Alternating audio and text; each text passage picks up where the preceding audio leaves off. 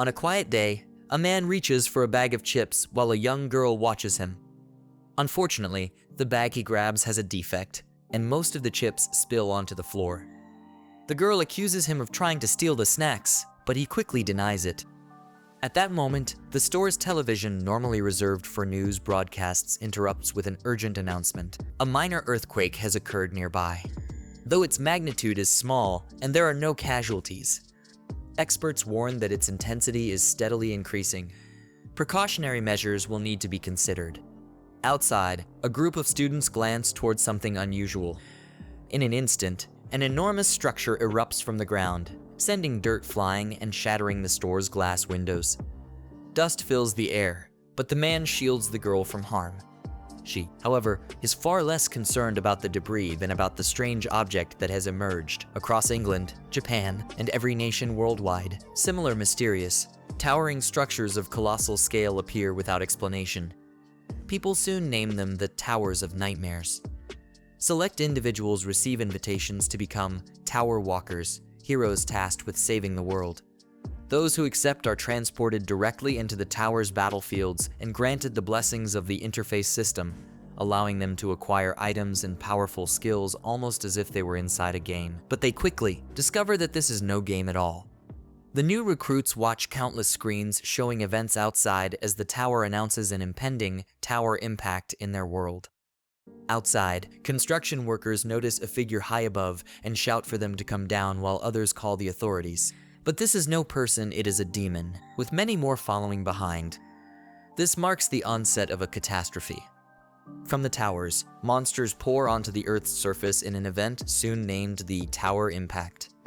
Sirens wail as people flee, while the military attempts to subdue the creatures. Even tank shells prove useless, leaving the beasts to wreak havoc unchecked. In the chaos, 1/3 of the world's population is wiped out. The Tower Walkers, those who accepted the invitation, can only watch helplessly as humanity is slaughtered. One recalls the message in the invitation about saving the world, urging everyone not to lose hope. They vow to climb the tower and save what remains of humanity. With their special abilities and unique qualifications, the Walkers begin their assault on the tower to halt the complete annihilation of humankind. They come to an apparently impenetrable wall. As they relentlessly strike it with their weapons, the wall slowly crumbles, revealing a glowing stone. Upon closer inspection, they realize it is a return stone, capable of sending its user back to the moment they first received the invitation, retaining all memories from that point onward. The group is stunned by the stone's power. Hwang Inchin, the Walker's captain, announces he will be the one to test it. As he activates the stone, a burst of blue light blinds everyone. When their vision clears, Inchin is vanished completely. The others are left bewildered, wondering if he will simply reappear in the same place, even if he has traveled to the past. Sakamoto, a former science professor, suggests the answer might be straightforward. Inchin has indeed returned to the past, but in doing so, the timeline has split, creating a separate reality. Drawing on established scientific concepts such as the multiverse and parallel universe theories, Sakamoto explains that their current situation is the result of a fractured timeline. When Inchin journeyed into the past, their worlds diverged completely. The Walkers struggle to process this revelation, but at least they know Inchin truly returned to the past. However, his actions there will not necessarily change anything in their current world. As far as they know, the tower has never lied about the function of an item. The return stone genuinely allows them to travel back to a world where the timeline has split. All of this is mere speculation, of course, but they cannot dismiss the possibility that everyone who uses the stone is transported to the same split timeline. The items within this tower defy the very limits of human understanding. Around that time, the second tower impact struck the outside world. Before humanity could be completely annihilated, the Walkers faced a critical decision. Would they use the stones to return to the past, or remain in the tower and meet a grim fate? In a savage battle against an equally savage beast, most of them were being wiped out. When it became clear the situation was hopeless, some began using their return stones. One by one, they vanished, until only a single member of the party remained. Falling to his knees, he accepted that this was the day he would die. Then, a figure wielding 2 daggers tore through the towering beast, completely annihilating it, before asking the surviving man if he was alright. The man nodded, and soon more walkers emerged from behind the dagger wielder. One of them scoffed, wondering aloud how so many could have chosen to run away.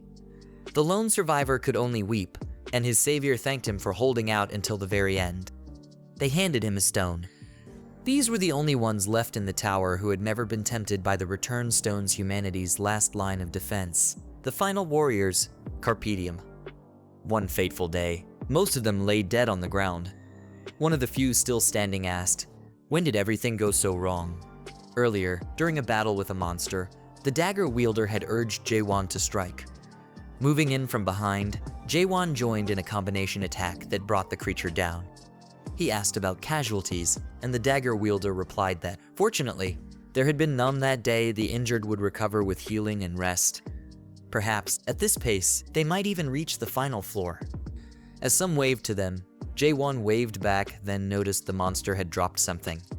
It was the suppressing dragon sword, infused with the power of both sun and moon, a weapon forged by the tiger ghost, master of the 85th floor, over 1,000 days for the sole purpose of slaying a dragon. Picking it up, he recalled Yun Huan's words. They might indeed reach the final floor. Everything seemed to be moving in their favor. But when they reached the 98th floor, the chamber of purgatory, reality struck mercilessly. Most of his comrades were dead or dying, leaving him as the last one standing. The beast slammed him against a wall, leaving his vision blurred and his body weak. In his heart, he knew it was over. Everything they had endured together, was it all just to die like a dog in this cursed place? The beast charged, unleashing a torrent of flames, but Yun Huan suddenly struck from behind, landing powerful blows. He urged Jaehwan to rise, warning that he could not defeat the creature alone. The beast moved too quickly, however, and impaled Yun Huan on its horn, a wound beyond healing. Jaehwan cried out in anguish as the beast slammed Yun Huan into the wall.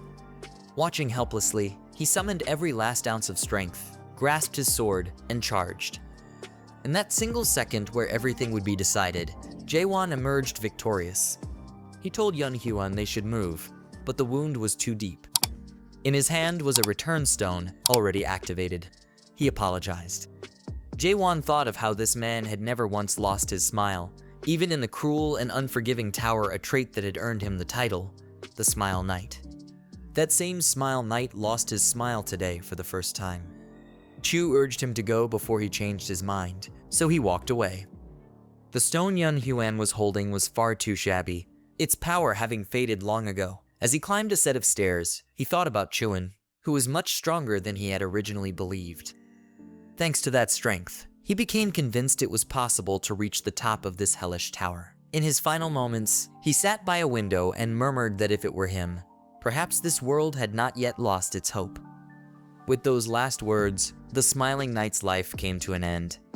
Jaehwan paused at the door to the next floor, thinking of Yun Huan and what a steadfast friend he had been all this time. Gathering his courage and resolve, he moved forward into the 99th tower, which appeared to be a vast snowfield.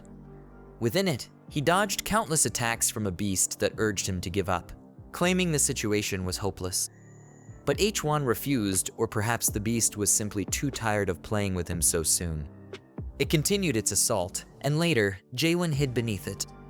This infuriated the beast, which hated the game of hide and seek they had fallen into. It had been 10 whole years since he first reached the 99th floor. Though he had faced many dire situations on his way to the 98th floor, the dangers of the 99th were incomparable to any below. The boss of this floor was the Ice Dragoness. Its breath, a chill from a forgotten land, was almost impossible to endure. Even with his cold resistance maximized, Jaehwan knew that without the equipment abandoned by previous walkers, he would have perished much earlier. He carried the suppressing dragon sword from the 85th floor, the ice demon armor gifted to him by Yun Huan, and the Flame King's bracelet from Hannesio.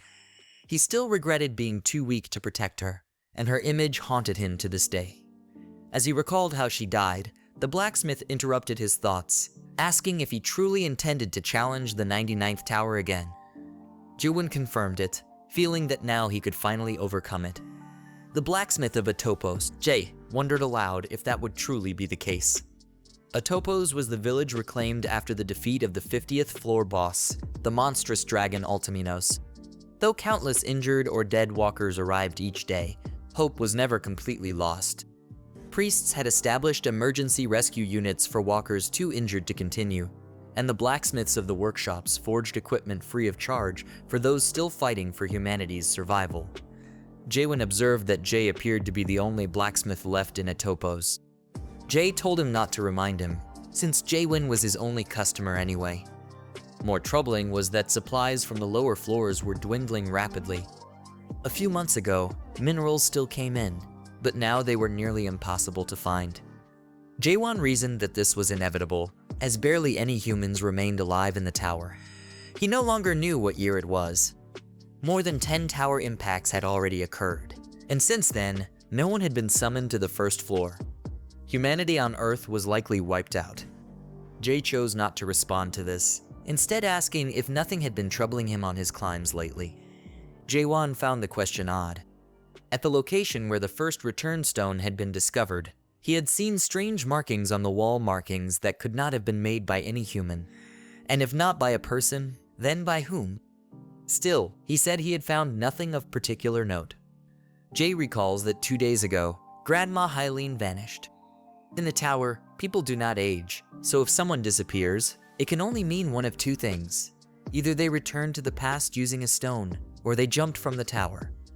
Hyline from Hyline's potion and Jae from Jae's workshop were the only remaining support-type walkers. Jae continued working tirelessly when Jaehwan suggested that he should teach him the blacksmithing skill. Jae paused his forging, and Jaehwan smiled. Later, upon returning to the 99th floor, Velkays remarked that Jae must be tired of playing hide and seek. He then congratulated him, noting that no human had ever reached the 99th floor alone since the creation of the tower. At the very least, Velkays said, he would acknowledge Jae as an extraordinary human and recognize his existence. Jaehwan found it amusing that the last one to acknowledge him would be a monster rather than a human. He observed that the place would feel empty after he killed Velkays. However, Velkays was certain such an outcome was impossible. Jaehwan prepared to attack and demanded to know why Velkays was so confident, pointing out that even the armor Velkays took pride in was beginning to crack. Velkays found Jaehwan's arrogance irritating and declared that their game was over. The battle raged until Jaehwan could fight no longer, his left arm and leg restrained. Velkays asked why he continued struggling to the very end, pointing out that even if he persevered, his fate would be one of solitude and crushing nothingness. Jaehwan retorted that Velkays talked far too much for a being like him, then broke free of the restraints, ready to strike once more. Velkays warned that another thrust would achieve nothing and advised him to surrender, claiming that skill alone could not defeat him. Jaehwan had started raiding the tower later than most, missing out on rare opportunities such as secret classes and special skills, which were quickly taken by others. Because of this, he abandoned the pursuit of other abilities and devoted himself entirely to mastering one thing, the thrust. He thrust again and again, eventually slaying over 50 million monsters with it. His comrades even joked that his very identity was thrust. Over time, his technique evolved faster, sharper, and far more powerful. Eventually, his thrust surpassed its original purpose, rivaling, or even surpassing, the strength of hidden skills. But unlike a skill, it consumed no spirit power, allowing him to fight without tiring. Even so, Velkays' armor was far too durable. After hundreds of thrusts, Jaehwan had only managed to leave minor scratches. Velkays then used his position to prepare an attack, and Jaehwan realized dodging was no longer an option. In that moment, he saw a familiar light, the same one he had witnessed on the 98th floor. Deciding to put everything into a single strike, he launched his attack with all his might. The blow landed with tremendous force, leaving Velkays shocked that he had actually managed to damage him. However, Velkays noted it was insufficient, as such an attack should have destroyed his entire jaw. He warned Jaehwan not to grow overconfident from landing a single hit, then rose into the air, declaring that this time he would finish him for good. Velkays unleashed a beam, pursuing the fleeing Jaehwan. Jaehwan realized that if Velkays kept attacking from above, his chances of victory were slim. Velkays landed beside him and remarked that it was unfortunate if there had been 10 more humans like Jaehwan, Perhaps Velkes could have been slain. He added that if his race had not been deceived by the mayor's stone, their fate as a species might have been entirely different.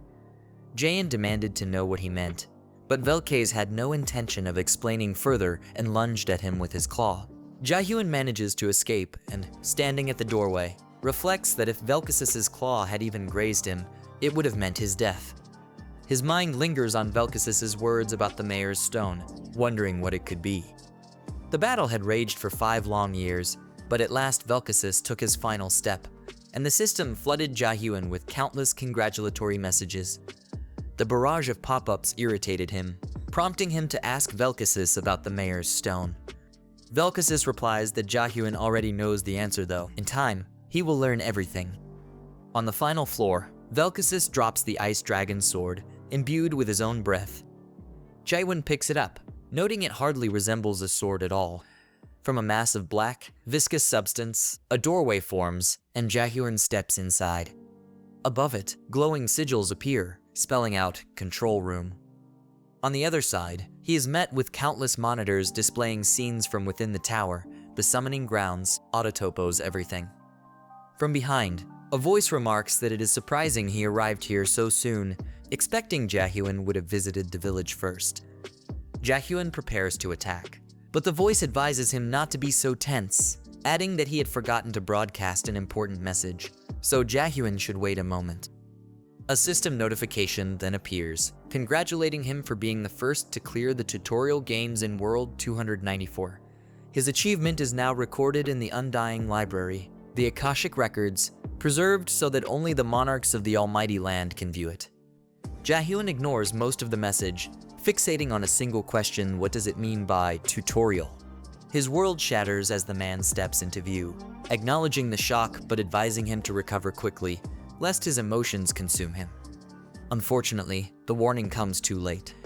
Still, the man reassures him, noting he has done exceptionally well for a mere human. Suddenly, something shifts the water, reflecting Jaehwan's emotions clears. The stranger notes his quick recovery, faster than expected. Jaehwan demands to know who he is. The man apologizes, saying he was too excited to meet him and forgot to introduce himself. To think that Jaehwan reached the 100th floor alone, something that has never happened before. He introduces himself as Bestrain, a demon and the current master of the Tower of Nightmares, the very tower Jaehwan has just conquered. Jaehwan remarks that if all of this was merely a tutorial, then the real game has yet to begin. Bestrain praises his quick deduction, but says there is something he must see first. With a snap of his fingers, a large screen appears, displaying the moment Jaehwan first entered the tower. Jaehwan watches, eyes widening, as Bestrain comments on how fresh she looked back then, noting it has been a long time since he last saw those scenes. The footage shows Yunin introducing Jaehwan to the party, and Bestrain says his favorite part is about to play a moment they never saw coming, a true tearjerker. He claims he cried endlessly watching it, then asks Jaehwan how he feels about it. Regret, anger, sadness. Such feelings are natural, but ultimately pointless now. Still, out of pity, Bestrain offers him a rare gift, the chance to start the game over from the very beginning. It would be just like the novels of Jaehwan's world, where the protagonist restarts with all memories intact. Jaehwan hesitates. Torn wasn't his purpose to save the world by climbing the tower. That's what the invitation had promised. But now, it seems they had been deceived from the very start. There was never a way to stop the tower's impact. The only thing they could ever do was keep raiding this cursed tower. The salvation of humanity had always been nothing more than a false hope of fluke. Jaehwan observed that Bestrain likely already knew this well, yet he still vowed never to return to the past. Bestrain burst into laughter, so violently that only his massive mouth seemed to remain visible. Was Jaehwan truly speaking about the past? Bestrain decided it was time to make things clear to avoid any further confusion. He explained that no item within the tower, nor in the Almighty Land, had the power to send anyone back to the past. Jaehwan recalled the existence of a return stone in the tower only to realize something unsettling. That stone was the mayor's stone Velkes had once mentioned, the very object that had deceived them. Bestrain confirmed it, revealing that its true name was indeed the mayor's stone, and that it did not return people to the past. Instead, it trapped them within dreams crafted by the mayor himself. B-Strain admitted he could never have imagined until they reached the 77th floor that there existed a race so consumed with the idea of returning to the past. Only humans carried such an obsession. Chu affirmed this, and B-Strain congratulated him for keeping a cool head. But it was time, he said, to begin the real game. This wasn't about going back, it was more akin to starting a new game plus. He expressed his trust that Jaehwan would make the wiser choice. Without hesitation, Jaehwan pressed no, leaving B-Strain perplexed.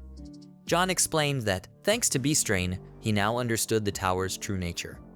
A system tab appeared, revealing the tower's details. It was the Stronghold of Regrets, the second creation of the Nightmare's architect, Mara Mullick. Jaehwan stated that he had already entered the mayor's dream forged by the tower, and if that was the case, he would hunt the mayor down and advance to the next floor. B-Strain sighed, telling him there was nothing beyond that floor, as it simply did not exist. Jaehwan refused to believe him. B-Strain speculated aloud that perhaps Jaehwan was doing this because the reward of returning to the past with his memories intact seemed too meager. At that moment, Jaehwan drove his sword into B-Strain's neck, severing his head. Though irritated, B-Strain attempted to bargain, offering hidden items or skills, anything he desired, for he had certainly earned them. But Jaehwan declined, saying he needed none of those things. As B-Strain's head reformed, he asked whether Jaehwan truly had no wish to return to his original world. Since Jaehwan had realized he was within a dream of the tower, the so-called tower impacts had never truly existed. With a snap of his fingers, the scenery shifted to the outside world. Everyone appeared alive, healthy, and safe, leaving Jaehwan in a daze. B-Strain believed he finally understood no one had truly died. For someone like Jaehwan, who drew meaning from living among others, this must be a great relief. Yet B-Strain said he had forgotten to show the most important truth. Another snap of his fingers transported them to a hospital room, where every awakened individual lay comatose. Jaehwan gazed at his unconscious body, asking if that was truly him. B-Strain remarked on how clean and unscathed he looked. In the tower, decades had passed, but in the real world, only a single month had gone by. Worse still, Jaehwan could never realistically hope to defeat him. Compared to B-Strain, a mighty dragon, Jaehwan was nothing more than a human who had barely survived the tutorial. Jaehwan, however, smirked in relief. If B-Strain was a dragon, then he already had experience hunting one. B-Strain found his cheeky defiance irritating, and so their long battle began. Much later, B-Strain wandered into Jay's store, only to find it empty. As he worked on a blade, he recalled that yesterday had marked Jaehwan's 72nd attempt. Every day, without pause, Jaehwan had challenged him, never landing a single mark, yet never dying either. It seemed B-Strain was deliberately keeping him alive. That's why, no matter how many days or years it takes, he will defeat him. B-Strain watches from several monitors, thinking to himself that patience is necessary. This man is a valuable product, one he intends to sell. A very special product. In all his experience as a professional cultivator, he has never encountered anything quite like this. A cultivator's role is to ensure that a product adapts safely to the almighty land, guiding it through a secondary cultivation process so that it matures and improves in quality. The primary method is to cull the undesirable seeds, leaving only the strongest behind, a process carried out through the tutorial game. Once complete, the chosen product can truly begin to grow in the real game. The secondary process then provides the selected seeds with the ideal water and soil needed for growth. But to think that a product would refuse to proceed to the next stage, it's unthinkable. Should he simply take a gamble and kill him? After all, death inside the tower does not destroy the soul. Yet, what if their differences cause harm? The harvesters would certainly not overlook that. He must raise this one into a flawless diamond and sell him at the highest price. It's time he cultivated a high-ranking demon. There's also the matter of repaying the loan he took to purchase this tower. This individual is so extraordinary that even gods who never strike deals with demons have reached out to him. In their next battle, B-Strain asks plainly what he truly desires. Doesn't he tire of this little game they keep playing? If he would simply begin the real game, B-Strain would be more than satisfied with the results. So why keep resisting? With a sudden motion, Beastrain summons a massive ice wall and positions himself behind Jaehwan. Before Jaehwan can react, Beastrain slams him into the wall. His patience is at its limit. He tries desperately to convince Jaehwan to begin the next game, even offering secret skills and powerful items. Why, in all that is good, does he insist on continuing something so utterly pointless? Jan's answer is simple. He will hunt him down and proceed to the next floor. The response drives Beastrain into a frenzy. What must he do to even make him consider playing the real game? Hua, however, believes this is the moment he has been waiting for now. He can use Beastrain.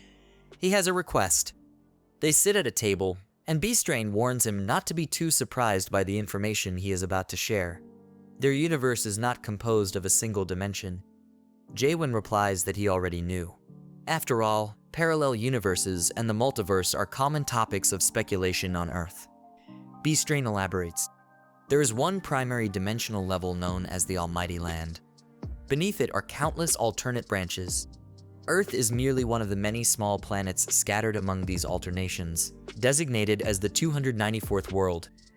In the Tower of Nightmares, where they currently are, walkers can acquire skills and items, improve their stats, and adapt to the Almighty Land system, earning the chance to travel to entirely new worlds.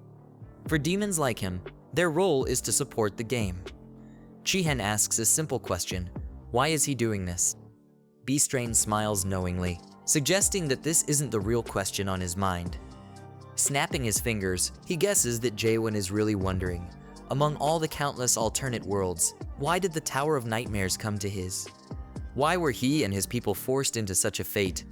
With a growing grin, Beastrain states that his world was chosen simply by chance. Jaehwan cuts him off, demanding he stop. What he truly wants to know is why someone like Beastrain is operating this tower. This surprises Beastrain. He attempts to dodge the question, claiming it's simply something his race volunteers to do. But Jaehwan's expression makes it clear he doesn't believe him. However, demons truly do enjoy volunteering. Many of them personally watch over other special walkers on different planets. They have created a paradise where humans, monsters, and demons coexist peacefully. The Harvesters, however, have reached the limit of their patience and are now demanding that he finish this task at once. He attempts to persuade Jaehwan one final time, but Jaehwan does not believe him for a moment. It appears Jaehwan can also read the Harvester's words. Earlier, Jaehwan examined his status window and saw that all his stats had been maxed out. Yet even with this, he cannot seem to defeat Beastrain no matter what he tries. Can humans truly be reduced to nothing in this world system? That's when he feels something stir in his chest. Looking forward, he notices a glowing light emanating from the ice. He reaches out and touches it. The light transforms into both fine particles and rough sugar-like cubes, shifting form with each change. These particles are the very essence of the world, and no matter their form, he instinctively understands what they are. This, it seems, is why he can read the monarch's messages. When he inquires about them, Beastrain is pleased that he has shown some interest. The monarch are the rulers of the Almighty Land, and typically, those who clear the game and enter their world are invited to join one of their ranks. Chon asks further about the possibility of joining forces with them. Beastrain explains that the choice of monarch will drastically shape one's future. If Chon follows his advice and does as he instructs, Beastrain swears upon his honor as a demon that he will devote all his power to placing him under a great monarch. Of course, this offer only applies if Chon is truly willing to participate in the main game. Jaehwan remarks that he sounds like someone trying to sell him insurance, but nonetheless agrees to follow his lead. In exactly 10 days, he will be out of this place. 9 days later, Jaehwan continues to practice his thrust technique while Beastrain watches in boredom, knowing he only needs to be patient for one more day. Then he will finally have the chance to repay those who deceived him with this tower. If he had not been deceived in the first place, he would not be enduring this ordeal. The tower he purchased turned out to be a first-generation antique so ancient that no one could even determine its true age. Those corrupt mayors sold it to him as though it were an incredible deal. If only it had been a third-generation tower, it would have possessed the function to forcibly end the tutorial without damaging the product. But with this fair and square tower, the game cannot be ended without the product's consent. In truth, what could he have done differently? It seems that in this world, poverty is a sin. He can only hope that tomorrow this nightmare will end. The next day, he offers Jaehwan a wealth of tips and a detailed summary of what lies ahead. Soon, the message to end the tutorial game appears once again. Beastrain asks if he has memorized everything, and Jaehwan confirms it. Now, all that remains is for him to press the yes button. Beastrain, having waited so long for this moment, sheds a tear of joy. But before the relief can settle in, Jaehwan strikes him once again. Beastrain demands to know what he is doing, but deep down, he already knows the answer. Jaehwan is simply hunting him. After becoming aware of the particles, his thrusting motion grew unstable. Each time he struck, a strange discomfort ran through him, as though one of his senses had suddenly awakened. Without hesitation, he struck Beastrain with incredible force and speed. Is this what it means to truly feel alive? Later, on the 91st floor, a place used as a breeding ground, Beastrain remarked that he had never encountered anyone like him before, adding that it would have been easier for both of them if things had been this way sooner. Isn't that right? He asked. Jaehwan questioned what Beastrain was planning, reminding him that he couldn't finish the tutorial without Jaehwan's direct consent. Beastrain agreed, but admitted he had abandoned any hope of obtaining that consent long ago. This time, however, he wanted to ask a single question. Why did Jaehwan believe this tutorial would go on forever? In reality, the Tower of Nightmares was designed to end automatically 100 days after the tutorial was cleared. His only option was to restrain Jaehwan and wait for the main game to begin. Jaehwan recalled that, in the Almighty Land, Beastrain was known as the Gentleman of Cajolment, a being who had lived for 784 years and traveled through 128 worlds, committing the same vile cultivation against peaceful races. When Beastrain tried to ask how Jaehwan knew this, Jaehwan cut him off, saying he had intended to hand Beastrain over to the harvester known as the Jet Black Monarch. A cold sweat formed on Beastrain's brow. He demanded to know who Jaehwan truly was, alarmed that the prize he had been nurturing for so many years was now breaking free. Jaehwan shattered his restraints effortlessly and, like an eagle, lunged at Beastrain. Fear gripped Beastrain, forcing him to retreat. Somehow, he had been injured, and when he looked closer, he was shocked to see Jaehwan holding the overload adapter. The day after Jaehwan reached the 100th floor, he had been plagued by countless doubts.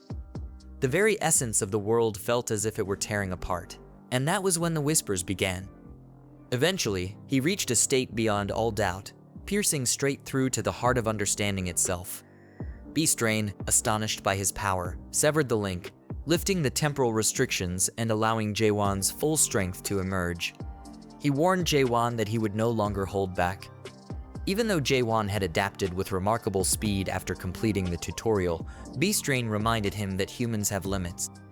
Against the mighty Beastrain, he could not hope to win. Jaehwan wondered if this was truly his end as the count continued to rise. The battle raged on, and Beastrain told him that sooner or later, he would have to take part in the game, meaning that by resisting, Jaehwan was only depriving himself. As the count reached its peak, a yellow light appeared in Jaehwan's eye. It was the same thread of opportunity that had saved him countless times before. He lunged forward, leaving Beastrain utterly stunned.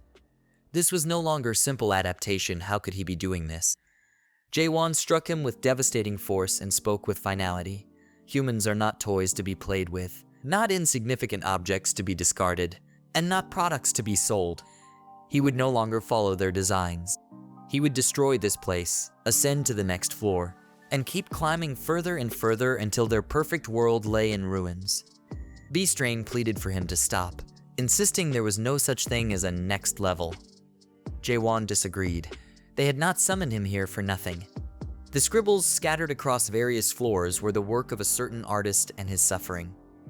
On the 47th floor, Jaehwan had discovered that the Tower of Nightmares was nothing more than a hollow imitation of the first demon, the highest branch of the illusion tree. He is almost certain that these markings were created by Mullik, the architect of the tower. If this truly is the root of the illusion tree, then logically, it must also have a trunk. His conclusion is simple: if he breaks through the ceiling, he should find it.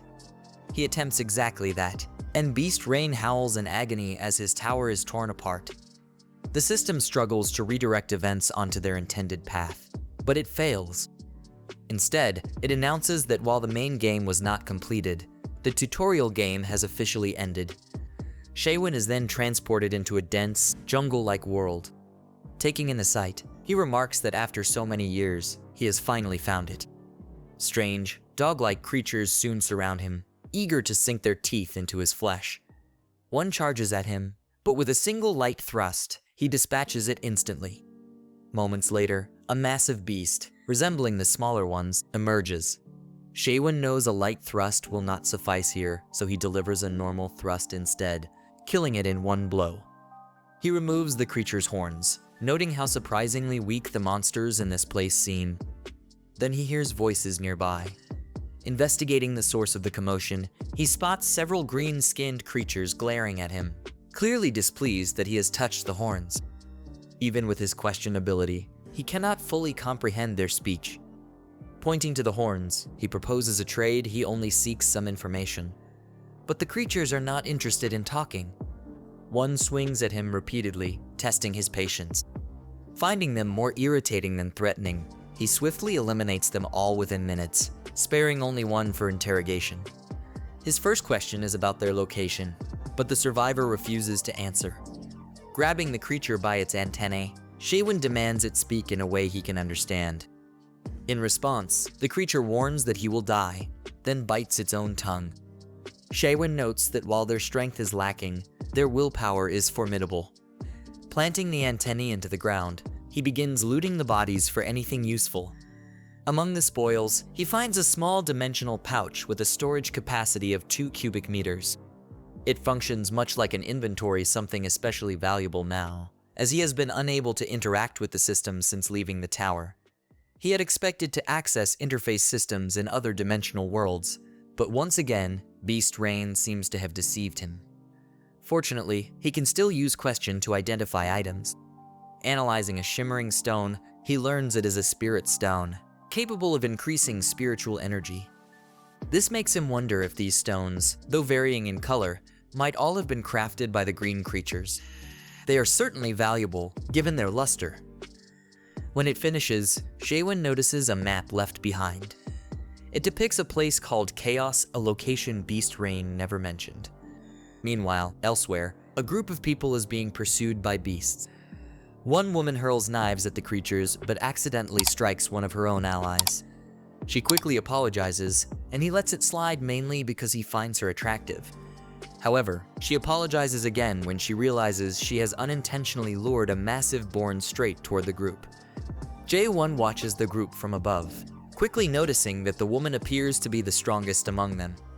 Could they be on bad terms for her to act this way? If this continues, they'll all end up dead.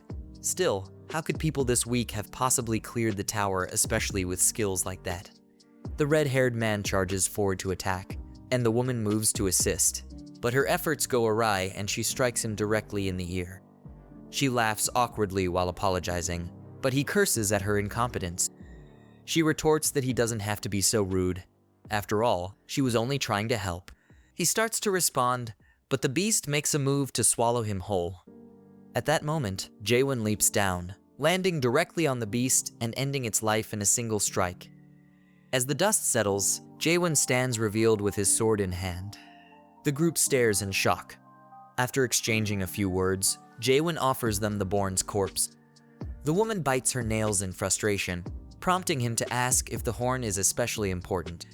They explain that it is taking down a Bourne typically requires at least 10 people.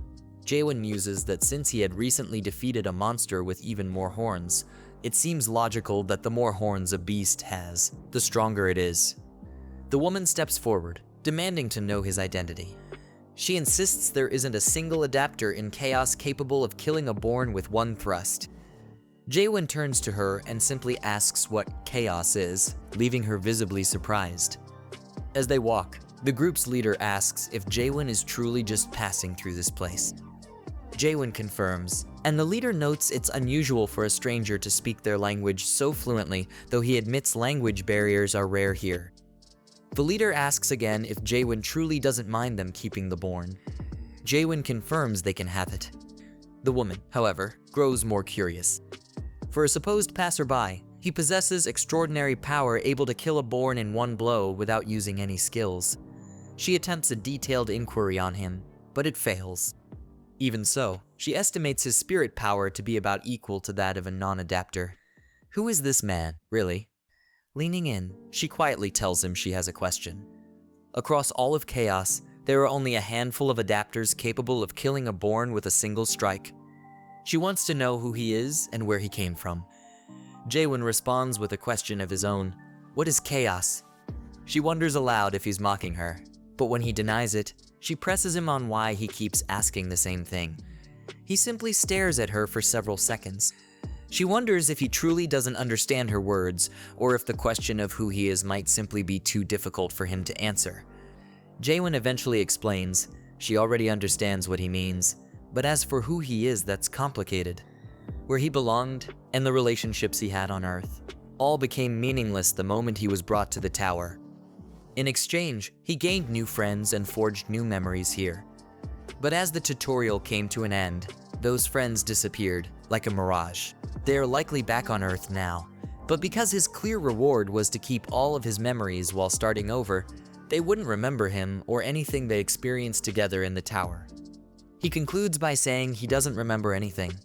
She looks apologetic at first, but quickly reveals her skepticism. She doesn't believe his claim. He points out that he never once mentioned amnesia, but she insists it makes no difference. Is he perhaps the mighty of the abyss? Jaehwan has no idea what she's talking about, and tells her to stop nagging him. Finally, he draws his weapon, which is clearly hungry. She stares in shock. This must be it. That spirit weapon, surely it's the source of his strength. Spirit weapons are an uncommon sight, and the other party members have clearly noticed it as well. Their eyes glimmer with a mix of anticipation and greed. She's irritated that someone like him has managed to ruin her flawless plan. But then, a thought strikes her. She decides to stop pressing him about his identity on one condition. In return, she would like to make him an offer. Would he be willing to hear it? Mino, as she calls herself, proceeds to explain the fundamentals of what chaos is and shares a few details about the party they are currently traveling with. Most notably, she reveals that they are a vile group belonging to a clan known as Red Fox.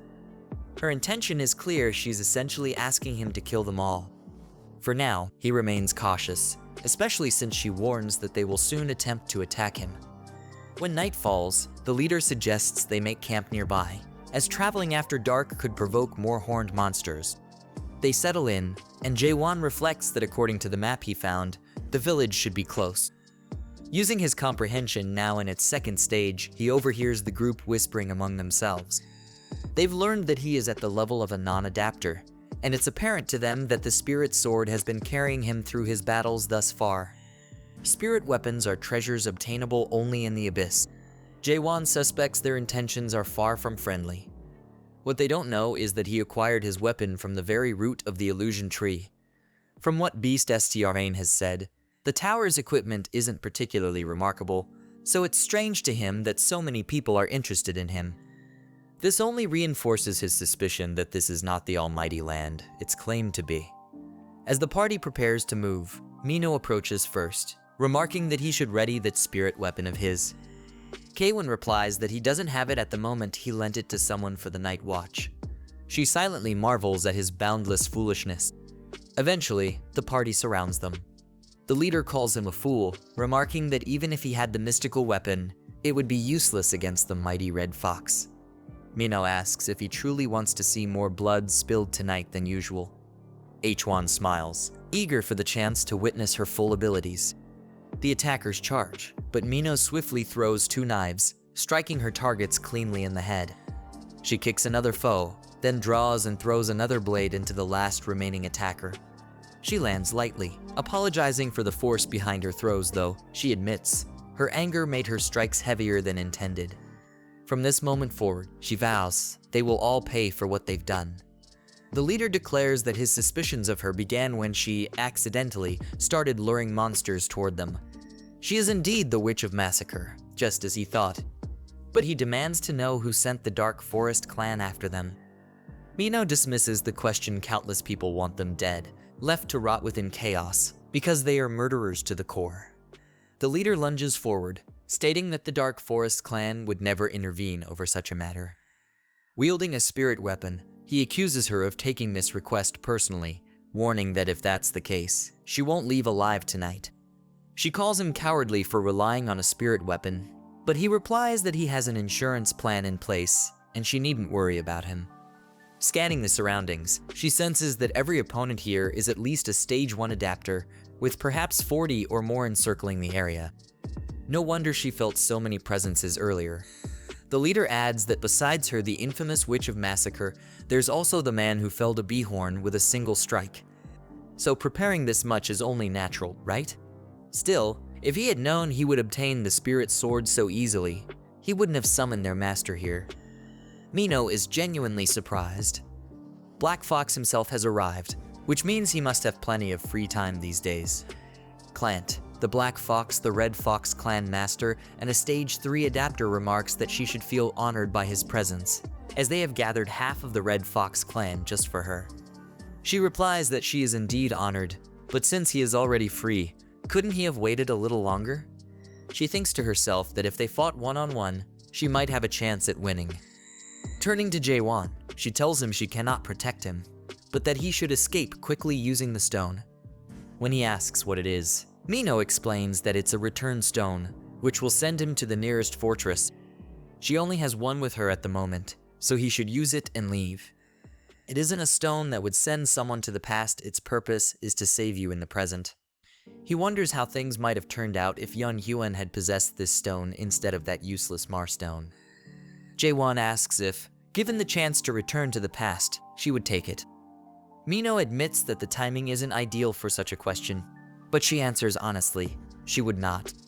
She has truly lived her life to the fullest, and if she is fated to die tonight, then so be it, she will not return to the past, regardless of the outcome. Jaehwan taps her shoulder and calmly tells her that she will not die. In that brief moment of confusion, he suddenly lunges forward, felling several opponents in a single strike. Clant unleashes the Fire King's 14 strikes to strengthen his subordinates, but Chan counters with Void, cutting through all of them before reaching Clant. Clant does his best to block, but the attack pierces through, leaving a massive hole in his chest. Terrified, the leader of the small group presents the spirit weapon to him, and Jaehwan uses it to eliminate the remaining enemies. Mino is stunned. She had thought he was a clumsy, dull-witted fool. She realizes she was completely wrong. He is strong, truly strong. She approaches and once more asks who he is. But Jaehwan wonders to himself, has she already forgotten? Perhaps she is the one with amnesia. She calls him narrow-minded and demands the return stone back. Jaehwan claims he lost it, which infuriates her, as such stones are very expensive. That night, they sit by the campfire. To Jaehwan, the moment feels unexpectedly peaceful. Mino continues searching for her return stone, questioning why she ever entrusted it to this foolish human in the first place. He suspects she has known what he was from the start, a human. She laughs, thinking he's joking, as she is human herself. Jaehwan clenches his fist and says it's good that she is. She looks at him, surprised by his expression. Is simply being human really enough for him? The next day, as they travel toward their destination, Mino asks if he truly has no memory of being in the Almighty Land before arriving here. He confirms that he does not. She admits she is envious of him. When he asks what is so enviable about losing his memories, she explains that not only she, but others as well, would feel the same once they knew, because it's obvious why most people come to chaos in the first place. He disagrees, saying it's not obvious to him, and asks how she ended up here. Her steps halt, and she warns him. If he truly understood the question he was asking, he would regret it greatly. Eventually, they arrive at the Gorgon Fortress. Jaehwan notices something near the entrance, a structure that resembles the summoning ground from the first floor of the tutorial.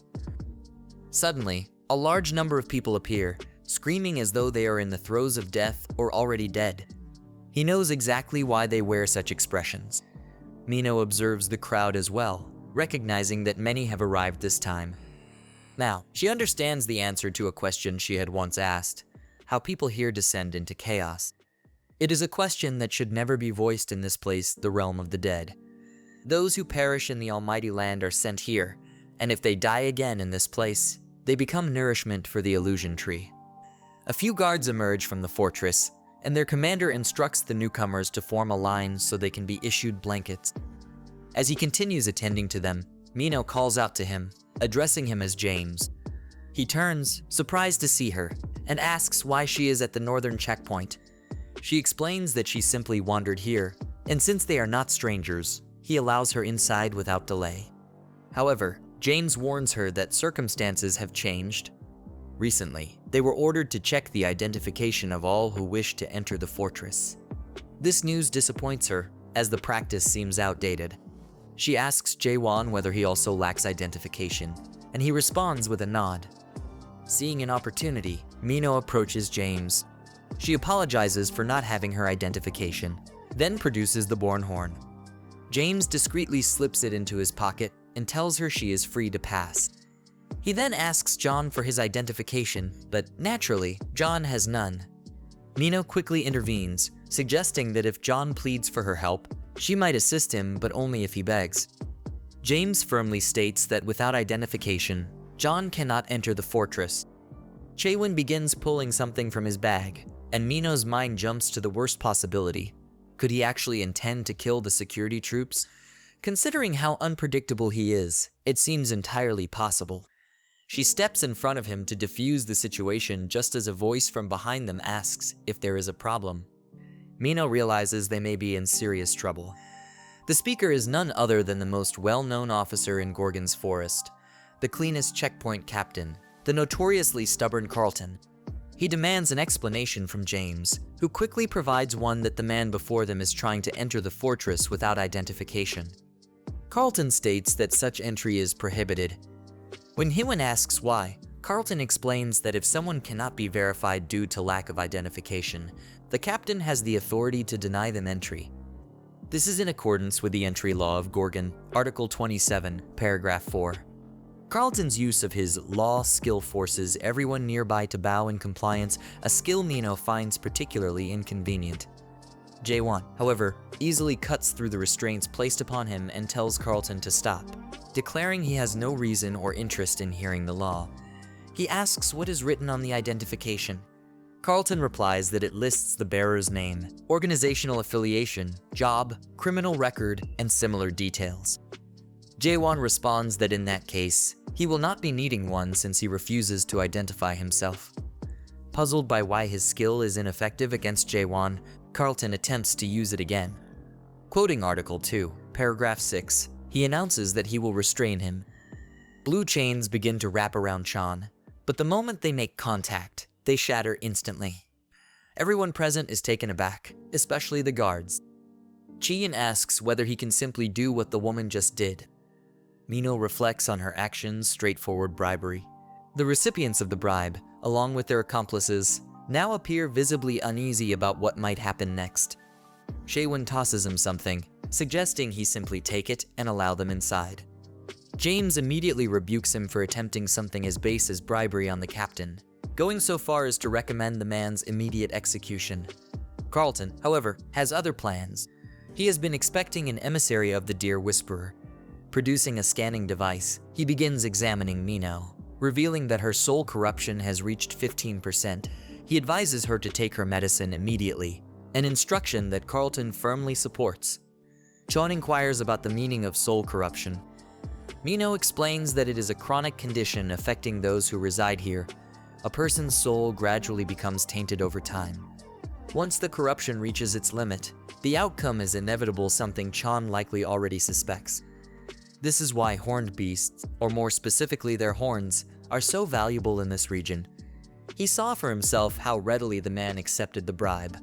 This is because the offered item was the only known medicine that can slow soul corruption. They proceed to scan Jaehwan next. The device emits a red light, indicating no trace of corruption. Carlton smiles and returns the spirit stone to him, noting that he had already verified it. Jaehwan asks why he didn't keep it, and Carlton advises him not to hand it over carelessly, as it is highly valuable. Jaehwan also remarks that he is not the Dear Whisperer Carlton was expecting, to which Carlton responds that he already knew. Once inside, James questions whether it is truly wise to allow those people through. Carlton counters by asking if James knows what a spirit stone is. James replies that it is a rare item, particularly prized by adapters for boosting their energy. Carlton agrees, but adds that its value goes beyond that. Removing his glove, he reveals a hand marred by corruption. He explains that anyone who is not the Dear Whisperer cannot control the Spirit Stone without succumbing to advanced soul corruption, the sole exception being himself. Although the man they encountered may not be the Dear Whisperer, he is nonetheless able to wield the stone without harm. James asks whether he can really be trusted. Carlton clarifies that it is not the man he trusts, but his soul. The device that measures corruption showed an unprecedented result earlier, 0%. The instrument is not faulty. There is only one circumstance where it fails to detect corruption, when a soul is purer than any other within chaos. Furthermore, it ultimately does not matter whether he is the Dear Whisperer. All they need is someone capable of controlling the Spirit Stone. The inner fortress will decide what to do with him. James wonders if this has any connection to the Fortress Master's illness. Carlton admits he does not know much, but based on what he has just heard, someone intended to let them pass after accepting several bribes. Later, Jaehwan and Mino walk through the city streets. Jaehwan finds the layout complicated and feels burdened by Mino's presence. This is partly due to Carlton's strict adherence to rules, constantly reciting regulations and demanding identification. Unfortunately for her, Mino has no defense against his relentless bureaucracy. As they cross a bridge, Jaehwan asks where to find a skilled blacksmith. Someone nearby notices the spirit weapon he is carrying and smiles. Eventually, Mino regains her composure, but Jaehwan insists she go her own way from now on. She protests, calling it unfair to cast her aside like this. Is it because of what she did at the gate? Jaehwan replies that now that he is inside the fortress, he no longer needs her help. They are simply too different, and she should move on. Mino bites her lip but moves forward, unwilling to let him go just yet. She points out that he doesn't know his way around, and instead of asking strangers for directions, she can guide him herself. With a sigh, Jaehwan admits he is looking for the mayor. Mino claims to know a place where he might be found and asks if they should go there. Jaehwan agrees, but only after dealing with the group of people who have been following them. The goons are pleased to have finally found their targets, having heard rumors that the sword Jaehwan carries can shoot fire or something along those lines. Mino urges them to leave, warning that only death awaits if they continue meddling. They demand she speak more politely, explaining that the youngest among them is currently going through puberty and gets overly excited when people speak so crudely. It's not good for him, they insist, and if the group wants to be spared, they should hand over the sword along with a few valuables as a protection fee. Chu flatly refuses, while Mino is taken aback to learn that the towering giant is actually the youngest. The goons press them to grasp the seriousness of their situation quickly if they wish to avoid getting hurt. Mino, however, remains focused on how someone so massive could be the youngest, prompting the youngest to charge forward, declaring that her vulgarity must be punished. With a single thrust, Jaehwan severs the attacker's hand and someone's roof in the process. The group, insulted, declares they will never forgive him for injuring their precious little brother and vow to avenge him at all costs. One of them points out that he's still alive. Jaehwan, unfazed by their threats, simply stares back at them. They all rush in, swords drawn, and the sound of clashing steel rings out. As Jaehwan calmly cleans his blade, Mino asks if he really settles everything with just thrusts. He explains that indeed he does, it's the only thing he knows how to do. Light, medium, thrust, anything goes. Mino suspects he's joking, but recalls another fighter who only knew one technique, though that one used slashes instead of thrusts. She then questions why he missed his first attack, destroying the roof across from them. She knows it isn't because he lacks control over his power. Jaehwan explains that while dealing with the thugs, he sensed someone using a stealth skill on that very roof.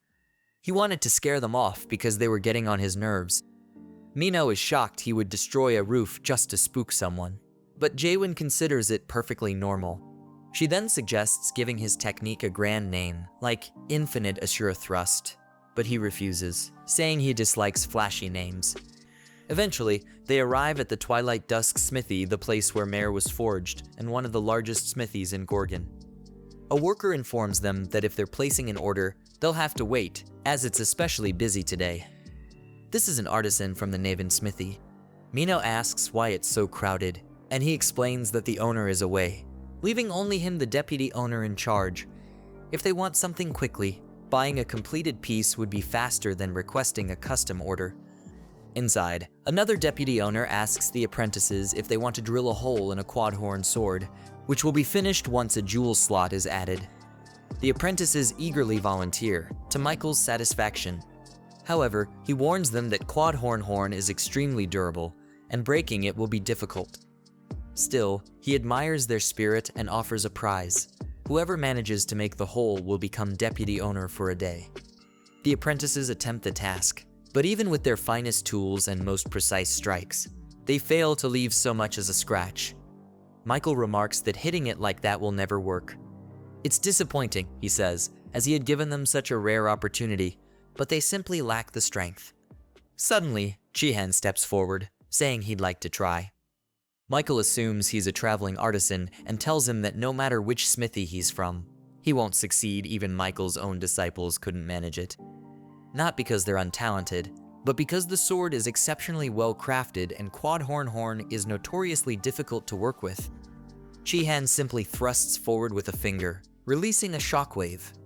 If he does this, he can become one of the deputy owners. Isn't that so? The sword suddenly shatters into pieces, sending shockwaves through the entire smithy. Michael, however, is furious, and the apprentices struggle to restrain him. Jaehwan remarks that he was holding back, but Mino disputes that, saying this was far from going easy. Jaehwan explains that while breaking the sword entirely isn't difficult, doing so at that precise point is the true challenge, so he offers an apology, at least. Michael, still seething, says an apology won't cut it. The quad-horn he used was extremely expensive. Michael demands to know what Jaehwan intends to tell the Infinite establishment that commissioned it. Jaehwan responds that he will replace it with something better. Michael scoffs, asking how a beggar like him could possibly imagine producing a superior horn. In response, Jaehwan retrieves something from his pouch, a horn from a pentahorn. The smithy falls silent in shock. Jaehwan asks if it will suffice as compensation, explaining that he has no quad-horns at the moment. Michael admits it's more than enough, and Jaehwan then asks if he can use the smithy for a while. Michael orders the apprentices to close the door and leads Jaehwan elsewhere. Mino departs, saying she has her own matters to attend to. Michael brings Jaehwan to the finest smithy in all of Gorgon, the Twilight Dusk. Outfitted with the best facilities an artisan could dream of, it is a place worthy of great craftsmanship. Since Jaehwan is a deputy owner for the day, Michael grants him full use of it. Jaehwan thanks him for his generosity, prompting Michael to ask how he acquired such a rare horn. Jaehwan explains that he personally hunted the pentahorn, aptly named for its 5 horns. Jaehwan then requests Michael's help in crafting a sword sheath, admitting it's his first attempt at such a thing. Michael is astonished that he would use such a precious material for something as simple as a sheath. Just how extraordinary must this sword be? Jaehwan hands it over. Michael examines it closely, recognizing it as a replica of the Ice Dragon sword. Crafted by the mayor himself, it is both rare and visually striking. Even so, Michael believes using pentahorn horn is excessive. It would be better to forge a whole new sword. Before he can say more, the sword suddenly springs from his hands and begins devouring the horn. Michael realizes it's a spirit weapon, and not just any. This one contains the soul of a high-class race. He asks how Jaehwan came to possess it, then notes that the weapon is evolving, its form changing before their eyes. Once the transformation is complete, Jaehwan will need to give it a new name. Jaehwan asks why. Michael explains that when a spirit weapon evolves, its original name disappears completely. The horn has been consumed in the process, but Jaehwan reassures him he has more. Michael recalls that a pentahorn, of course, has 5 horns. He asks how he can assist, and Jaehwan says he first wants to observe Michael's work with the materials. Michael asks if he has a design in mind, but Jaehwan leaves that decision to the professional. Though sweating at the challenge, Michael, the Master of Dawn, confidently declares he will show Jaehwan what he can do. Meanwhile, inside Gorgon's inner fortress, a man bows before an important figure, reporting that the thugs were slaughtered and the target escaped. Minister Urchin Zebra asks how they were defeated. The man admits he doesn't know. By the time he regained consciousness, he was lying atop a roof, discovered by the target. Urchin notes that anyone capable of detecting a high-grade master-level stealth technique so easily must be formidable, likely a stage 5 adapter or higher. He orders that manpower be replenished, the fortress searched thoroughly, and the target brought to him. The man accepts the order and leaves, while Urchin remains deep in thought. He grows impatient, urging the fortress master to hold on just a little longer. Inside a dimly lit bar, a holographic display projects this week's top 10 list, hosted by Siren. She announces that the final video for the day might be familiar to the viewers, a piece that has become both wildly popular in Little Brother and the subject of intense controversy. At the center of attention is the legendary 99th floor solo clear, featuring Jaehwan. His face, however, is obscured. The bar's patrons murmur among themselves, speculating about his fate, noting that the monarch seemed to favor him greatly. One customer claims the tower's cultivation was suspended because that demon bastard was up to something and likely got caught. Rumors swirl that Jaehwan abandoned cultivation entirely and fled, leading some to dismiss the video as fake, insisting no one could clear the tower alone. As they order more drinks, the bar's atmosphere shifts when Mino walks in, drawing every gaze. She takes a seat at the counter, fending off an overly forward man with a sharp word that sends him retreating. Alone, she wonders why she suddenly feels so unsettled and orders something strong enough to drown her thoughts. As she drinks, she mutters bitterly about that ridiculous guy, a complete lunatic who thinks he's a big deal. Claire, the bar owner, cuts in, saying she's heard enough. With so many men already vying for her attention, why waste time on someone like him? Mino admits that seeing him stirs up emotions she can't quite control. She explains that he destroys everything without hesitation, swinging his sword as if the rules of this place mean nothing to him. He speaks in ways she can't comprehend, once even telling her she wasn't human words that have lingered in her mind. Around here, everyone struggles to survive, yet he appears suddenly, wearing a look that sets him apart from all others, almost as though he looks down on them. That side of him makes her restless. Claire pats her on the head, calling her a child, and warns her to stay away from him, or she could end up dead. Suddenly, a golden bird bursts into the bar, delivering a scroll to Mino. It's from Carlton. She frowns, wondering what he could want from her. As she opens it, a voice from behind asks if she's the Witch of Massacre. Mino reacts instantly, striking with a dagger, but the man seizes her arm. He remarks that he doesn't mind a rough greeting. Jaehwan begins pulling something from his bag, and Mino's mind jumps to the worst possibility. Could he actually intend to kill the security troops? Considering how unpredictable he is, it seems entirely possible. She steps in front of him to defuse the situation just as a voice from behind them asks if there is a problem. Mino realizes they may be in serious trouble. The speaker is none other than the most well-known officer in Gorgon's Forest, the cleanest checkpoint captain, the notoriously stubborn Carlton. He demands an explanation from James, who quickly provides one that the man before them is trying to enter the fortress without identification. Carlton states that such entry is prohibited.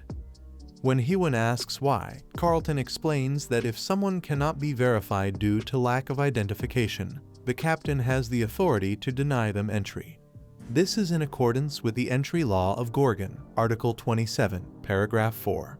Carlton's use of his law skill forces everyone nearby to bow in compliance, a skill Mino finds particularly inconvenient. Jaehwan, however, easily cuts through the restraints placed upon him and tells Carlton to stop, declaring he has no reason or interest in hearing the law. He asks what is written on the identification. Carlton replies that it lists the bearer's name, organizational affiliation, job, criminal record, and similar details. Jaehwan responds that in that case, he will not be needing one since he refuses to identify himself.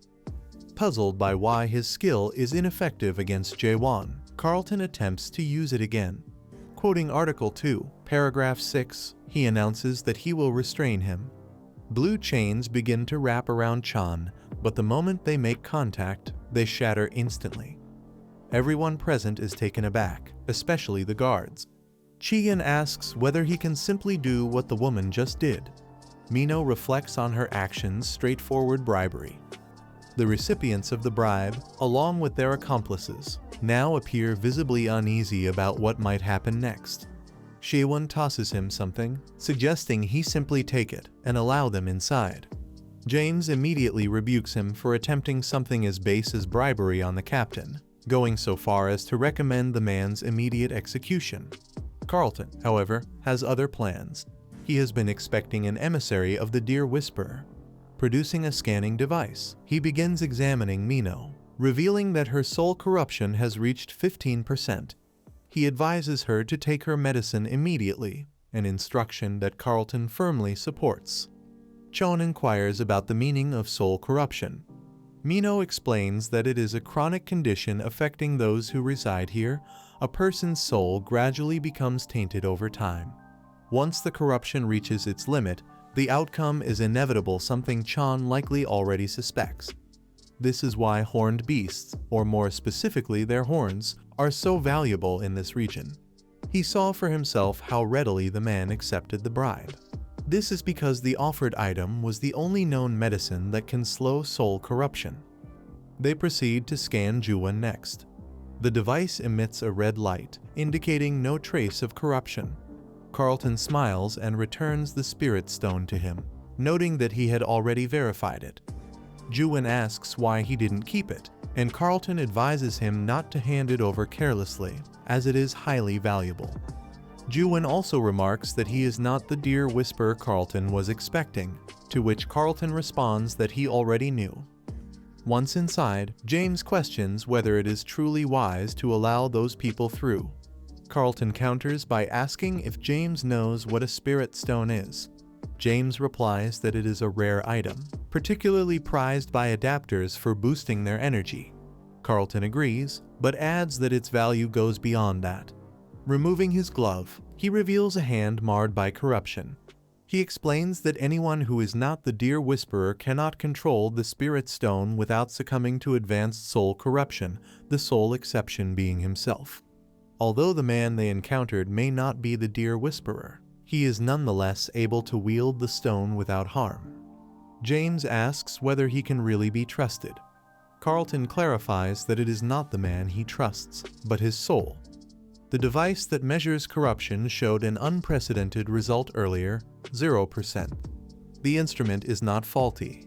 There is only one circumstance where it fails to detect corruption, when a soul is purer than any other within chaos.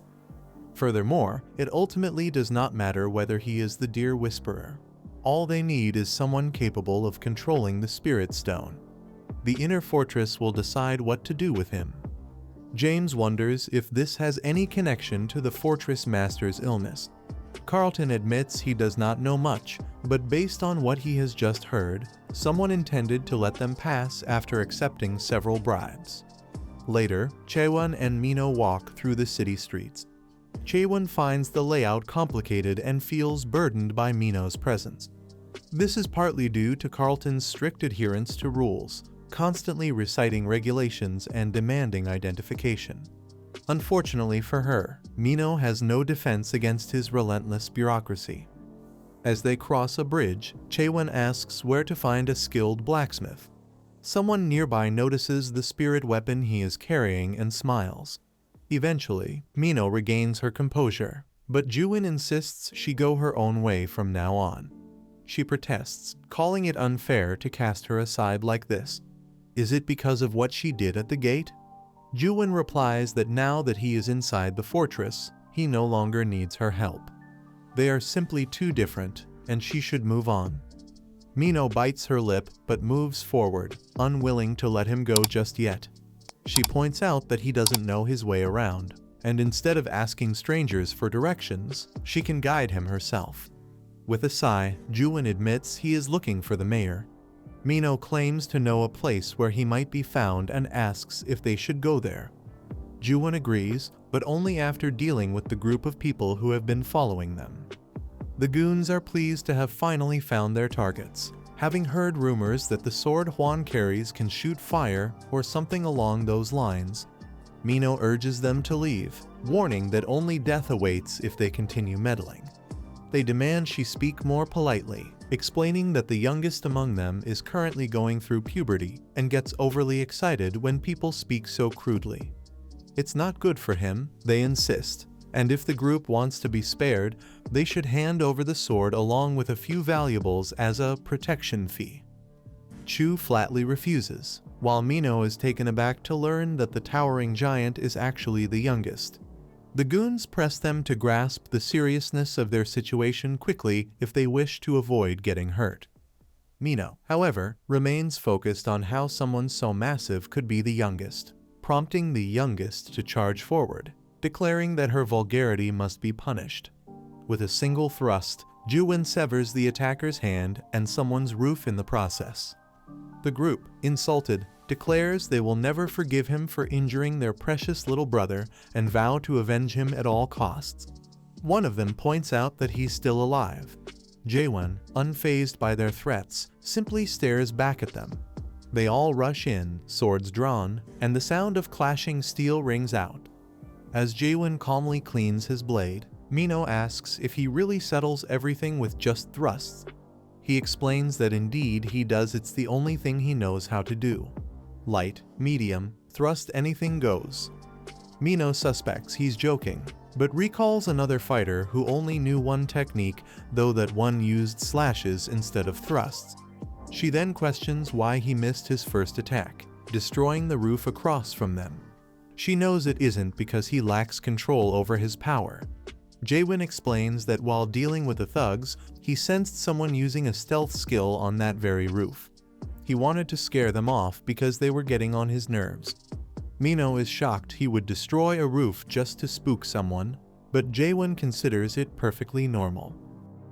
She then suggests giving his technique a grand name, like Infinite Asura Thrust, but he refuses, saying he dislikes flashy names. Eventually, they arrive at the Twilight Dusk Smithy, the place where Mare was forged and one of the largest smithies in Gorgon. A worker informs them that if they're placing an order, they'll have to wait, as it's especially busy today. This is an artisan from the Naven smithy. Mino asks why it's so crowded, and he explains that the owner is away, leaving only him, the deputy owner, in charge. If they want something quickly, buying a completed piece would be faster than requesting a custom order.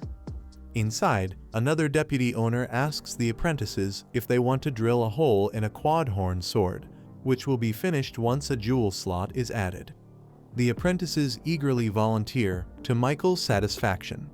However, he warns them that quad-horn is extremely durable, and breaking it will be difficult. Still, he admires their spirit and offers a prize. Whoever manages to make the hole will become deputy owner for a day. The apprentices attempt the task, but even with their finest tools and most precise strikes, they fail to leave so much as a scratch. Michael remarks that hitting it like that will never work. It's disappointing, he says, as he had given them such a rare opportunity, but they simply lack the strength. Suddenly, Jaehwan steps forward, saying he'd like to try. Michael assumes he's a traveling artisan and tells him that no matter which smithy he's from, he won't succeed. Even Michael's own disciples couldn't manage it. Not because they're untalented, but because the sword is exceptionally well crafted and quad-horn is notoriously difficult to work with. Jaehwan simply thrusts forward with a finger, releasing a shockwave. If he does this, he can become one of the deputy owners. Isn't that so? The sword suddenly shatters into pieces, sending shockwaves through the entire smithy. Michael, however, is furious, and the apprentices struggle to restrain him. Jaehwan remarks that he was holding back, but Mino disputes that, saying this was far from going easy. Jaehwan explains that while breaking the sword entirely isn't difficult, doing so at that precise point is the true challenge, so he offers an apology, at least. Michael, still seething, says an apology won't cut it. The quad-horn he used was extremely expensive. Michael demands to know what Jaehwan intends to tell the Infinite establishment that commissioned it. Jaehwan responds that he will replace it with something better. Michael scoffs, asking how a beggar like him could possibly imagine producing a superior horn. In response, Jaehwan retrieves something from his pouch, a horn from a pentahorn. The smithy falls silent in shock. Jaehwan asks if it will suffice as compensation, explaining that he has no quad horns at the moment. Michael admits it's more than enough, and Jaehwan then asks if he can use the smithy for a while. Michael orders the apprentices to close the door and leads Jaehwan elsewhere. Mino departs, saying she has her own matters to attend to. Michael brings Jaehwan to the finest smithy in all of Gorgon, the Twilight Dusk. Outfitted with the best facilities an artisan could dream of, it is a place worthy of great craftsmanship. Since Jaehwan is a deputy owner for the day, Michael grants him full use of it. Jaehwan thanks him for his generosity, prompting Michael to ask how he acquired such a rare horn. Jaehwan explains that he personally hunted the pentahorn aptly named for its 5 horns. Jaehwan then requests Michael's help in crafting a sword sheath, admitting it's his first attempt at such a thing. Michael is astonished that he would use such a precious material for something as simple as a sheath. Just how extraordinary must this sword be? Jaehwan hands it over. Michael examines it closely, recognizing it as a replica of the Ice Dragon sword. Crafted by the mayor himself, it is both rare and visually striking. Even so, Michael believes using pentahorn horn is excessive. It would be better to forge a whole new sword. Before he can say more, the sword suddenly springs from his hands and begins devouring the horn. Michael realizes it's a spirit weapon, and not just any. This one contains the soul of a high-class race. He asks how Jaehwan came to possess it, then notes that the weapon is evolving, its form changing before their eyes. Once the transformation is complete, Jaehwan will need to give it a new name. Jaehwan asks why. Michael explains that when a spirit weapon evolves, its original name disappears completely. The horn has been consumed in the process, but Jaehwan reassures him he has more. Michael recalls that a pentahorn, of course, has 5 horns. He asks how he can assist, and Jaehwan says he first wants to observe Michael's work with the materials. Michael asks if he has a design in mind, but Jaehwan leaves that decision to the professional. Though sweating at the challenge, Michael, the Master of Dawn, confidently declares he will show Jaehwan what he can do. Meanwhile, inside Gorgon's inner fortress, a man bows before an important figure, reporting that the thugs were slaughtered and the target escaped. Minister Urchin Zeber asks how they were defeated. The man admits he doesn't know. By the time he regained consciousness, he was lying atop a roof, discovered by the target. Urchin notes that anyone capable of detecting a high-grade master-level stealth technique so easily must be formidable, likely a stage 5 adapter or higher. He orders that manpower be replenished, the fortress searched thoroughly, and the target brought to him. The man accepts the order and leaves, while Urchin remains deep in thought. He grows impatient, urging the fortress master to hold on just a little longer. Inside a dimly lit bar, a holographic display projects this week's top 10 list, hosted by Siren. She announces that the final video for the day might be familiar to the viewers, a piece that has become both wildly popular in Little Brother and the subject of intense controversy.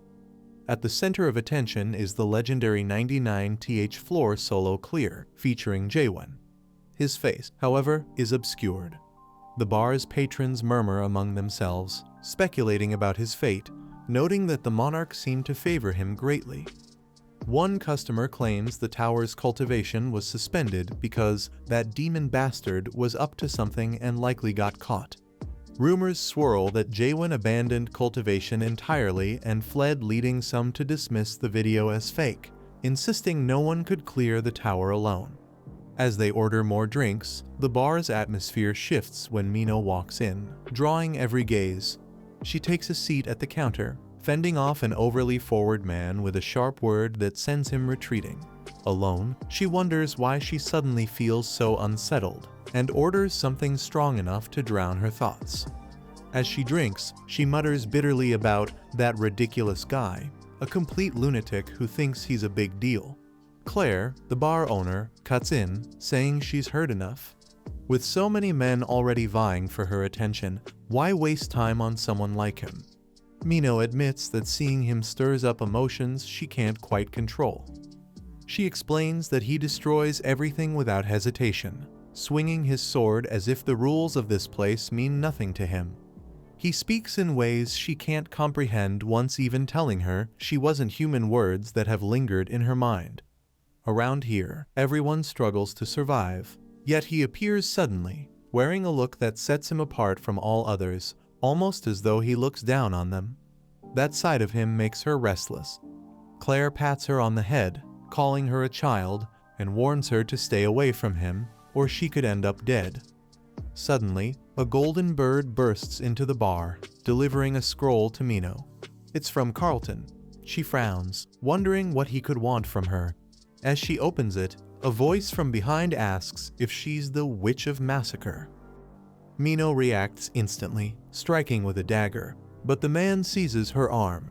He remarks that he doesn't mind a rough greeting, but insists now is not the time, he has a task for her. Meanwhile, back at the smithy, the refinement of the horn has taken an unexpected turn, morphing into something monstrous. Michael stares at it, baffled, unsure how they can process such a thing. Jaehwan hauls him upright, telling him to get a grip. Have they forgotten they're in the middle of something important? Since Michael agreed to help, they should see it through. Earlier, they had tried to pierce the horn, but even the finest tools cracked under the pressure. Michael admits defeat, saying the task is far beyond their current skill. Jaehwan disagrees, insisting the problem isn't skill level. He invokes the first stage of question, an ability to deconstruct the world and understand its very essence. Before Michael's eyes, the horn begins to shift. He shields himself, and when he looks again, an enormous beast stands before him. This, Jaehwan calmly explains, is why they must proceed methodically. But Michael trembles. If this is truly the essence of the pentahorn, then he has been treating it with skills far too trivial for its nature. However, he convinces himself that this must all be a dream, and that he only needs to wake up. He bolts toward the door, desperate to escape, while another man tries to stop him, but he refuses to listen. Bursting outside, he cries out for help, only to be struck by an even greater shock. The true, horrifying nature of this place reveals itself before his eyes. An apprentice asks if he has finished smelting, but the ever-watchful giant eye declares that he has not yet earned the right to see such truths. Inside, Jaehwan continues refining the horn while Michael wrestles with confusion, questioning how such a world could exist at all, and how he ended up trapped within it. Jaehwan delivers a mighty strike against the beast, yet even that blow proves insufficient. Determined, he charges again, hammer raised for another crushing attack. Meanwhile, outside, Michael spirals into madness as his entire understanding of reality collapses. Soon after, the chaos subsides, and the group succeeds in shattering the horn in two. Michael reflects bitterly, admitting that some things in this world are simply impossible for him. He feels too old, too powerless, to handle horns like these. He regrets not having come sooner to seek proper guidance. He confesses that while he wished to meet the shop's true master, the man has been absent from the workshop for quite some time. All that remains is someone like him, a feeble human who has never even built a tower. By his judgment, such a person should not even be called an apprentice. But Jaehwan dismisses this line of thought. To him, race or title does not matter, only the creation of the sheath. They must press on. Michael, however, insists he has endured enough for one day. Jaehwan teases him, saying he should try it 10 billion times, which draws a laugh. Michael questions whether his efforts have truly been enough, even though he has pushed himself beyond his limits. He recalls everything he attempted after watching Jaehwan work, even if doubt lingers. Jaehwan, in turn, remembers what Jay once told him, that he had mastered nearly every blacksmithing skill, boasting a 99% chance of repairing anything. Yet at this stage, Jaehwan realizes something unsettling. Perhaps he wasn't striving toward that 99% certainty, but rather struggling to escape the 1% chance of failure. Hwan knows he has been working harder than anyone else, but he wonders, does Michael understand what principle truly governs the process skill? Michael replies that if he refers to the principle itself, Mars' process skill was among the earliest ever to exist. It is as primordial as fire or water, born with the world itself. He argues that no mere human could ever fully explain the origin of such things, so what is even the point of trying? Jaehwan counters that if Michael can say such things, then he must not have been using his skill properly all this time.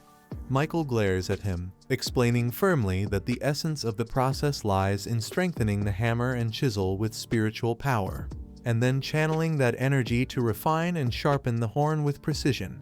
That is all there is to it. Jan presses further. If the principle is truly that simple, then why can't other artisans use the process skill? Michael replies that it is because they have not yet learned it.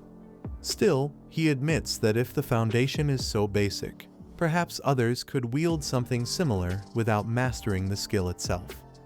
Jaehwan challenges him. How can Michael claim to know so much, when he himself does not even understand the principle of the skill? Michael fires back, asking who could possibly know the true principle of process. Does Jaehwan himself claim to know it? Jaehwan answers calmly, until now, he did not. But he has just discovered it. He then activates the process skill upon the horn, urging the others to watch closely and tell him what they see. They watch the particles breaking apart, and Jaehwan remarks that this won't be easy. Because of Michael's relentless efforts, the very walls of the world have grown as unyielding as stone. His efforts are not wrong, but doesn't he understand? If he pours himself into something and it still doesn't work, then perhaps the problem isn't him, it's the world itself. Michael is stunned by this thought, remembering when the mayor once told him he was doing well at his level. Yet that was simply the mayor's way of viewing things, not how humanity should live. Michael had asked what it meant to act as a true human, but the mayor could give him no answer. After all, he had never truly known. The truth is, cruel Michael was born into a race that limits him, a human who could never rise above being an apprentice within this body. He once tried to break past his limits, but every attempt ended in failure. Now he asks, what is it they are supposed to do? Stand against the world itself. The world seems fair, doesn't it? It rewards effort with return. So why not simply adapt and live as it is? Jaehwan shakes his head. The world isn't honest. It insists that he cannot do what he knows he is capable of. Though he has aged, his fighting spirit has not faded. He tells Michael to look once more, not with the system's predetermined eyes, but with his own. Michael takes his words to heart and sees the world anew. Is this what reality has always been? A world without systems, skills, or interfaces. A world without deceit. Unless he has been delusional all along, how could he have overlooked something so simple? He grips his hammer, sets his chisel against the horn, and strikes with determination. When the work is done, Jaehwan departs to attend to other matters. Together, they have managed to craft a sheath, and the sword itself seems content with the result. Michael then asks if Jaehwan has chosen a name. If not, he would like to give it one. Since it is a martial weapon, the name should reflect that spirit. He suggests Lone Wolf, a name that feels perfectly suited to the blade. As Jaehwan prepares to leave, Michael calls out with one final question. In the world that Jaehwan sees, what does he look like? Without turning back, Jaehwan replies simply that he looks human. He never looks behind him, yet who could truly understand the loneliness he carries? It is then that Jaehwan notices Mino trailing after him. He asks her why she continues to follow. Standing beside him, she calmly declares her intent to kill him. Jaehwan asks her reason, and she explains that it is for the sake of living a better life after claiming the spirit stone in his possession. He laughs at her words, but she softens her stance, handing him clothes as an apology of sorts. She doesn't want him to look like a beggar anymore. She then asks what he plans to do next, since he never met the mayor. Jaehwan explains that Michael gave him a way to reach the mayor, and when he does, he intends to ask about the illusion tree and the path to the abyss. Mino presses him why seek such a place when those who return from it never remain the same. But Jaehwan answers coldly, he has no intention of coming back. His goal is to destroy this world and everyone in it. His words shake Mino to her core. Outraged, she demands to know what gives him the right to make such a decision. Who is he to disregard the lives around him? To act as though he alone matters? To treat others as if they are not even human? Every single person here, no matter how weak or fearful, is still human. For a moment, Jaehwan recalls the two individuals who have begun to shift his perspective. But then, suspicion strikes him Mino is hiding something. Someone must be holding leverage over her, forcing her to bring him back. Perhaps they have taken someone dear to her hostage. Looking toward a nearby alley, he notices a group of men watching. So that's it. She lured him here, hoping to save the one they're holding captive, even if it meant offering him up as their target. A meaningless endeavor. No matter how many times these things are saved, the truth never changes. The question reveals the true world, one ruled by data and numbers, where people are willing to sell their very souls just to climb higher in that hierarchy. He knows he'll have to deal with them eventually and find the mayor. Suddenly, Mino shatters his perception of reality, pointing out that in every sense, it's he who seems inhuman, not them. She decides they should part ways here, making it clear she has no intention of traveling with someone like him. Jaehwan stares at her in shock, unable to understand why she appears human again. Through the question, Jan uncovers the truth. The men who once threatened her are actually working alongside the mayor. He realizes he must go after her once he changes. Meanwhile, Mino arrives at a bar and slowly pushes open the door. Inside, a group of thugs is tormenting the patrons. Among them stands the elder of the Forbidden Heaven clan, the eldest of the Three-Jaw brothers, Jana himself. He coldly asks why she returned alone, reminding her of their agreement. Mino retorts sharply, telling him he should never have trusted a witch like her. The one he seeks isn't coming, because he intends to destroy this world. Jana scoffs, calling her insane, before unleashing the secret art of shadows to strike her. She narrowly avoids the first blow, but Jana uses his superior position to land a painful attack. He sneers, revealing that they've erected soundproof barriers around the bar. No one outside will ever know what's happening here. He orders her to give up and bring the man to them. Mino warns him that the dark forest will come after them. But Jana laughs, knowing full well there's no dark forest branch within the Gorgon fortress. By the time word spreads, both she and her companion will already be crushed.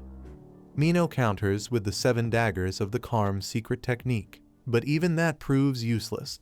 Wounded and on her knees, she recalls Jaehwan once asking if she ever wished she could go back if she were given the chance to start over. In this moment, she realizes she would. If only she had followed him from the very beginning, none of this would be happening now. Suddenly, a thrust from outside crashes into the room, forcing Jana back. Mino groans in frustration, hating developments like this, and demands to know why Jaehwan is here instead of destroying the world. Jaehwan casually replies that the clothes she gave him didn't fit, while the thugs smirk, pleased he's shown up on his own. Jaehwan wastes no time. If they're working with the mayor, then they should bring him here immediately. The goons mutter among themselves, questioning whether he's insane. One even recalls the rumors about him defying the fortress, realizing they must be true. Mino urges him to be cautious, warning that their leader is a 4th stage adapter. Jaehwan, however, stands firm, declaring that he will not lose. Jana leaps into the air with his men, preparing to strike. He sneers at Jaehwan's arrogance, promising to teach him an unforgettable lesson. Jaehwan lashes out with a light thrust, so swift that Jana barely manages to dodge. The goons are stunned until now. They had all believed him to be a non-adapter. Jana himself wonders if Jaehwan could be one of the legendary mighty from the abyss. Cheyenne reflects silently, recalling that until now, the only being capable of dodging Jaehwan's light thrust was the 5-horned beast. Could it be that a 4th stage adapter rivals such a monster? In the end, it hardly matters to Jaehwan. Mino suddenly cries out for Claire, the bartender. Jana snarls, warning that if they wish to fight, they can, but he will not guarantee Claire's safety. Claire urges them not to hold back, but before she can say more, a thug strikes her hard across the face. He growls, warning her to stay silent unless she wants to endure more punishment. Mino trembles with fear, pleading with Juan to protect her. Surely, he can save her, can't he? Yet Juan feels her request is pointless. He isn't here for her, he's here to find the mayor, and nothing will stand in his way. Whether enemy or bystander, anyone obstructing him must be cut down. Desperate, Mino clings to his coat, reminding him that she is still human just like him, just like everyone else. Juan pauses, haunted by everything that has transpired. That strange, unsettling sensation creeps over him again as the raging skeleton before him begins to transform into a human figure. He curses the cruel repetition of this fate, then drives his weapon upward with immense force, piercing through the roof and sending out a beacon for the guards to see. Carlton, who had been nearby, immediately notices and urges everyone to move. One of the thugs remarks that the soundproof barrier has collapsed. At that very moment, Carlton bursts in, accompanied by heavily armored guards. He is taken aback to find Jaehwan present and demands an explanation. Juan remarks that Carlton has arrived just in time, for the brute before them is breaking the very laws Carlton values so highly. Juan admits he doesn't recall the exact statutes, but perhaps it falls under Gorgon criminal law, chapter 276, 4 or something along those lines. Regardless, he suspects this man is scheming with the mayor, using the bar as a base to destroy their world. Mino interjects, accusing Juan himself of harboring such intentions. Carlton, however, responds with authority, citing Gorgon criminal law chapters 194, 4 and 124, 6, and declares that everyone involved will be arrested without a warrant for crimes of destruction and kidnapping. As the group attempts to retreat, Carlton activates silver restraints, binding 2 of them instantly, before summoning his weapon. Jaehwan charges with his sword, clashing against Carlton in a violent strike that sends shockwaves through the bar. Yet as the battle continues, Jaehwan feels himself steadily overwhelmed. His blade begins to fracture, and with one final desperate assault, he is ensnared by Carlton's restraints and slammed to the ground. Defeated, he surrenders. Carlton reflects on what he has heard, that Jaehwan is as naive as he is righteous, and finds it all too true. But then, in an unexpected twist, Jaehwan hurls a small orb behind him. It bursts, filling the bar with thick, choking smoke. Outside, he mutters regretfully about having to unleash the black cloud here. One of the thugs panics, noting that their youngest member inhaled some of the black cloud. Jaehwan scolds him, reminding him that he had been told to wear his mask properly. Perhaps the boy will survive if he only inhaled a little, but only time will tell. A voice cuts through the tension, mocking their recklessness. They were bold indeed to use the black cloud without the clan leader's permission. The speaker reveals himself, the elder of the Forbidden Heaven clan, the infamous lustful demon, Huang. He questions whether the Witch of Massacre was truly so powerful, and demands to know why she was not captured and delivered to him as promised. Jaehwan explains bitterly that it wasn't her, it was Carlton who ruined everything. Intrigued, Huang smirks, pleased by the thought. If Carlton was inside, then surely he had inhaled the black cloud by now. This, he says, will be entertaining to witness. But then, to Huang's astonishment, he spots Juan carrying Mino out of the smoke. He demands to know who this stranger is. Without hesitation, he thrusts his weapon forward, obliterating the massive tree they had been standing on. Jaehwan stares in disbelief. How could Juan be completely unharmed after inhaling the black cloud? Such a thing was unheard of. Even a deer whisperer, without antennas, could never have emerged so unscathed. Juan eyes the group coldly, wondering aloud if they are merely a cleanup crew. He finds their presence irritating. Gathering his strength, he admits he hadn't planned to reveal this power so soon, but circumstances leave him no choice. He unleashes Garnak's majesty. The blade erupts with the spectral form of the beast it was forged from. In an instant of sheer terror and confusion, the newly arrived foot soldiers are carved apart, torn to pieces before anyone can even perceive his movement. Faced with this display, Huang recoils. He wants nothing more to do with this terrifying figure. Retreating swiftly, he mutters that he will leave the matter to those who are, surely, more capable of handling it. Genya spits out the words, calling him a rat bastard, and then looks over at the thugs surrounding him.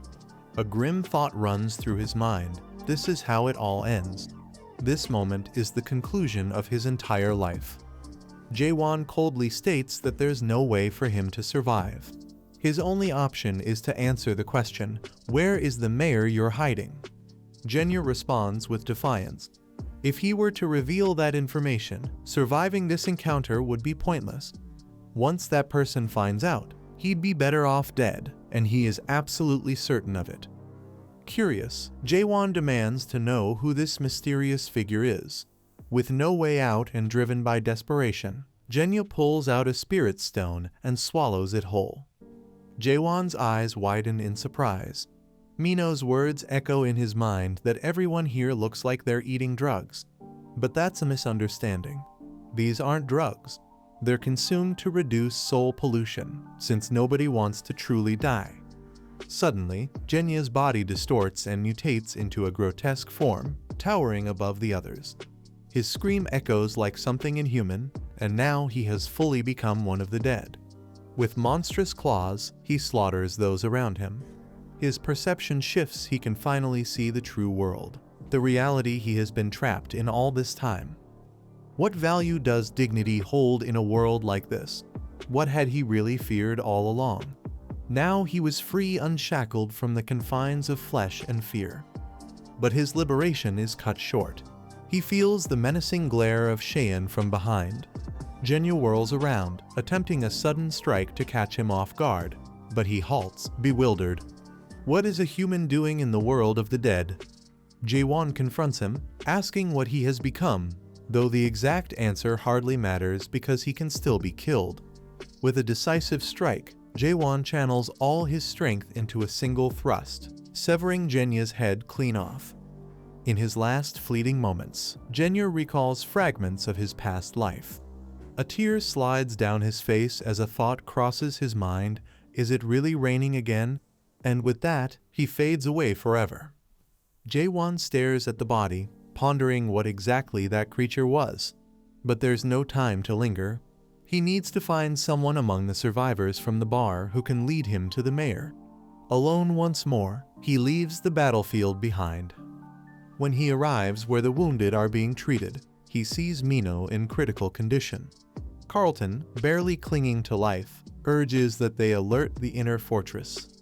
Mino weakly grabs Jaehwan's cloak, pleading for him to kill her while she still remains herself. He looks at her closely and realizes she truly is human. His comprehension doesn't work on her. His questions falter whenever she's near. Why then would the dead collapse? Still, in the path he is walking, there is no place for hesitation. If this is her wish, he must grant it. But before he can act, Claire seizes his hand and begs him to wait. There might still be hope. A soldier rushes in, urging Claire to take Mino to the medical facility immediately. Claire pleads again, imploring Jaehwan not to do anything. At the makeshift medical camp, the doctors examine Mino, noting how her condition deteriorates rapidly. Her dedication has already advanced far. Outside, sudden commotion draws Jaehwan's attention. Alarms blare across the fortress, urging immediate evacuation. People panic, asking soldiers where to run. But one unfortunate man approaches the wrong guard, already turned into one of the dead. The creature slaughters him without hesitation, and soon more dead pour in, tearing through everyone they can reach. Then, in the chaos, a group of figures leap from the sky and crash down onto the dead, ready to fight. They begin slaughtering everyone in their path, and at the center of it all stands their leader, a man with long hair, wielding a distinct blade unlike any other. Claire observes him closely and realizes this must be the individual Mino had warned her about, the one who openly declared his rejection of all rules within this place. He intends to judge the entire world by his own standards, deciding for himself what it truly means to be human. Claire reflects on this type of person. She has encountered someone like him before. People do not remain here and adapt out of ignorance. They do so because they have no other choice. Jaehwan interjects, claiming that the others simply lack the courage to move forward. Claire questions him, courage for what purpose? Jaehwan explains that true courage lies in striving for a definition beyond the one imposed upon them, something closer to the truth. Claire admits he is probably right, and such a pursuit does seem like something he would chase. Yet she cannot bring herself to follow that path. She lacks that kind of courage. What she does know, however, is that he is extraordinarily dangerous and must leave. Her thought contradicts Mino's words. Mino had told her not to abandon him, believing that people found hope simply by gazing upon him. For that reason, this world must not be forsaken, not yet. James then breaks the silence, asking how much medicine remains. A doctor replies gravely, nearly all of it had been used to stabilize the fortress master, leaving very little in reserve. Frustrated, James curses and orders his subordinates to bring whatever supplies remain. Jaehwan carefully studies their process of preparing the medicine powder ground from the horn of a horned beast. Jaehwan turns to James, asking if there is a way to bring Carlton back from death itself. James replies bitterly that if such a method existed, he would not be acting in such despair. Jaehwan refuses to give up. He shakes Carlton's body violently, striking him in desperation. Against all odds, Carlton stirs awake, his first words a plea for Jaehwan to kill him, insisting he is the only one capable of doing so. Jaehwan scoffs, remarking that in situations like this, people usually ask for help, not death. Even in his weakened state, Carlton mutters the laws he had devoted his life to. Jaehwan dismisses it as useless loyalty, yet admits it is worthy of respect. Still, he reflects bitterly. If there had been more men like Carlton from the beginning, perhaps he would never have been condemned to 40 years in that wretched tower. But Carlton's soul corruption surges to 94%. The process of deification has nearly consumed him. At that moment, the anti-demon suppression unit arrives, led by Jaehir, the captain of the extermination squad and a stage 5 adapter. James immediately understands the implication of Jaehir's presence. Jaehir cites Gorgon's special law, Article 1(4), declaring that Carlton and the other corrupted individual must be eliminated at once. He raises his sword and strikes toward Carlton. But before the blade can connect, Jaehwan intercepts it barehanded. He insists that Carlton cannot die yet. There are still questions that must be answered. Jaehir reels in shock, unable to comprehend how his attack was blocked. He demands to know who Jaehwan truly is. Yet, he warns, Carlton is moments away from turning into a dead. If a stage 5 adapter were to fall, the disaster would be immeasurable. Their mission is to ensure that never happens. Jan steps forward, suggesting that if Carlton is destined to become a dead, there might still be a way to save him. He produces a rare horn, stunning the medic, who gasps at the sight of it. With such an artifact, they might indeed have a chance. Without hesitation, Jaehwan crushes it into powder, nearly making the medic faint from the waste of such a priceless relic. The powder is administered to both patients. Miraculously, Carlton's deification halts. James trembles with relief, tears welling in his eyes. But Mino's condition is different. Her deification continues to spread, her strength too depleted from battle to resist it. Jaehir raises his sword once more, intent on finishing the job. But Claire steps forward, her voice firm. She demands that he summon Chang-ho, reminding him that the old master still possesses the power of dead slash. Jaehwan becomes intrigued by the dead slash Claire mentions, and she explains that if he uses it, the corruption will vanish. Jaehir interjects, pointing out that the divine physician is currently occupied with important matters inside the inner fortress. and it would be inappropriate to summon him for something so insignificant. Members of the squad restrain Claire, while Jaehwan firmly tells John to step aside. He refuses to compromise on this matter. Jaehwan steps forward, declaring that he will be the one to kill the woman, as he had promised her he would. He begins using his questioning technique on her, but Claire demands he stop immediately, insisting he has no right. Suddenly, the world around her fractures, and Jaehwan is pulled into a vast, white void where he finds himself alone. There, he encounters a frail, elderly man who looks over Mino with concern, muttering about the trouble she's gotten herself into. He assures her she has nothing to fear. He will help her. Then his eyes fall upon Jaehwan, and he is startled, asking how Jaehwan managed to enter his world. After studying him, the old man questions how someone with such a noble soul could harbor such a narrow mind. Jaehwan attempts to use his questioning technique on the old man, but it fails. Could this man be the very source of Mino's soul corruption? If so, perhaps her survival depends on his death. The two clash, but their strikes cancel each other out, surprising them both. Suddenly, the old man's sword shatters, and the world itself begins to crack. They are thrust back into reality. The old man curses Jaehwan for breaking his mighty blade, crafted from rare trihorn. Jaehwan, bewildered, simply stares. The old man reveals himself as Chung-ho, the despair divine physician. Jaehwan, astonished, asks why Chung-ho is here when he was supposed to be with the fortress master. Chung-ho brushes off the question, saying a beautiful woman is dying, and that matters more than who he's accompanying.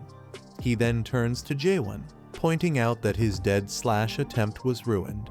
Such a technique can only be performed with a sword forged from trihorn or something greater. Noticing Jaehwan's sword, Chung-ho marvels at it, practically fawning over the weapon. Though Jaehwan interrupts him, he offers to lend the blade, but only if Chung-ho can truly save her. Chung-ho agrees with confidence. Surprised at how readily Jaehwan hands it over, Chung-ho assumes he must have great faith in his own strength. Still, there's no time to dwell on it. Returning to his own world, Chung-ho grips the sword tightly, eager to test its true potential. Jaehwan watches his technique, at first thinking it might be some sort of illusion, but realizes it is more akin to the questioning technique. As Chung-ho charges forward, Jaehwan realizes he's glimpsing the world through the old man's perspective. Before Chung-ho can complete his attack, he collapses. His spirit power is spent, drained earlier by his encounter with the fortress master. As the world around them crumbles, Chung-ho apologizes, admitting his failure. Jaehwan takes up the sword. Chung-ho warns him, calling him foolish for trying to imitate the dead slash without ever experiencing this world before. Attempting such a thing isn't courageous, he says it's reckless. Jaehwan silences him, declaring that for the first time in his life, he is using his power not for himself, but to save another. He begins thrusting the sword, conjuring in his mind the true image of Mino, playful yet stubborn, fragile at heart despite her training as an assassin, and someone loyal to a fault. Still, something is missing. He searches his memory one final time and adds the last piece: Mino is someone who trusts. They finally escape that strange world, and Mino expresses her gratitude to him for remembering so much about her. The corruption rate is gradually slowing, and the process of deadification has come to a halt. Chung-ho remarks that Jaehwan is far less narrow-minded than he first assumed. But the real question lingers: who exactly is he? That deadly thrust he displayed just now, why did he unleash it? Jaehwan is stunned, unable to believe what he just witnessed. Jaehwan's technique resembles that of the divine physician. Though he dislikes admitting it out loud, he acknowledges the truth. What Jaehwan performed was not a skill, which is why no ordinary adapters could replicate it. This can only mean one thing: Jaehwan is someone like him, an awakened. Awakened are beings who stand outside the system's rules. They are an exceedingly rare minority of humans who defied the system itself, yet miraculously gained overwhelming power. These individuals hold the ability to completely disrupt the balance of forces tied to chaos. Even within the Almighty Land, only a handful of awakened are known to exist. Jaehwan concludes that if Jaehwan truly is awakened, then he may possess the strength needed to save the Tower Master, whose life is invaluable. At that moment, the captain of the Dark Shadow Squad suddenly arrives, declaring he received authorization from the inner fortress. He is revealed to be a Stage 5 adapter. Jaehwan questions why he has appeared, as the Dark Shadow Squad usually has nothing to do with eliminating the dead. To everyone's surprise, the squad bows deeply before Jaehwan, paying their respects to him as the Dear Whisperer. The others are visibly shaken, realizing Jaehwan may be far more extraordinary than they first believed. They proceed to the inner tower, where Jiren greets Jaehwan directly, asking whether he truly is the Dear Whisperer that so many claim him to be. Jaehwan denies it immediately, though Jiren admits he expected that answer. The Divine Physician then observes the Spirit Stone in Jaehwan's possession. These stones are renowned for amplifying spiritual power and are traditionally used to confirm a person's origin within the Emerald Bug clan. Yet Jaehwan is clearly not from their lineage. So how did he come to possess such stones in the first place? Jaehwan explains calmly that he took them from their original owners who are now dead. Jaehwan presses further, questioning who would dare kill members of the 5 great clans. Jaehwan responds that he did, though he points out they struck first, leaving him no choice. Jiren reflects that while those clans are indeed greedy for resources, he wants Jaehwan to recount what happened after he entered Chaos. Previously in this series, everything went completely out of control. Carlton, the unshakable captain of Gorgon, tried to bind Jaehwan with his terrifying law skill, but the chains shattered instantly, leaving even his own soldiers speechless. From there, things spiraled. Inside the fortress, Jaehwan crushed priceless weapons like toys, revealed the impossible Pentahorn horn, and forged a weapon so powerful it started evolving on its own. But that was only the beginning, because in the bar, betrayal struck. Mino tried to walk away, only to be trapped by the Forbidden Heaven clan, and just when it seemed over, Jaehwan unleashed Garnak's majesty, wiping out enemies in seconds. And yet, the darkest twist came when Carlton himself began turning into one of the dead, forcing Jaehwan to make an impossible choice. This was the moment where loyalties broke, secrets came to light, and the legend of an awakened truly began. If you want to see the full uncensored chaos of the latest parts, the links are waiting for you in the description. Jaehwan recounts everything plainly. By sheer coincidence, he was drawn into chaos. Once inside, he happened upon spirit stones belonging to the Emerald Bug clan. By chance again, he entered this fortress, only to be swept up in yet another incident. That encounter led him to the Divine Physician, where he witnessed the dead Slash and managed to grasp its essence after seeing it only once. Chung-ho remains skeptical, questioning whether anyone can take such coincidences at face value. Jiren, however, states that he does believe Jaehwan. To gain another's trust, he explains, one must first extend trust themselves. That is the way of things. He then asks Jaehwan if he may pose a few more questions. Jaehwan agrees. Jiren hesitates before speaking. He states that Jaehwan's current body is alive and well. Isn't that correct? Jaehwan's eyes widen in shock, realizing Jiren has seen through him. The truth is revealed. Jaehwan rejected the main game entirely. By destroying the Tower of Nightmare, he broke free, leaving his soul form to wander here. That may explain why the illusion tree mistook him for a dead man and cast him into chaos. But his physical body remains safe, back on Earth. Jaehwan, still stunned, demands to know how Jiren discovered this. Jiren replies that Jaehwan himself gave it away. He said he was drawn into chaos purely by chance. And that, more than anything, exposed the truth.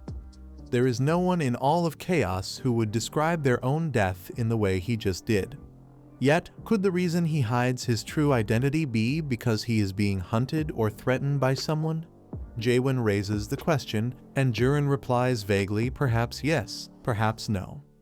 Jiren observes that his guess must have been close, but the truth is, there is something shameful he must confess. For the past 4 days, he had ordered subordinates to keep watch on him. Jaehwan says he already knew, having captured one of them earlier. Jurin admits he expected as much, acknowledging that Jaehwan is far stronger than they had anticipated. Even so, his men managed to gather information. Opening 4 tabs, Jurin presents his findings. Jaehwan's danger level is rated at SS rank. His power is immeasurable, and the destruction he has caused is valued at 380 million horns worth of damage to the fortress.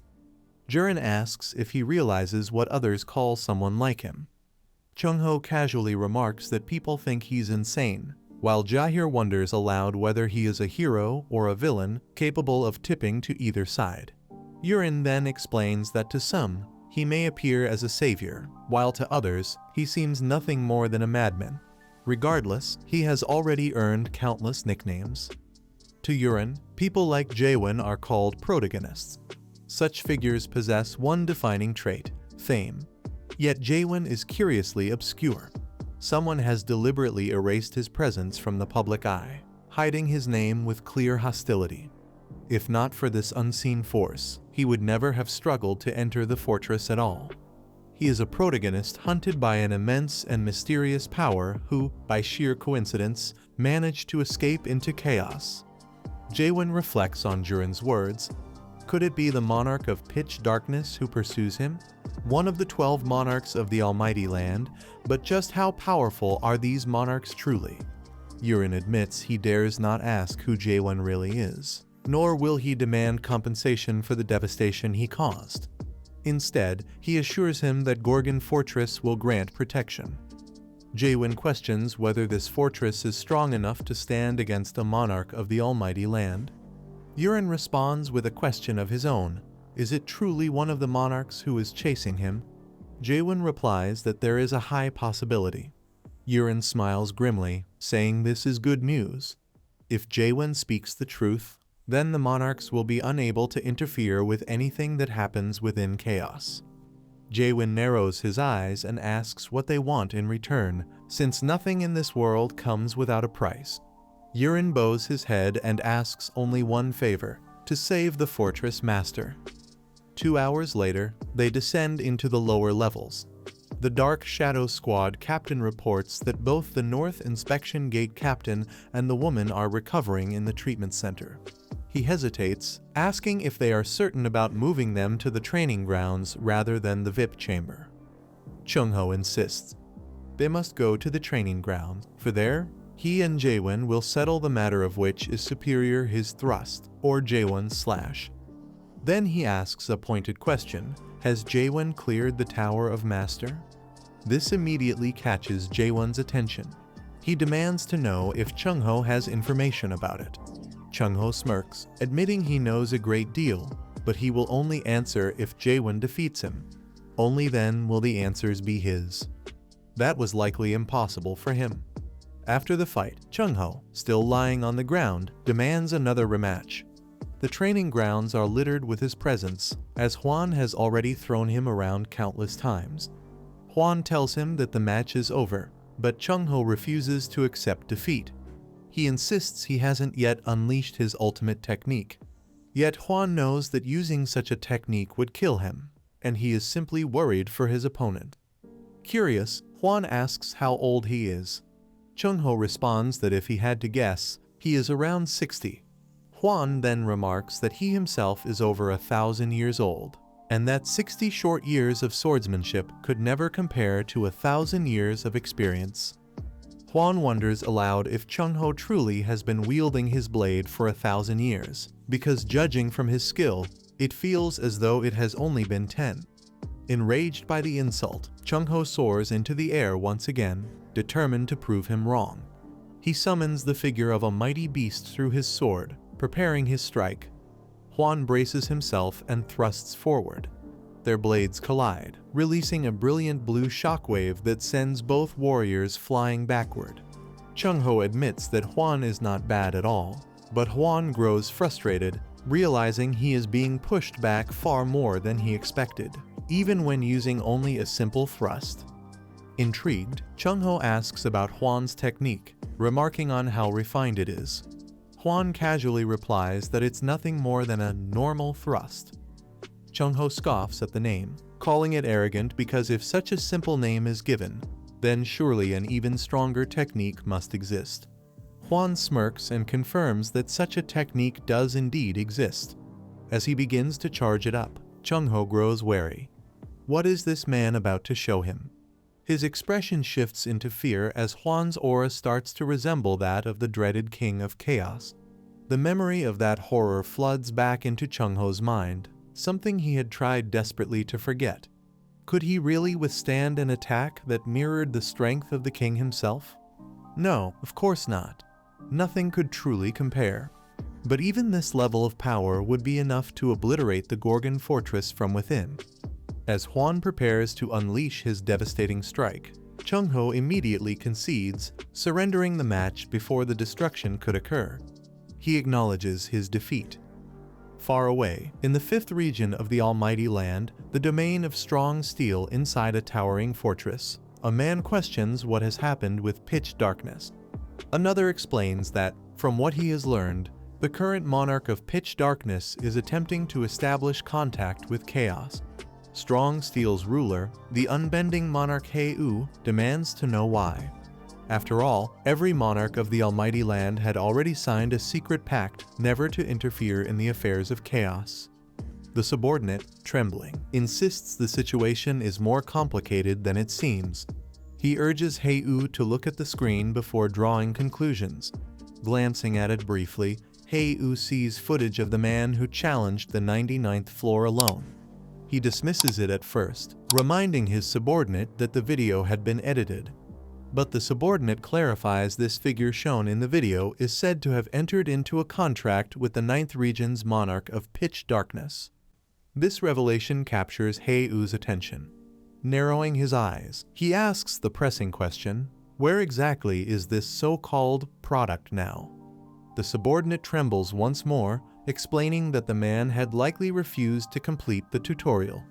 Instead, he shattered the tower's ceiling and escaped into chaos on his own. Ho frowns, remarking that the cultivator stationed on the 100th floor should have been monitoring him. How could such a disaster occur under his watch? The subordinate hesitates, then admits that the fugitive killed the cultivator.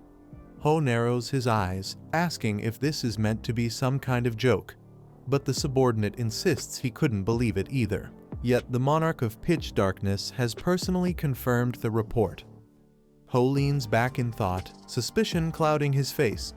Could that wretched monarch truly have ties to chaos? The subordinate adds that their investigation uncovered something unusual. The monarch of pitch darkness has been entangled with chaos for quite some time. In fact, several of the 10 clans within chaos maintain constant, direct contact with him. Staring at the great tree before him, Ho mutters to himself, wondering what schemes pitch darkness is weaving. Turning back to his subordinate, he orders that a letter be sent to secure his entry into chaos. The subordinate, startled, asks if he truly intends to involve himself in such matters. Ho shakes his head. He will not interfere, not yet. For now, he will merely observe. He must know precisely what is unfolding inside. He then commands that 10 elite warriors of the Gold 1 grade be dispatched, along with Haein. Looking off into the distance, Ho silently wonders how Chung-ho is faring within chaos. That man could have achieved greatness, were it not for his insufferable temperament. Still, perhaps now he has settled into a quieter life. The scene shifts back to Chung-ho, who clings desperately to Jaehwan's sword, refusing to let him unleash his devastating strike. But Jaehwan calmly tells him to let go. Reluctantly, Chung-ho obeys, then stares in disbelief. What kind of man could reach such strength after merely 40 years of training a single thrust? Jaehwan answers matter-of-factly, around 10 billion thrusts, give or take. Chung-ho scoffs at the absurdity. To achieve that number, he would have needed to strike 8 times a second, every day for 40 years, without pause, not even for food or sleep. But Jaehwan simply replies that he can thrust 100 times in a single second, far beyond such meager calculations. Golden energy begins radiating from him, and Chung-ho's eyes widen. It is the same otherworldly force he sensed when they first met, not pressure, but a hostility so sharp it could drive ordinary people into unconsciousness. That hostility is directed not at him, but at the entire world. To his horror, Chung-ho realizes this youth has become the thrust itself, striking relentlessly, even now, with every passing moment. Jaehwan reminds him that Chi-hen had already spoken of his 10 billion thrusts. He then casually recalls the contract they both signed before the duel. The loser must grant the winner's wish. Holding up a piece of paper, he begins to read aloud Chung-ho's plea, but Chung-ho hastily interrupts. He already heard him. There's no need to continue. Nervously, he asks if Jaehwan intends to make him a subordinate. Jaehwan shakes his head. He has no such intention. All he wants are a few honest answers. Nothing more. Chung-ho exhales in relief, agreeing to answer. But first, he suggests they take a walk outside. Jaehwan begins by asking what exactly the Tower of Master is. Chung-ho replies that Jaehwan should at least know that one of the mayors was responsible for creating the Tower of Nightmares. He explains that the towers built by mayors are ranked from F to S. Yet, among these mayors, there are some who pay little attention to such rankings. A master is different, someone who was already capable of constructing S-rank towers even while still an apprentice, quickly rising to prominence as a legendary craftsman. Still, not every tower built by a master qualifies as a true Tower of Master. Some are created with no intention of fostering cultivation at all. Only those rare, unique towers are recognized by that title. Curious, Jaehwan asks why masters would bother to create such towers in the first place. Chung-ho admits that no one truly knows what goes through their minds. Masters, he says, are individuals who pursue the ultimate truths of the world itself. However, one fact is certain. Those who manage to clear a Tower of Master occasionally awaken to new powers. Jaehwan then asks if Chung-ho himself came from such a tower. Chung-ho nods, explaining that he hails from the 4th Tower of Master, a place called Melville.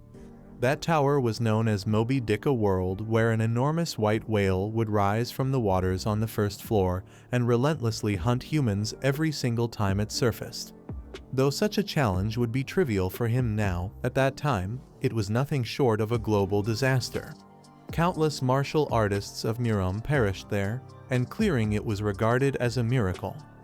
Studying Jaehwan, Chung-ho remarks that he too carries the air of someone who has survived a Tower of Master. The question, however, is, who was the creator of his tower? When Jaehwan reveals that it was Mulark, Chung-ho is visibly astonished. He had never expected anyone to survive one of Mulark's towers. Jaehwan asks if he knows him, and Chung-ho confirms that he does, saying that they had once traveled together. Intrigued, Jaehwan requests an explanation. But Chung-ho tells him that the story is too long to share here. If he wants to hear it, they should continue elsewhere. The two move to an open bar, where Claire greets them and hands over skewers of unicorn meat. Chung-ho asks if she plans to keep running her food stall for the time being. Claire replies that someone present whose name she pointedly refuses to mention was responsible for destroying her bar. Chung-ho laughs, saying it's remarkable that she managed to reopen so quickly after all she endured in the past. Her love for money is undeniable. Jaehwan looks around at the food, the drinks, and the people, but hesitation clouds his face. Chung-ho notices and remarks that something must feel strange to him. After all, it hardly feels as though they're truly alive. Yet food and drink still exist in this place where no one experiences hunger. Draining his cup, Chung-ho explains that chaos was once a blessed world. It was a realm where souls, weary from the endless wars of the almighty land, came to rest. Here, they were freed from strife, given peace, and granted new life. Warriors abandoned their weapons, and wandering minstrels sang songs of harmony instead of war. Jaehwan then notices a group of drunkards quarreling and assumes it's the alcohol. But when he takes a sip of mead himself, it tastes like nothing more than water. Chung-ho clarifies, in this world, no one can truly become drunk. Just as they never feel hunger or age, drunkenness is nothing but an act. Yet even within such a paradise, he adds, humanity began to crave the very things they were freed from. They longed for real life, the kind where death was always a possibility, and began to behave as though they were truly living it. A life where hunger could kill, where drinking mead meant drunkenness, and where they carried tangible bodies with hearts that beat inside them. But then, unexpectedly, drunkards began to emerge. From there, an expedition was born, one that dared to chase impossible dreams and unite people in rediscovering what it meant to live. This became known as the Abyss Expedition. Jaehwan questioned why anyone would venture into the abyss in the first place. Chung Ho answered, they sought the fruit of resurrection. This fruit, he explained, grows from the branches of the illusion tree deep within the abyss. Jaehwan was captivated by the thought. Could the dead truly be brought back to life? Chung Ho affirmed it, this fruit was the only means by which the fallen of this world could ever return. The Abyss Expedition was formed solely to pursue it. At that time, he himself had already awakened, and was at the age where fear no longer bound him. Hwan then asked if Malark had been part of that expedition. Chung Ho confirmed Malark wasn't just a member, he was the leader. He recalled their first meeting vividly.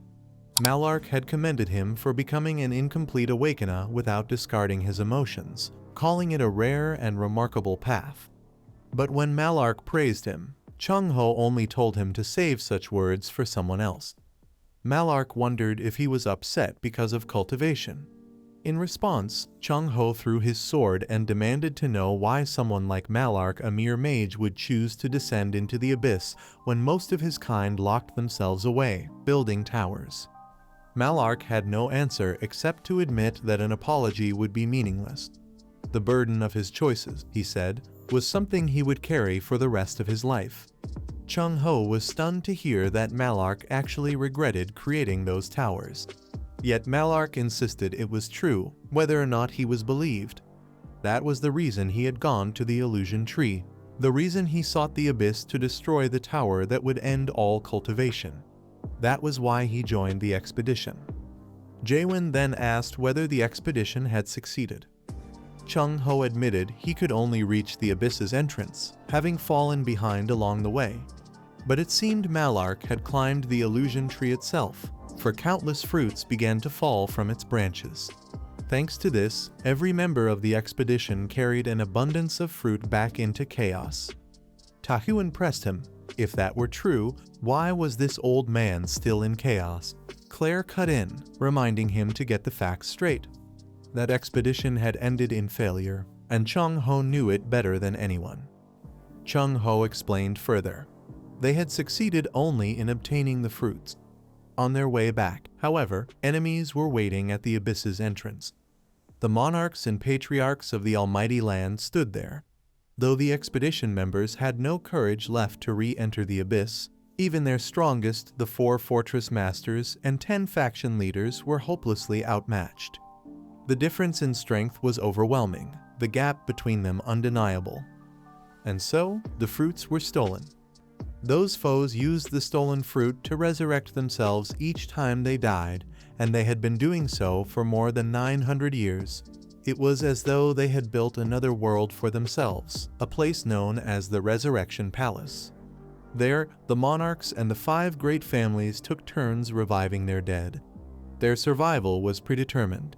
They alone were granted the chance to live true lives, while the rest of the world remained denied of that gift.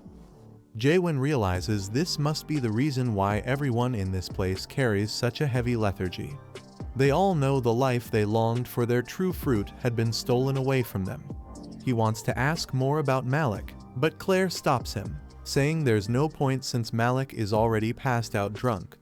Still, from what she has heard, after the expedition ended, Malik simply vanished. Nobody ever saw him again. It was as though he had disappeared from the world entirely. Soon after, James approaches and expresses his gratitude, saying that without Jaehwan's help, his captain would surely have died. Jaehwan had almost forgotten about him until James reminds him of something important. The next time he enters Gorgon, he should use the North Gate. There, no identification is required though, of course. This must be kept secret from the captain. With that, James departs.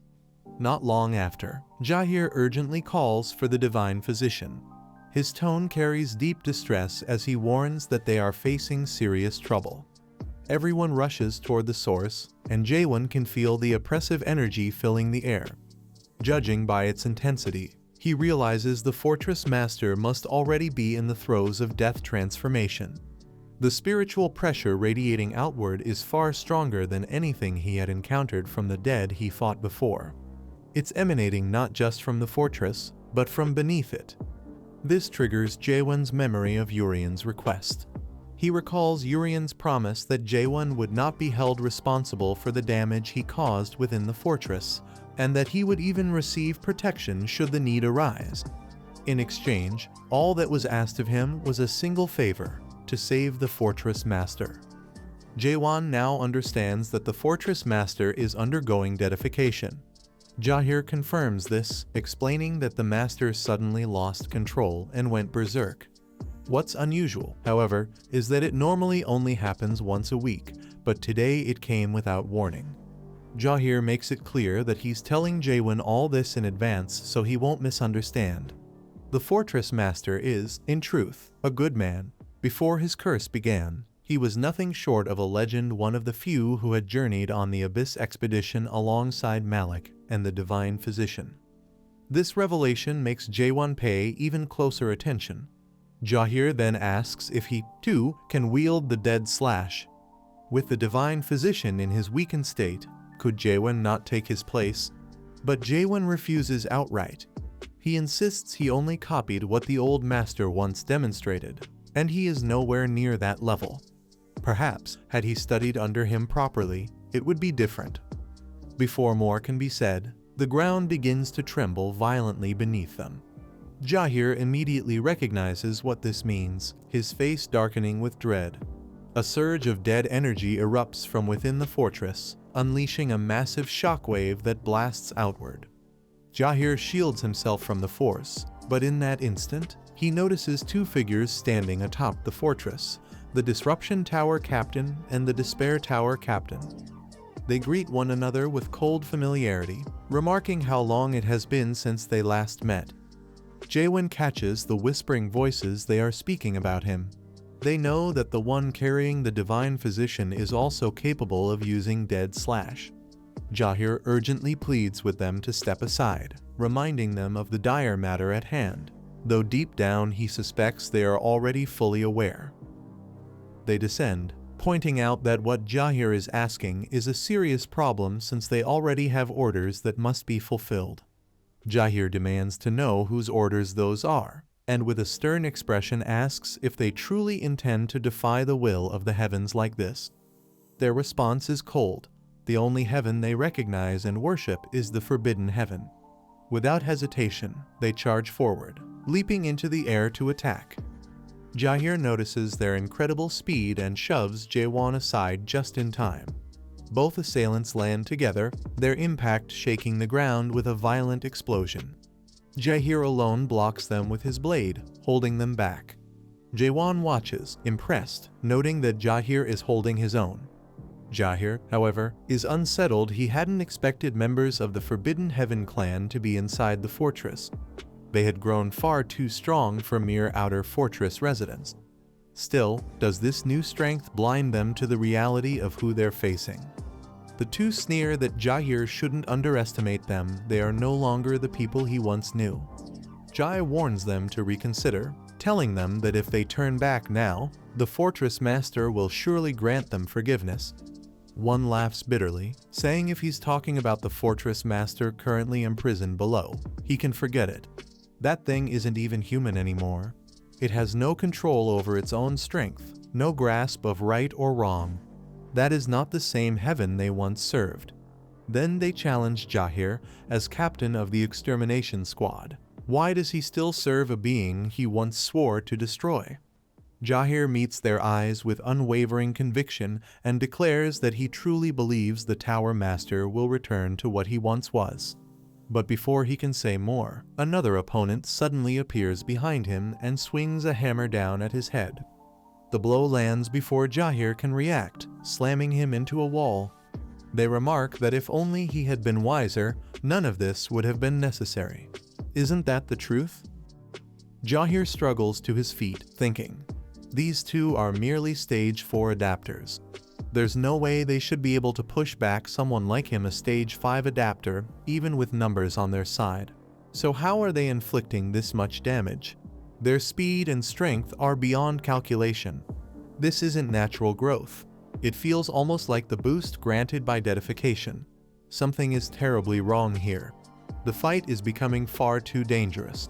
He urges Jaehwan to leave while he still can, but Jaehwan refuses. Instead, he hurls Chung-ho still unconscious at Jaehwan, calling it revenge for pushing him earlier. In that moment, the disruption team captain shifts his focus and asks Jaehwan if he can truly perform the dead slash, the same legendary technique as the divine physician. Jaehwan cuts in, asking what that matters to them. The two captains communicate telepathically, which Jaehwan can clearly see. They conclude that the man before them must be a non-adapter, speaking nonsense. With such a frail physique and a mere short sword, what could he possibly achieve? He wouldn't even land a proper punch. But then, in a blur, Jan appears behind them and calmly asks if they mean a punch like this. Before the disruption captain can respond, Jaehwan's fist smashes into his cheek, sending him crashing into the wall. The despair captain reacts instantly, but Jaehwan cuts him off, pointing out how many openings they leave exposed, leaving themselves practically defenseless. He drives his fist into the disruption captain, the force cracking his helmet. The man staggers back, but still manages to retaliate, slashing down with his blade. Jaehwan dodges effortlessly. The captain spins his spear to create distance before charging again, forcing Jaehwan into retreat. Jaehwan studies him, realizing something. This man is far stronger than before, but where does this sudden surge of energy come from? Is it revenge? Hatred? No. Looking closer, Jaehwan sees the truth. What fuels him is not vengeance or rage, it is fear. Pure fear. And in their condition, betraying others is sheer madness. K1 steps forward, sneering. He tells them that Jaehwan is no savior. The real savior, he says, is that tiny old man. However, killing them both would be an entirely different matter. He leaps high into the air, descending like a hawk upon his prey. Deep within the fortress's inner chamber, Yurin and another companion stand beside the fortress master, concern etched across their faces. Yurin speaks with urgency, reminding them that it has not even been a single day since the dead slash was used on him. So why, then, is the dedication still advancing? The divine physician himself came that morning and confirmed that the condition had calmed. Yet now, without warning, it has erupted again. Yurin can hardly accept it.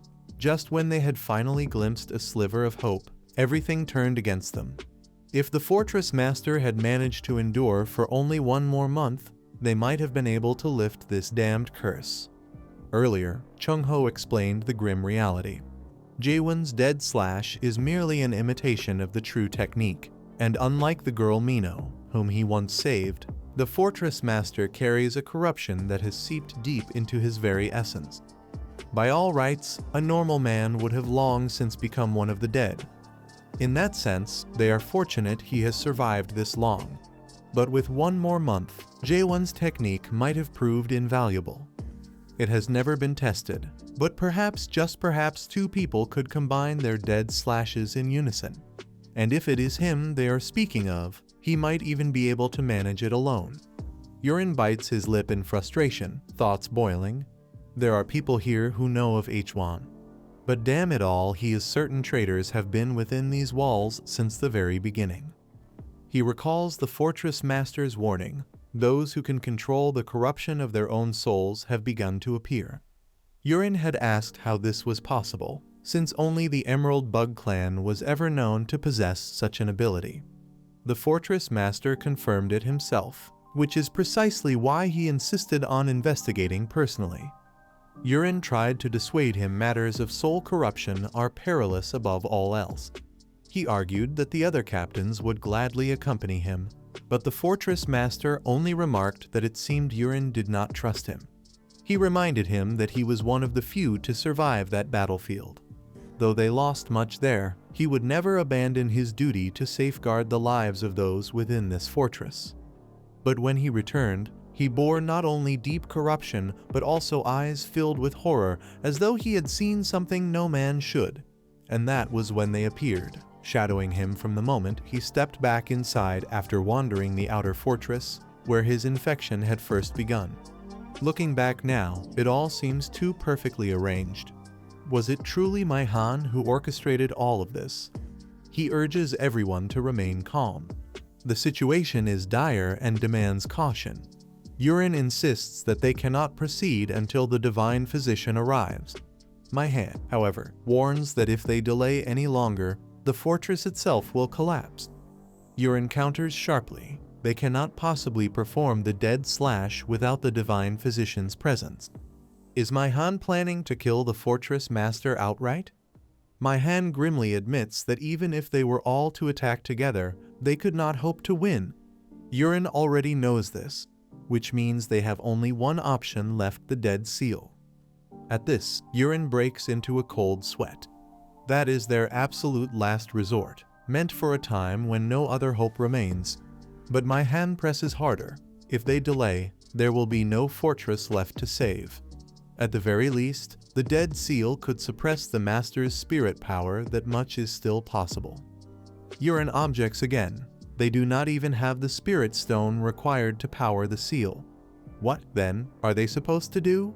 Manhwa smirks bitterly, saying everyone already knows the truth, so Yurin should stop pretending otherwise. From the corridor, the Dark Shadow Squad captain steps into the chamber, carrying a box. Yurin's eyes widen in shock. Even the Dark Shadow Squad captain trusted within the inner administration has revealed himself as a traitorous dog. That box contains what Jaehwan once possessed: the Spirit Stone. Manhwa declares that the very future of Gorgon is at stake. How dare anyone try to conceal such a thing? He knows all too well the devastation that would follow if the fortress master truly completed his deification.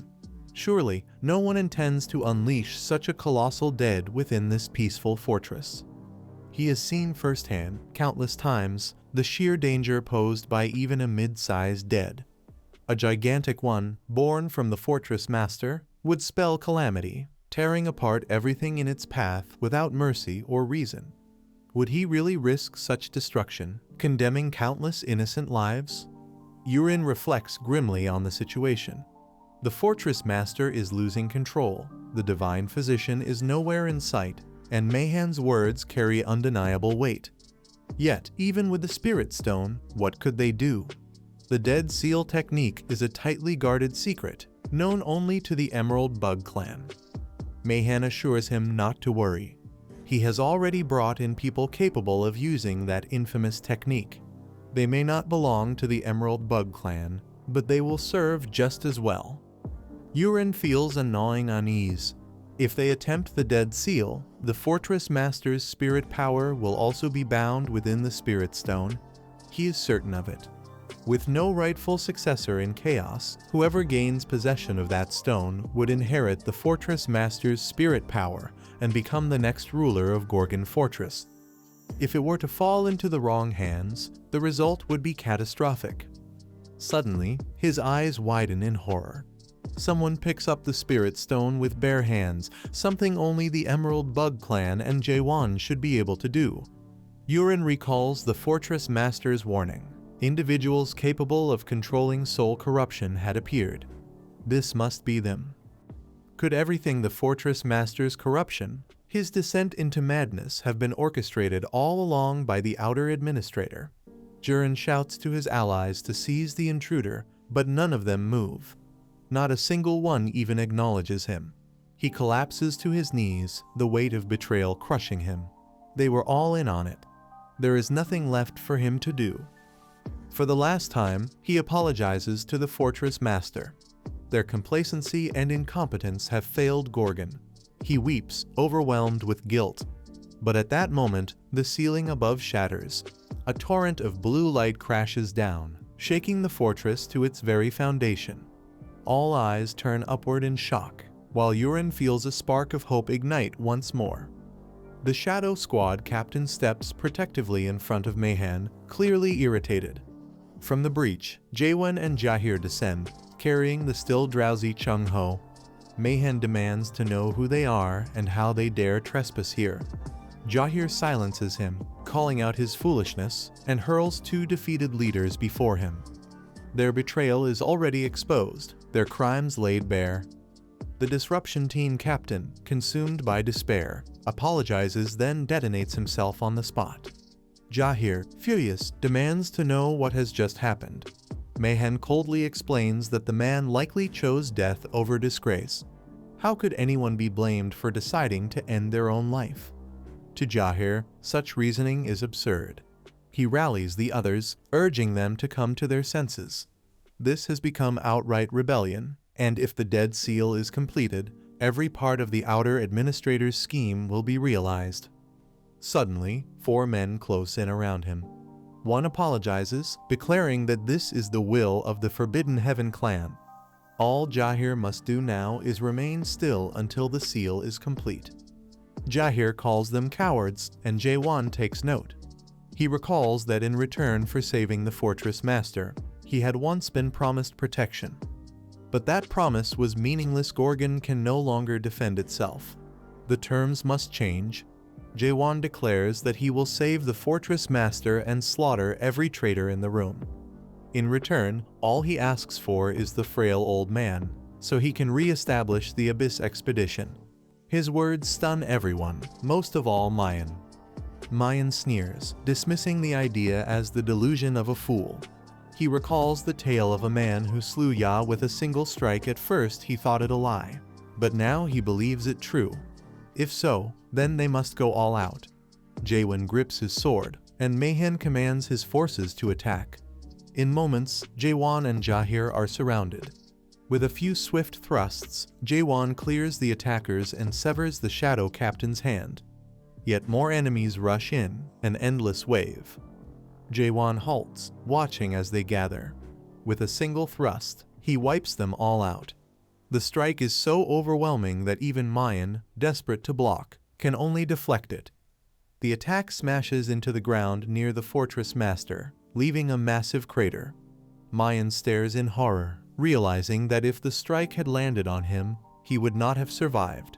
Yurin and Jaehwan are equally stunned. Outside, whispers spread rumors that the rebels plan to unleash the Black Cloud upon all of Gorgon. John rages when he learns of it. He declares himself the fortress's outer administrator and the first elder of the Forbidden Clan. He cannot understand why Emhan seeks to corrupt souls, but he admits he likes men like him. Emhan notices John gathering power and orders his soldiers to bring him down at any cost. As they charge, Jaehwan speaks coldly. He is grateful. Knowing people like them exist convinces him that the world is worth destroying. He unleashes his power, a thrust without a single color, shifting endlessly. It tears through the heavens, fracturing into countless smaller strikes that rain down in a storm of radiant light. Jaehwan urges Yurin to rise, but Yurin is entranced.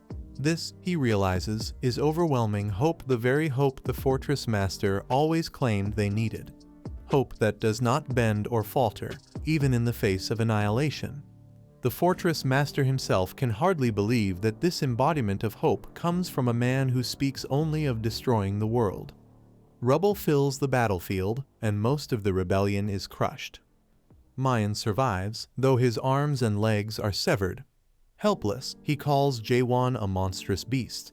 But he is too late. Gorgon is already doomed, and the Fortress Master with it. Jaehwan silences him permanently, then asks Jaehwan if the old man is still asleep. Jaehwan replies that he will not wake, no matter what. Jaehwan grabs the old man and slams him into a wall, forcing his eyes open. At once, the Fortress Master begins to convulse. The very deadification they had all struggled to prevent has begun. The system blares a warning. The Fortress Master's soul corruption has surpassed 99.9%. The only action left is to calculate the danger level. The others exchange uneasy glances, trying to make sense of the chaos. Jaehwan calls out desperately for the Fortress Master, but no reply comes. The system interrupts, stating the estimation cannot be completed in time. The conclusion is grim: this will be an immense catastrophe. Sirens scream across Gorgon, urging immediate evacuation. Panic spreads as people rush toward the exits, guided frantically by the guards. But a heavier question lingers: what exactly is happening inside that fortress? Chung-ho orders Jaehwan to escort Jaehwan out while he handles what must be done. Jaehwan joins him, not because his strikes will save lives, but because his strength can clear the path forward.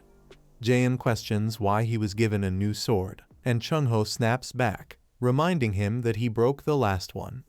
Enough talk, the time for action has come. They step into the spirit world within the Fortress Master, and without hesitation, Chung-ho strikes with all his strength. The attack forces memories to resurface, nights of drinking until unconsciousness, moments of fleeting joy, and the bonds they once shared.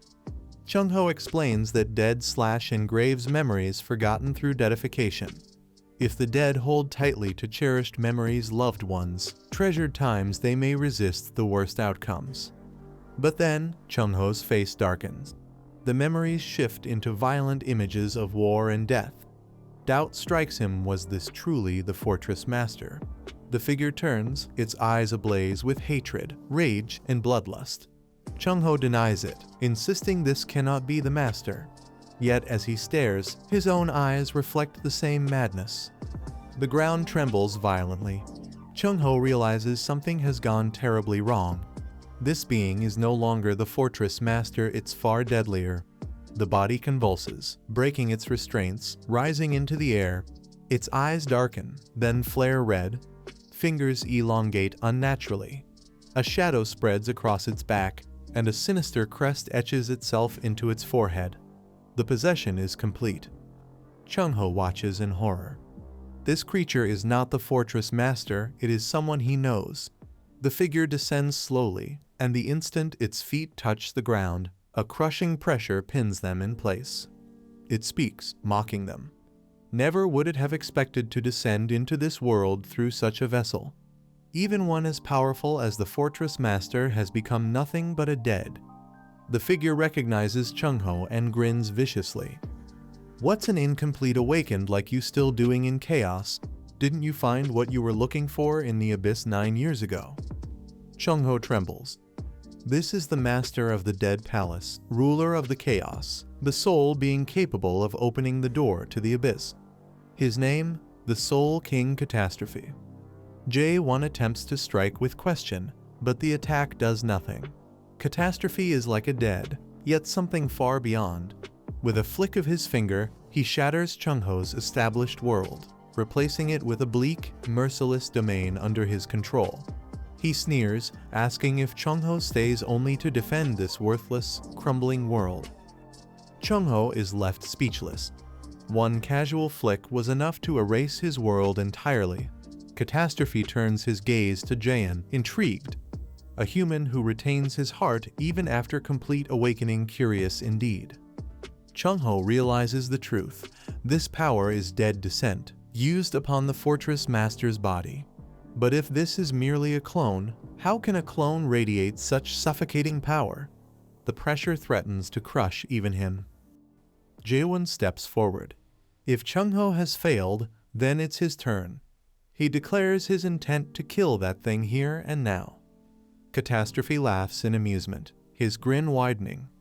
"Oh, do your words hold weight, human?" He twists his neck into a crooked angle and remarks with eerie amusement that Jaehwan is truly an interesting person. Chung-ho steps in, trying to stop Jaehwan, insisting there's nothing they can do right now. Not even the Great Mueller could match the strength of the Soul King. Even if this opponent is just a clone, rushing headfirst into battle is reckless. But Jaehwan urges him not to be so afraid, he's confident he can win.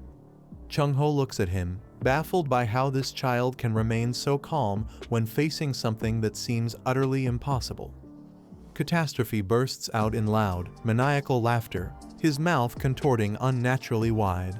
Suddenly, he freezes. His body convulses, dark energy spilling from him, and then he pulls a sword from his gaping mouth. Mocking Jaehwan, he says that if he truly means what he claims, then he should give it his best shot because he wants to see just what a foolish awakened being, still clinging to a human heart, can really do. Chung-ho's eyes widen in shock. He recognizes the weapon immediately, the Void Sword. This cursed blade was powerful enough to wipe out half of the previous expedition squad with a single strike. The fact that it's being wielded again is terrifying. Catastrophe charges forward. Jaehwan barely dodges the slash. Observing him, Jaehwan claims he's seen eyes like his before, eyes that seek the abyss. Isn't that his true aim? Chung-ho is startled by the revelation. They know so little about this enemy, and yet, could it really be that he's seeking the abyss itself? Catastrophe sneers. To think people still exist who desire to reach the end of the world, he had believed otherwise. But Jaehwan is far too weak, not even comparable to Mayor Milark from 9 centuries ago. With a vicious strike, he aims for Jaehwan, who narrowly avoids it, countering with a thrust that severs one of Catastrophe's arms. Jaehwan believes he's gained the upper hand, but Catastrophe merely regenerates the limb and, seizing Jaehwan's moment of shock, darts to his side, striking him in the arm. The rest of the blow misses, but the wound is inflicted. Jaehwan retaliates, driving his weapon into Catastrophe's torso, yet the enemy doesn't even flinch. Instead, he presses forward, attempting to finish Jaehwan with a devastating strike. When the dust clears, only Jaehwan's cape remains, having been used as a decoy while he retreated. Catastrophe begins explaining the nature of his corruption. It is a disease that accelerates time itself. A single wound from the Void Sword ages the body by centuries, even millennia. Souls unable to withstand such a burden decay into ruin. Jaehwan, unfazed, declares that this will not stop him. Striking at his own decayed flesh and soul, he vows to rip away any part of himself if that's what it takes. Catastrophe is astonished by his willpower. Cutting away his own aged soul is an act of sheer mental fortitude. But in the end, he mocks that such resolve is all Jaehwan possesses, and it will never be enough to defeat him. Suddenly, shards burst from Catastrophe's chest and mouth. To Jaehwan's shock, they form into countless void swords, all hovering, ready to strike. Catastrophe mocks further, noting that Jaehwan's weapon kept in its crafted sheath is nothing more than a replica forged by the mayor's tower. Impressive, perhaps, but still just a toy. The swarm of blades launches forward. Jaehwan defends desperately, but several swords slip through, piercing his leg and arm. Chung-ho screams at him, urging him on. Without hesitation, Jaehwan drives his weapon into his own body to halt the accelerated aging. But Catastrophe doesn't relent. Their blades clash violently, unleashing a massive shockwave that hurls Chung-ho back. Catastrophe warns that if Jaehwan continues fighting like this, his soul won't endure much longer.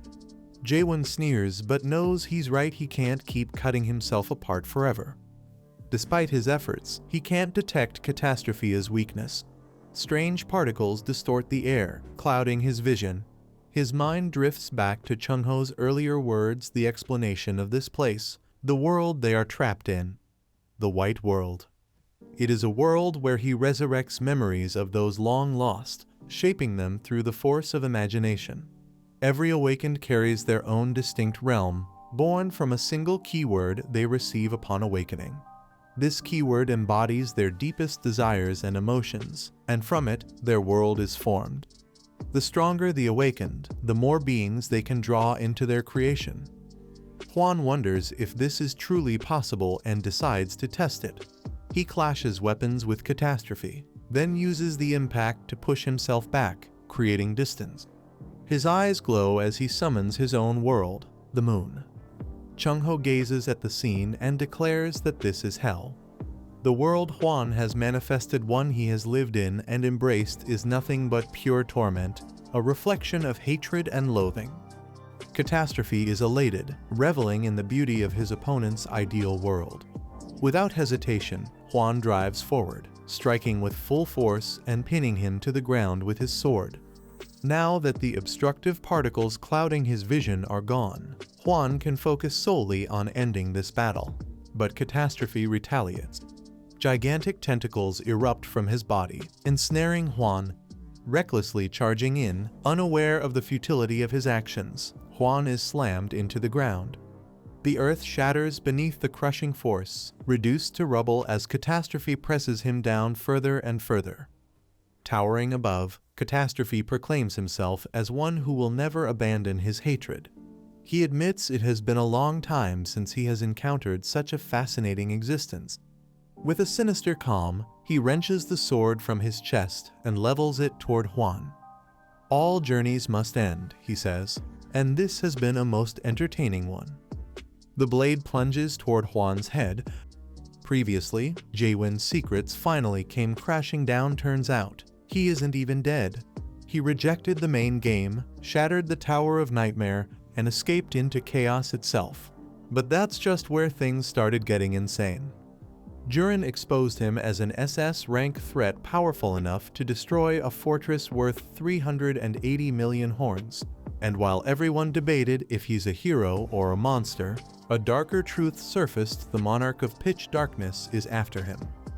But here's the twist: even the monarchs can't enter chaos. So why is the fortress master dying? And what the hell is the dead slash that could destroy everything? If you thought Jaehwan's battle with Chungho was wild, wait till you see what's coming next: the rise of the Soul King, Catastrophe. And hey, if you missed the earlier parts of this crazy story, all the full videos are linked in the description below. Go catch up before the next part drops. Trust me, you'll need the context for what's about to unfold. The blade plunges toward Hwan's head, but at the very last instant, Hwan awakens. His eyes blaze gold. With a sudden surge, he drives his sword upward, cleaving Catastrophe in half, severing his head with precise perfection. Yet Hwan knows this is only the beginning. He rises, ready for the true fight. Catastrophe laughs at the futility, mocking Hwan's struggle as pointless. His body begins to regenerate, grotesquely reforming from his severed head. His figure twists into a monstrous shape with elongated limbs and a distorted neck, towering above Hwan. The crest on his forehead expands, and Hwan instantly recognizes the danger. The monstrosity strikes. Hwan dodges the first blow, but the assault is relentless. With a brutal sweep of his other arm, Catastrophe sends him flying. Hwan crashes into a wall, blood bursting from his mouth. Catastrophe slashes through the rock where Hwan was pinned, but Hwan has already slipped away, circling behind to prepare a devastating thrust. Their blades meet in a storm of blue and red light. Catastrophe speaks as they clash, his voice echoing with disdain.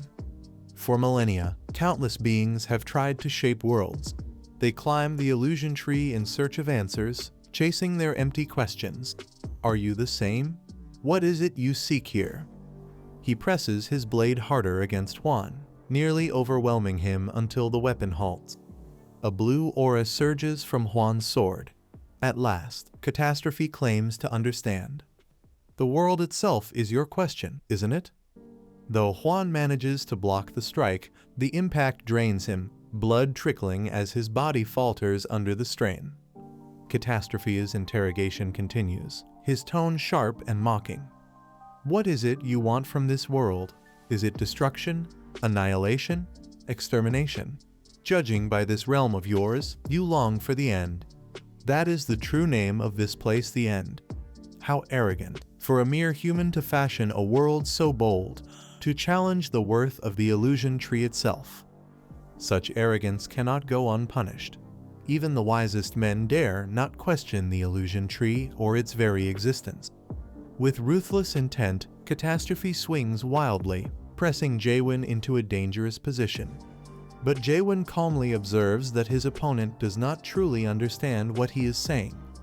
Catastrophe sneers, claiming that if Jaehwan's words were true, then what he is doing cannot be called questioning at all. Jaehwan, standing below, reflects that this feels eerily similar to his past encounter with Beastrain.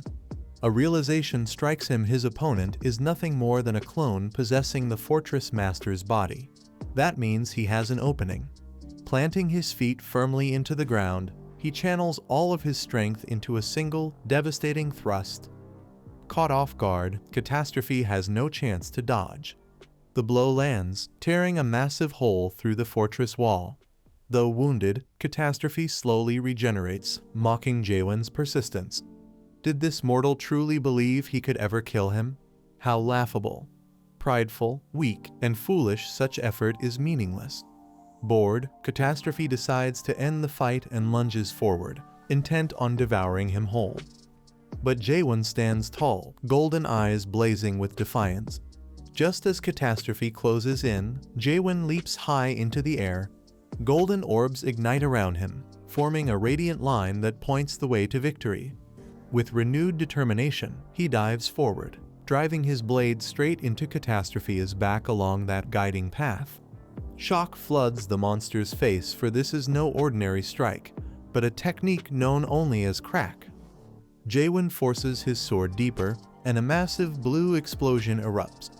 Defeated, Catastrophe concedes, vowing to wait for him at the entrance to the abyss, the place of endings. Then his form vanishes, and the waters calm once more. Exhausted, Jaehwan and the Tower Master sit in silence, recovering from the most grueling battle of his life. Even in victory, Jaehwan reflects. His strongest thrust, a technique that once overpowered countless enemies, was nearly useless against a single truly powerful foe. Its wide radius may scatter weaker opponents, but against a singular force like Catastrophe, it served only as a distraction. He realizes thrusting alone will never be enough. A new technique must be forged if he is to stand against greater threats. As dawn breaks, the others check on Chung-ho, who has collapsed, though not from drink this time. Suddenly, the Fortress Master calls Jaehwan closer. Despite being long dead, he explains, his spirit has been observing everything with great interest. He thanks Jaehwan for facing the Soul King and grips his arm tightly. After centuries of rule, he believes it is finally time for Gorgon to change. Through that grip, he passes his power a surge of energy shaped like a serpent or dragon.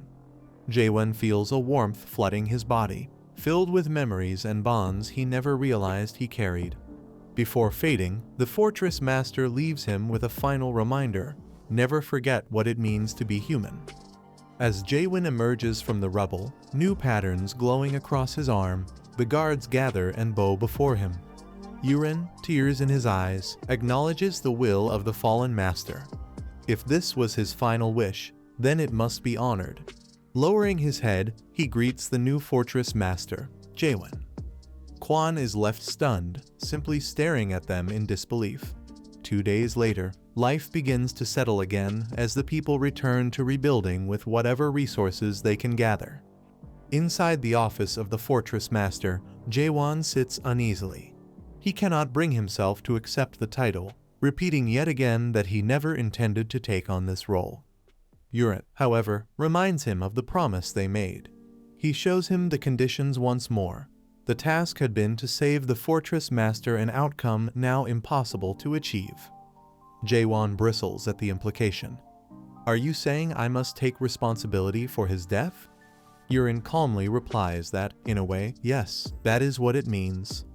Desperate to twist the logic in his favor, Jaehwan argues that since the former Fortress Master died, but he himself survived, the condition should still count as fulfilled. Yurin smiles knowingly. That is correct, but it also means you must continue upholding that promise from now on, as the new Fortress Master. Shihan protests, lamenting the crushing weight of responsibility. He insists he has no time for this, his path lies upward, toward the abyss. Couldn't he pass the role to someone more suited? Yurin shakes his head. Such a thing is impossible. Gorgon, the very pattern left by the former master, would never acknowledge another. The realization dawns on Jaehwan. Had Gorgon truly chosen him? Yurin confirms. The role of Fortress Master cannot simply be handed down.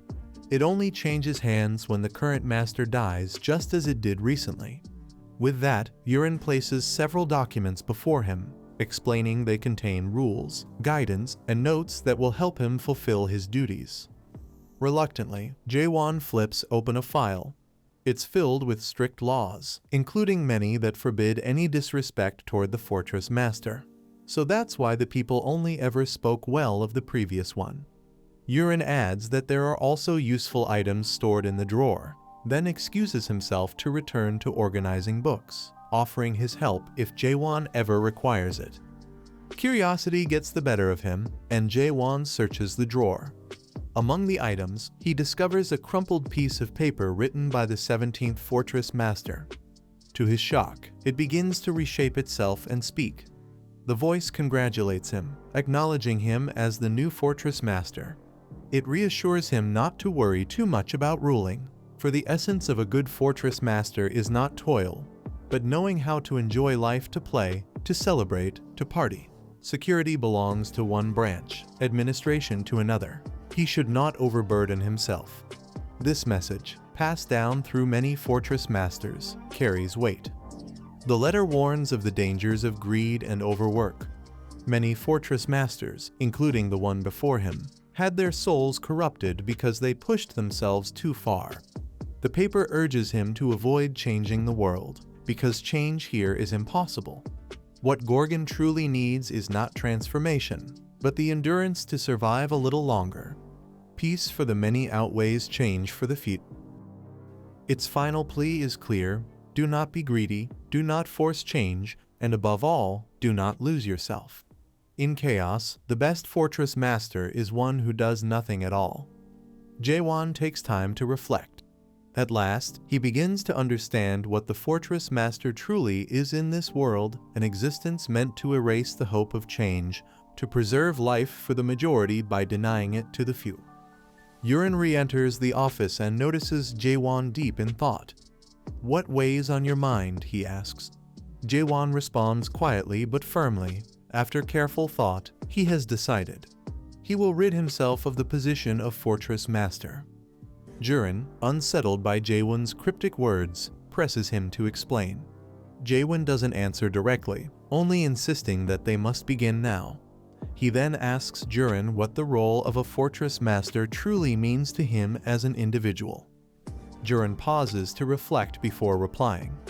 To him, a fortress is nothing more than a fort, a military stronghold with one clear purpose: to protect its people from danger. Jaehwan pushes further, asking, "If the enemies cease to exist, what then? Would this still be a fortress?" The question forces Yurin into a realization.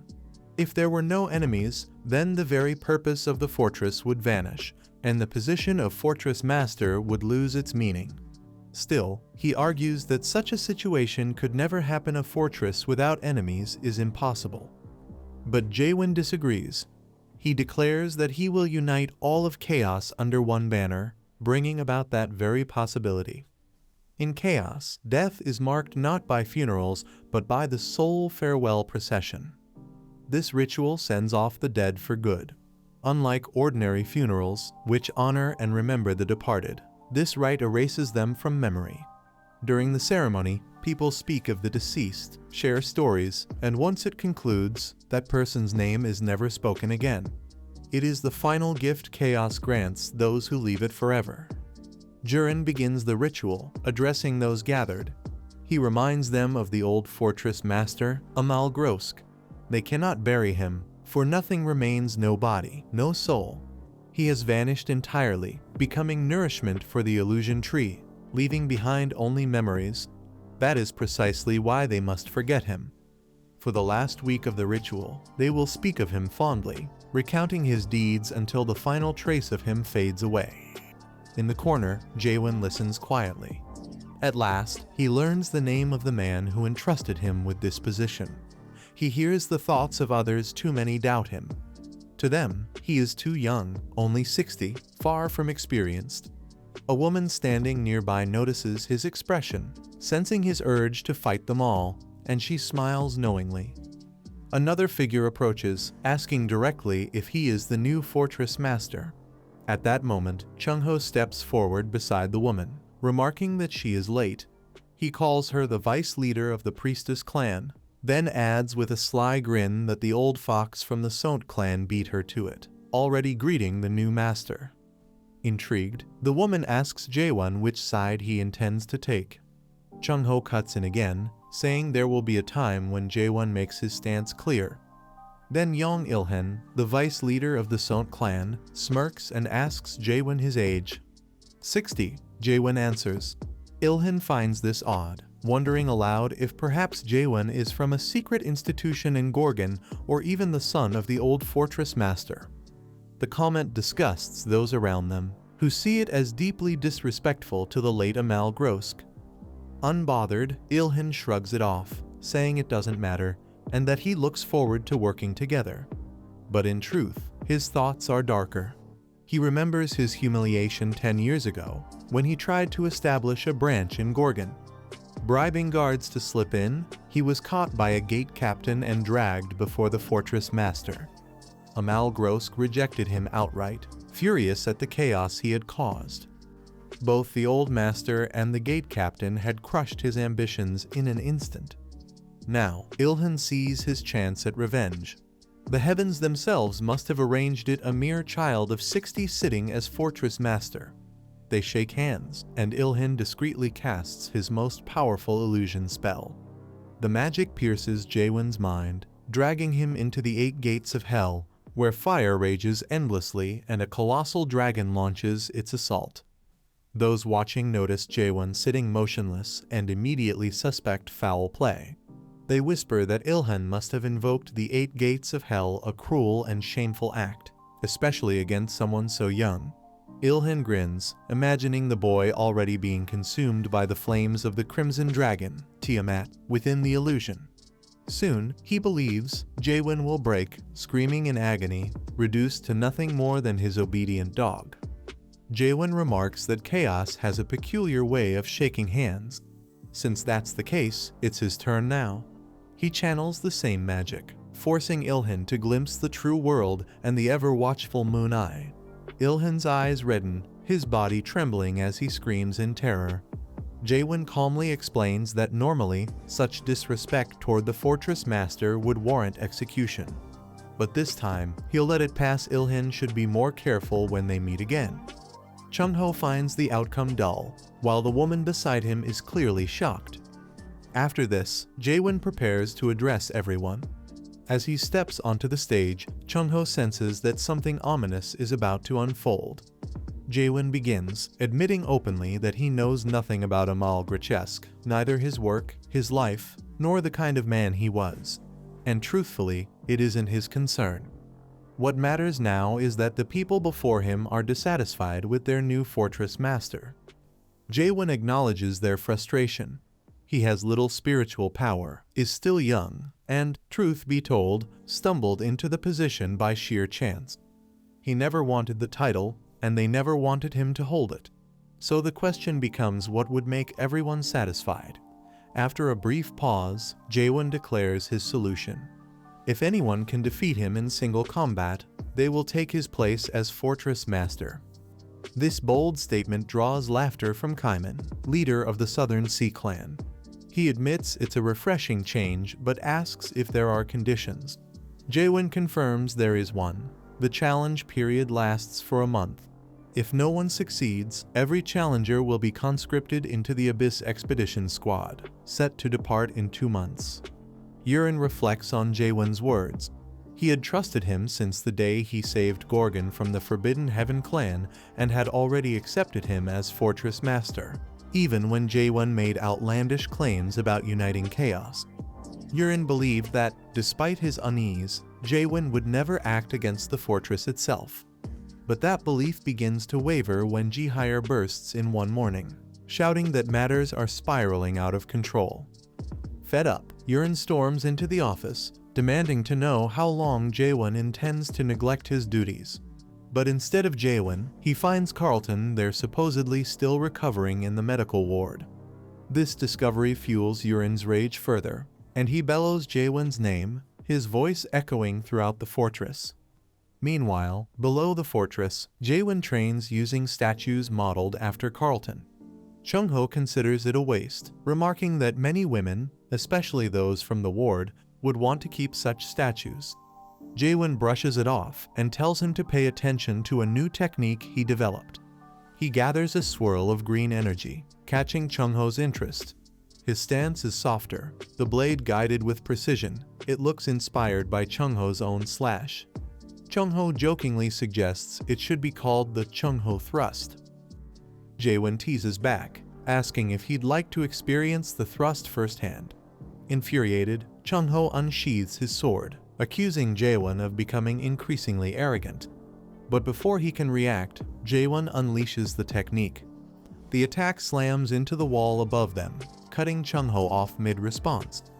As Chung-ho prepares to retaliate, the ground shakes, and something heavy crashes down before them, the leader of the Lightning God clan, Wu Yang. A few minutes earlier, Yang and his subordinates had been crawling through the basement, positioning themselves directly above Jaehwan. Yang prepared to strike, his ambition clear. He wanted to seize the title of Fortress Master. Assassination, to him, wasn't cowardice, but the purest form of combat. However, before he could make his move, Jaehwan's technique blasted him out of commission. When Yang eventually regained consciousness, Chung-ho was suddenly in his face, startling him. Confused, Yang demanded to know why he was there. Chung-ho smirked, calling him a weasel, saying he had always known Yang would eventually pull something reckless. Yang's attention shifted to a young man nearby, and he asked who he was. Chung-ho told him plainly that was the new fortress master. Shocked, Yang muttered that it made no sense. He had never heard of this man, not in chaos, nor in the almighty land.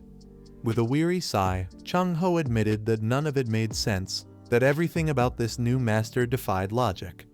Yang was taken aback by his words, but his pride refused to let go. He demanded a rematch, insisting he still had strength left. Jaehwan accepted, telling him to step forward if he truly wished to fight again. Yang charged with incredible speed, but Hwan evaded easily. Yang smiled, following up with a spinning strike. Yet Hwan slipped past once more, irritating him. Frustrated, Yang gathered his energy, forming a massive sphere of power. He swore he would obliterate Hwan in a single blow. But before the technique could land, Hwan teleported behind him, mocking the attack for taking too long to charge. And with that, Yang was defeated. Later, Yang reported back, claiming he, the leader of the Lightning God clan, had only narrowly lost just as he was ordered to. Chung-ho congratulated him, knowing this would draw many more challengers to the new fortress master. It had been 100 years since Yang's fate had been sealed under the Yuan clan of the Almighty Land. Once, he was nothing but a slave, toyed with at his master's whim. This cruel fate began after he cleared the tower he and his comrades condemned to servitude. Over the decades, one by one, his friends vanished, sent to battlefields, sold off, or beaten to death. After a century, most were gone, existing only in his memories. Yet Yang survived. At last, after 100 years of submission, he was formally recognized as a servant of the clan. But that very day, something within him snapped. A voice screamed at him to rebel, to defy the masters he had served. He listened. That night, he betrayed their trust, slipping into the clan's forbidden vault and stealing the Lightning God art. The moment he learned it, his body reverted, youthful and brimming with vitality. This was the hidden treasure of the Yuan clan, the power they had sought to keep buried. But his theft carried a cost. For over 20 years, he was hunted relentlessly, until finally he died like a dog. Yet fate was not finished with him. Summoned into chaos, he rose to become one of its 10 clans, the 9th. And now, he faced the bitter truth. A man not even 100 years old had already surpassed him, becoming Fortress Master. Even Chung-ho, who rarely revealed emotion, couldn't help but smile at this new master, a smile Yang had never seen, even during the Abyss expedition when Chung-ho confronted true despair. Still, Yang sulked, unable to accept the unfairness of it all. Chung-ho told him he was fortunate, meeting this man before truly knowing despair. Yang's face twisted in denial, but Chung-ho had one more thing to tell him, something that might just shatter his disbelief. 1 week before his arrival, Gorgon was nearly overtaken by the Forbidden Heaven clan. Yang is stunned by the revelation and waits for an explanation. Chung-ho admits he doesn't understand how Gorgon's internal knowledge fell into enemy hands, but it seemed they were preparing for a long-term occupation before they could inflict real damage. However, Jaehwan saved Gorgon with a devastating strike, even repelling the Soul King, who had descended by possessing the Fortress Master's body. That, Chung-ho says, is the only true deed of the current Fortress Master. Yang is shaken by these achievements and scolds him for not revealing the truth earlier, instead letting him suffer through needless defeat. At that moment, the doors burst open. The Fire King clan leader, Kang Huang, storms in, demanding a duel with the Gorgon Fortress Master. He apologizes for arriving with the Sea clan leader, but insists on fighting first. Jaehwan dismisses the suggestion, telling them both to come at once. He's practicing a new technique and doesn't want to waste time. The challengers are shocked, and Chung-ho mutters that things are about to get ugly. Huang steps forward, warning that Jaehwan will regret his arrogance, then charges with full force, hurling flames across the room. Jaehwan dodges with ease, and the blast scorches the wall, drawing Chung-ho's furious screams. Steel clashes as their swords meet, and Huang sneers, asking if Jaehwan fears the flames dancing along his blade. Jaehwan calmly denies it, then launches a crushing punch that ignites the moment it connects with the sword. Huang barely manages to block, but the impact opens him to Jaehwan's finishing blow. "Tell me later if you fear my thrust," Jaehwan says before striking with such force that he blows a massive hole through the fortress wall, sending Huang flying.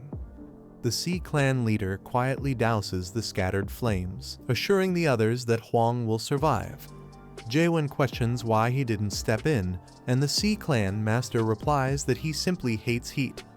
Now, however, with the flames gone, they have space to fight. The room darkens, and the two warriors lock eyes. Jaehwan reflects that until now he has faced fire and lightning, but now comes water. It reminds him of a certain monster-catching game, but this opponent feels far sharper than the rest. The Sea clan master charges with a precise thrust. Jaehwan blocks, the clash forcing both men apart. Unlike the reckless challengers before, this one fights with calculation, not blind aggression. He strikes again, but Jaehwan evades and soars upward, preparing a devastating attack. The Sea clan master barely dodges, staring at the crater left behind. If he had taken that hit, he admits, he would have been crushed completely. Accepting defeat, he withdraws. Jaehwan demands to know why he surrendered without showing his full strength. The Sea clan leader explains that even without his full power, the outcome is clear. Instead, he proposes they turn their attention to the Abyss expedition. Just then, Huang staggers back from the rubble, raging at Yang for downplaying Jaehwan's strength, claiming he was set up to be humiliated. Chung-ho snaps that he lost because of his own weakness, not Yang's words. Yang mocks Huang lightly, reminding him that since both challengers were defeated, they are bound to join the Abyss expedition without complaint. The Sea clan leader calmly reveals that he had already intended to join. This shocks Yang, but Huang immediately understands why. The Sea clan master had once been the closest companion of the previous fortress master, Amal. When Amal led the first expedition centuries ago, Kamen was too weak to accompany him. The expedition returned broken, with most of its members gone, and Kamen was the first to witness their downfall. That was 900 years ago, and ever since, he has been waiting, sharpening his sword for this chance. Kamen admits he was planning to enter the Abyss soon regardless, but this moment makes it perfect. Chung-ho starts to argue, but realizing Kamen's ambition, He turns instead to Huang and asks what his decision will be. He knew he had lost. Accepting that as a man, he had already come to terms with leaving. Chung-ho asked Yang about his decision, and Yang simply said he had made up his mind. Without warning, Yang suddenly dashed toward Chaeyeon, stunning everyone. Chung-ho shouted for him to stop had he truly lost his senses. Jaehwan prepared to strike, but instead of attacking, Yang dropped to his knees and bowed with all his strength. The onlookers were even more bewildered. Yang declared that from this moment onward, he, Yang, leader of the Lightning God clan, would swear absolute loyalty to the Gorgon Fortress Master. Hwan regarded him coldly, saying such devotion was unnecessary. But Yang insisted, even if it meant dying, he would pledge his loyalty. Jan reminded him he was already a dead man. The words nearly broke Yang, yet he pressed on. Even so, he begged to be accepted as part of the family, willing to serve as nothing more than a captain.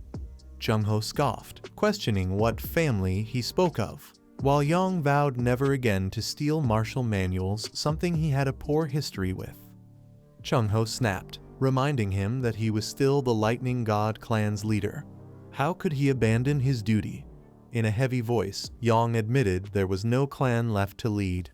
Only 7 survivors remained. The Lightning God clan had been annihilated a week ago. Chung-ho froze, shocked, and pressed him. Was it true? Yang confirmed it. Chung-ho then laid out the grim reality. Yang's clan was gone, and with it, his chance at the Fortress Master's title. He had gambled everything on the one-on-one challenge with Hwan and lost miserably. Now, stripped of options, he sought acceptance here. Yang admitted all of this openly, without shame. Still, Chung-ho found it strange. News of such a catastrophe should have already spread. Kimin agreed even with the distance between Manticore and Gorgon, word wouldn't take a week to arrive. Yang then pointed out that Jaehwan had earlier saved the fortress. Wasn't that the case? Chung-ho reminded him he had already mentioned defeating intruders from the Forbidden Heaven clan. At that moment, the pieces fit together. The others gasped, so the Forbidden Heaven clan had infiltrated Gorgon. That explained the chaos they'd noticed. Chung-ho concluded that Yang's clan had fallen to them as well. Yang confirmed it, adding that not only his clan, but also the Dark Forest clan and even the Heavenly Dragon clan had been destroyed. The revelation left Hang reeling. Could this mean Manticore Fortress had already fallen? Yang confirmed grimly. Manticore had been seized by the Forbidden Heaven clan. Chung-ho pieced it together. Information could not have been silenced for a week unless the fortress itself was under control. That meant the Forbidden Heaven clan had seized the skill system and blocked messaging across the region. Hang was horrified. 3 of the top 10 clans, obliterated overnight by one enemy. Kimin muttered that he had heard whispers of the Forbidden Heaven clan's growing strength, but never imagined this scale. Chu wondered aloud if the ranking system meant that the lower the number, the stronger the clan. Yang glared at him, mocking his late realization despite being a fortress master. That insolence enraged Jaehwan. His fury radiated like a storm, his aura so terrifying it sent shivers through them all. Yang at first tries to dodge responsibility with excuses, but ultimately chooses to apologize. He then carefully explains how the situation works, which manages to calm Jaehwan down. He reveals that within the entirety of Chaos, there are 4 fortresses, each governed by 10 clans. While this should be common knowledge, not all clans are equal in strength, and thus they are ranked from 1 through 10. Rank 1 belongs to the most powerful clan, while rank 10 is the weakest. In theory, the difference between the top and bottom should be overwhelming. Yet the reality is shocking. The Forbidden Heaven clan ranked last at number 10 has utterly crushed rank 9, Lightning God, rank 3, Dark Forest, and even rank 1, Heavenly Dragon. They seized Manticore with ease. Yang admits he lacks hard evidence, but he is convinced that a hidden force is supporting them from the shadows. Jaehwan reflects on the Forbidden Heaven clan. At first, he dismissed them as nothing more than a group that happened to control the mayor. But they went beyond that. They attempted to seize Gorgon and succeeded in taking Manticore. If they are willing to conquer fortresses, perhaps their ambitions align with his own. Still, a question lingers in his mind. Is the mayor of Manticore working with the mysterious figure someone once warned him about?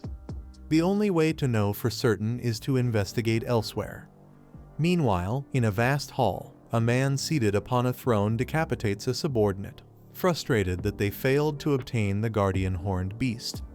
This man is none other than Lim Jin Hong, leader of the Forbidden Heaven clan. As the bloodied head rolls on the floor, two men approach to deliver reports. One informs him that the leader of the Heavenly Dragon clan has been captured, his limbs severed. Another explains that the Dark Forest clan leader still resists with a handful of men, but will fall soon. Jin Hong toys with the severed head in his hands, clearly amused, and asks about the Lightning God clan leader. One subordinate hesitates and admits they have not yet captured him. Instantly, Jin Hong drives a knife into the man's shoulder, dropping him to the ground. The other quickly apologizes for the failure, and Jin Hong waves it off but presses further. Do they at least know where the target has fled? The answer is likely Gorgon. Jin Hong finds it strange that the clan leaders united so quickly after Manticore's fall. Speaking of Gorgon, he recalls hearing rumors about some lunatic gathering people for another Abyss expedition. The idea strikes him as madness yet also familiar. He considers the elder Mayan, who devoted immense effort to collecting foundation stones in preparation for Manticore's conquest. Despite all that, Mayan still failed. As Jin Hong muses, a massive screen materializes before him, showing an image of Jaehwan. There's something oddly familiar about the boy's appearance, though Jin Hong cannot pinpoint what it is. Before he can dwell further, a message arrives from the Monarch of Pitch Darkness. The monarch commands him to hunt down an escaped product that fled from a tower. Jin Hong bristles at the order, irritated by being treated like a subordinate, but he has no choice. He instructs his men to spread word that the message came through them first. Still, the matter gnaws at him. How could a mere product, supposedly trapped in a tutorial, have slain a cultivator and then gone on to wreak havoc across all of chaos? Disgusted, he buries another knife in the skull of the already wounded man. None of it makes sense.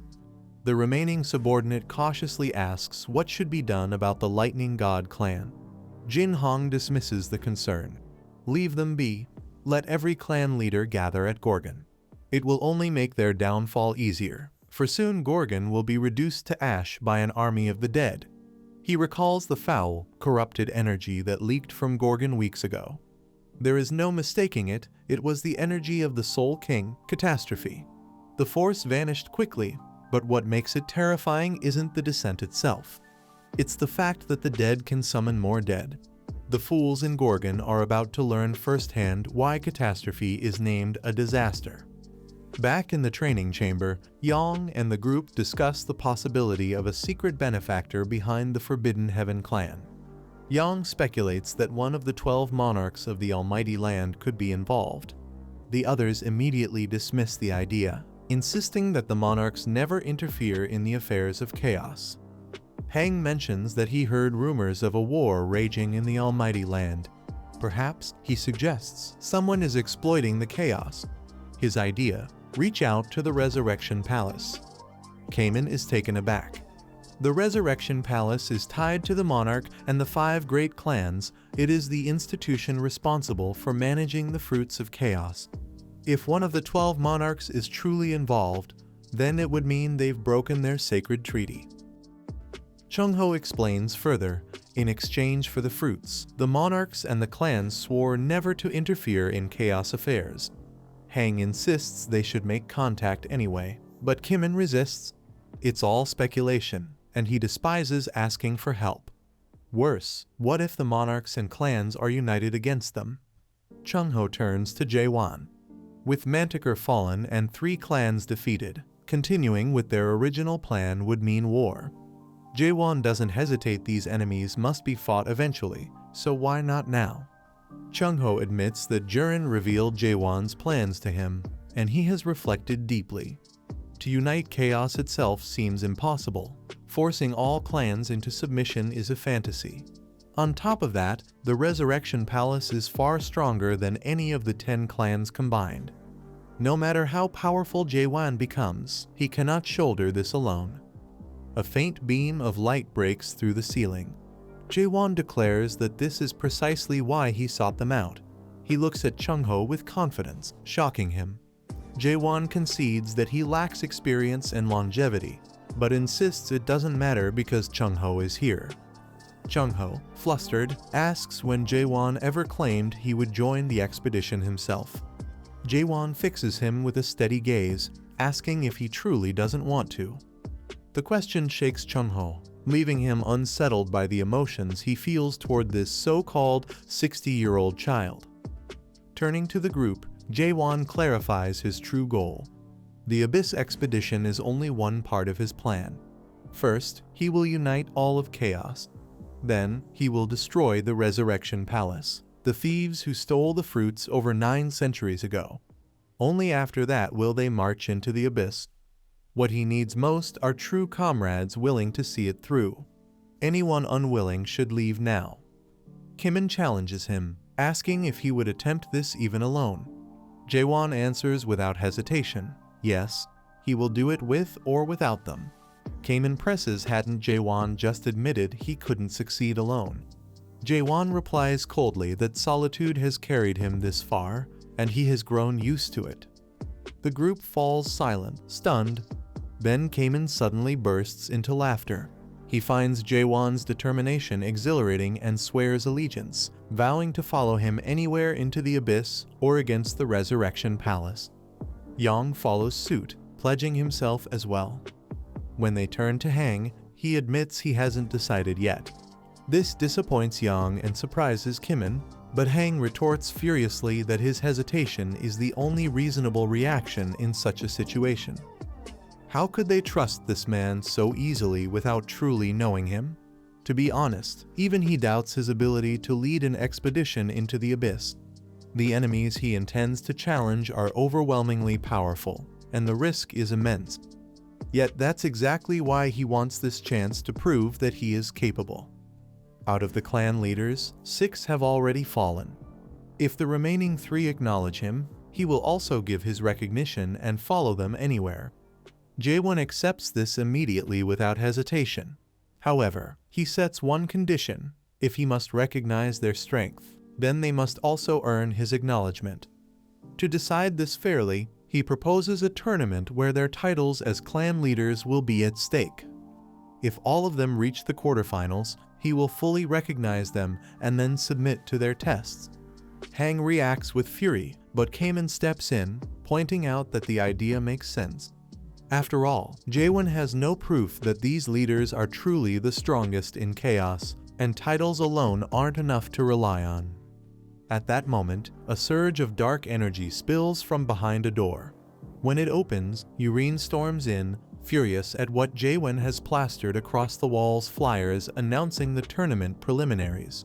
In his view, the tournament has already begun. Later, inside the fortress, Urine sighs deeply. Jaehwan tries to reassure him, insisting that their fortress master must have a plan, otherwise he wouldn't have taken such bold action. But Urine is unconvinced. The situation has now spiraled. Powerful fighters from across Chaos, along with countless spectators eager to witness the battles, have crowded the gates.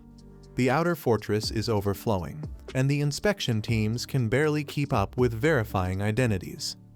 Carlton observes Urine's frustration and asks if it's dissatisfaction with Jaehwan's decision. Urine shakes his head. It isn't about that, it's about principle. Carlton then suggests that, in emergencies, the inner tower leaders could simply make a majority vote, which the fortress master would have to accept. Urine admits it's possible. With 3 newly appointed leaders, they currently hold more voting power than the others.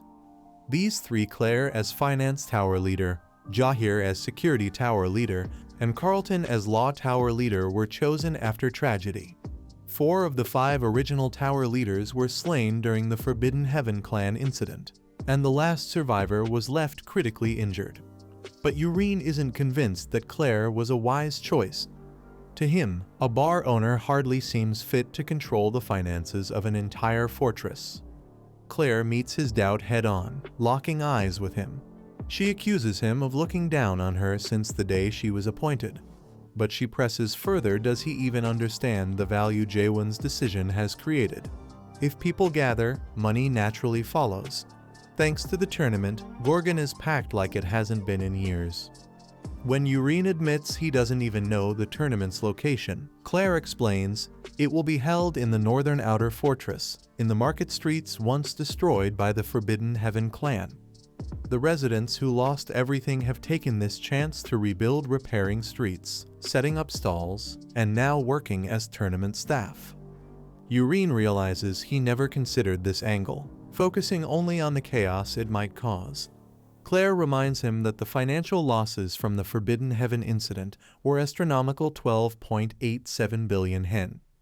With this tournament running just 2 days, her calculations project revenues exceeding 13.28 billion hen, possibly more. Her insight surprises him, but Claire simply shrugs it off. She handled vast sums of money in her former profession. This is nothing new. Whether Jaehwan intends to liberate them or plunge chaos into all-out war, one thing is certain: he will reshape chaos itself. Far to the south, in the Green Ocean, stands the Dryad Fortress, woven entirely from living roots and secretions of the colossal guardian beast known as Dryad. Its master, Aisha Linraftoft, senses something amiss and uses her top-level scouting skill. Her vision stretches across vast distances, revealing an approaching horde of the dead, all headed toward Gorgon. At the front of the horde marches one of the 3 great dead, the backwards walking Magritte. Its power is immense. It detects her gaze and stares back. The pressure is so overwhelming that blood seeps from her mouth. Reeling, Aisha immediately dispatches a messenger bird to warn Gorgon's fortress master. Meanwhile, in the northern streets of Gorgon, the tournament is in full swing. Shinmug, leader of the Limitless clan, observes that the pace is astonishing, already down to the pre-quarterfinals in just 3 days. Chungho approaches, explaining that such rapid progress is inevitable. Every participant is exceptionally strong, many having slaughtered countless opponents during the preliminaries. After exchanging greetings, Chungho notes Shinmug's remarkable growth in strength, offering praise. Shinmug returns the compliment, but admits he was surprised not to see Chungho in the competition, given his love for battle. He doesn't enjoy dogfights like these and prefers real matches. The fight below continues as Hang unleashes a powerful attack on his opponent. Thinking he has won, Hang lets his guard down only for his opponent to soar into the air and crash down with immense force. When the dust settles, the stranger stands victorious, and Hang is eliminated from the tournament. Mug recognizes the technique the stranger used, and Chungho agrees it's the Steel Monarch Hai Yu's own Azure Cloud mystic footwork. They wonder why one of Hai Yu's subordinates would be here, but it's only natural for monarchs to have an interest in this competition. Jai announces that the pre-quarterfinals have ended and the long-awaited quarterfinals will now begin. The next competitor steps out from the waiting room, the Savant clan leader, Jagal Mong. He greets Chungho with a blink, which irritates him, but Moguk tells him to let it go, reminding him that Mong is just a 4-year-old kid. Mong's opponent is Jaehwan. When they face off, Mong mentions that he's heard of Jaehwan's grand plans, but finds them impossible to achieve. Mug studies the fortress master carefully, wondering if he can defeat Mong given his youth. He notices Mong's energy is similar to Chungho's and asks if he might be his disciple. Chungho smiles, and in the next instant, the fight ends with Mong crashing into the wall. Chungho remarks that a monster like that could never have a master he's his own. Surprisingly still conscious, Mong recalls that when he entered the quarterfinals, he had no opponent listed. When he later discovered that he'd be facing the fortress master, he thought he had struck gold. He had joined this brutal competition to warn the fortress master about what's to come. It wasn't the first time this had happened. Others before had given people hope of reclaiming their lost lives. But hope that cannot be fulfilled only leads to something worse: despair. That's why Mong believes he must crush false hope before it spreads, sparing others from the despair he has endured for 400 years. He cannot, or rather must not, lose, because if he does, the past 300 years of his existence will have been meaningless. He recalls that the tournament was announced as a series of one-on-one battles, but the format was never specified. Jaehwan realizes that's true but wonders what Mong is getting at. Mong declares that he wishes to challenge him to another kind of duel, a battle of wits. He argues that it's only fair to fight on his own terms. The audience boos, calling him a coward afraid to admit defeat. Chung-ho sighs, saying he knew Mong would try something like this. Muguk notes that if it's a contest of wits, predicting the outcome will be difficult. Chung-ho adds that Mong will probably propose that dreadful strategy game favored by the military advisors. Jaehwan asks what kind of battle of wits Mong means, and Mong takes that as acceptance of his challenge. The arena shifts, transforming into a vast open field. The system announces, "Welcome to the military strategy formation world."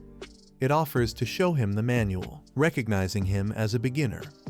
Mong explains that the formation world is simply a fancy title for this type of game. It was created by one of the 13 masters, a mayor named Maris, who took inspiration from a game called Frontier. The strategists of the Almighty Land enjoy playing it immensely.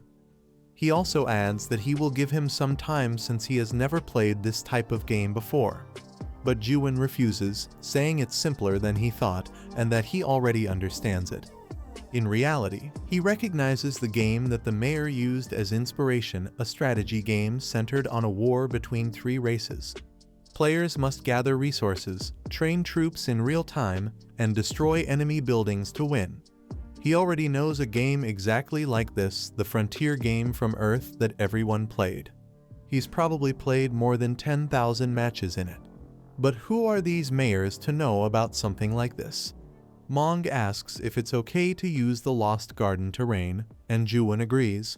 They both choose their races, with Jaehwan picking humans and Mong choosing undead.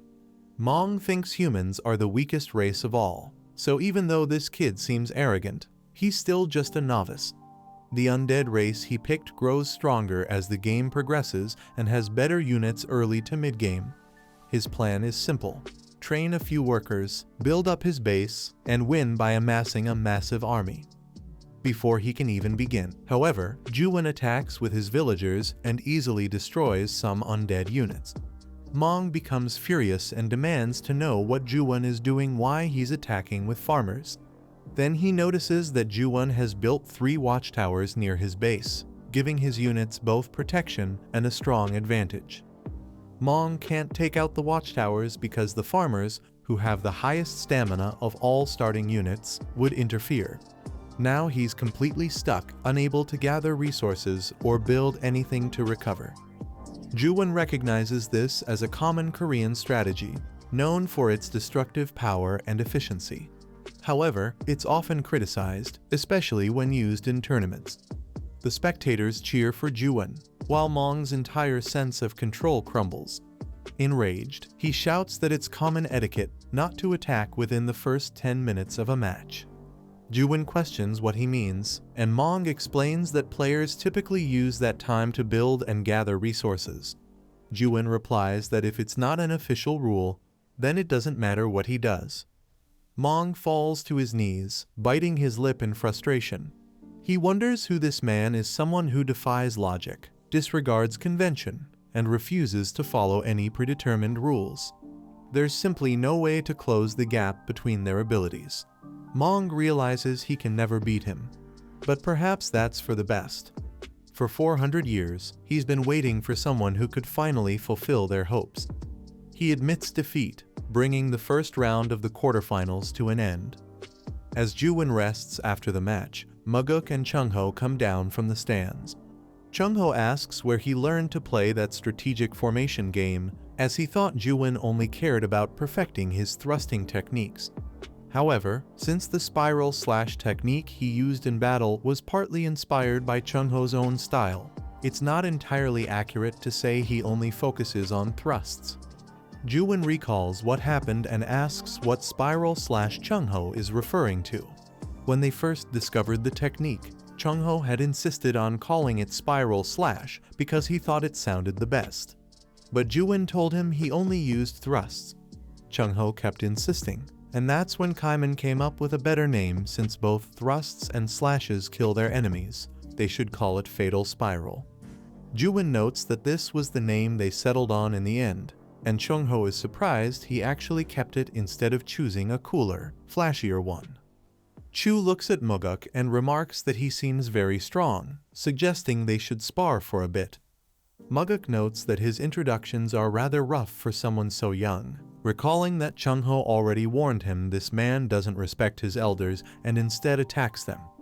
Jaehwan sighs and explains that none of the old men present are weak in the slightest. They are all powerful. Strength comes with age. He adds that there's no real need to be polite to all these geezers. While Chungho scolds Jaehwan for his words, Muguk observes that for the first time in over 900 years since the Abyss expedition was destroyed, Chungho seems to be genuinely enjoying a conversation.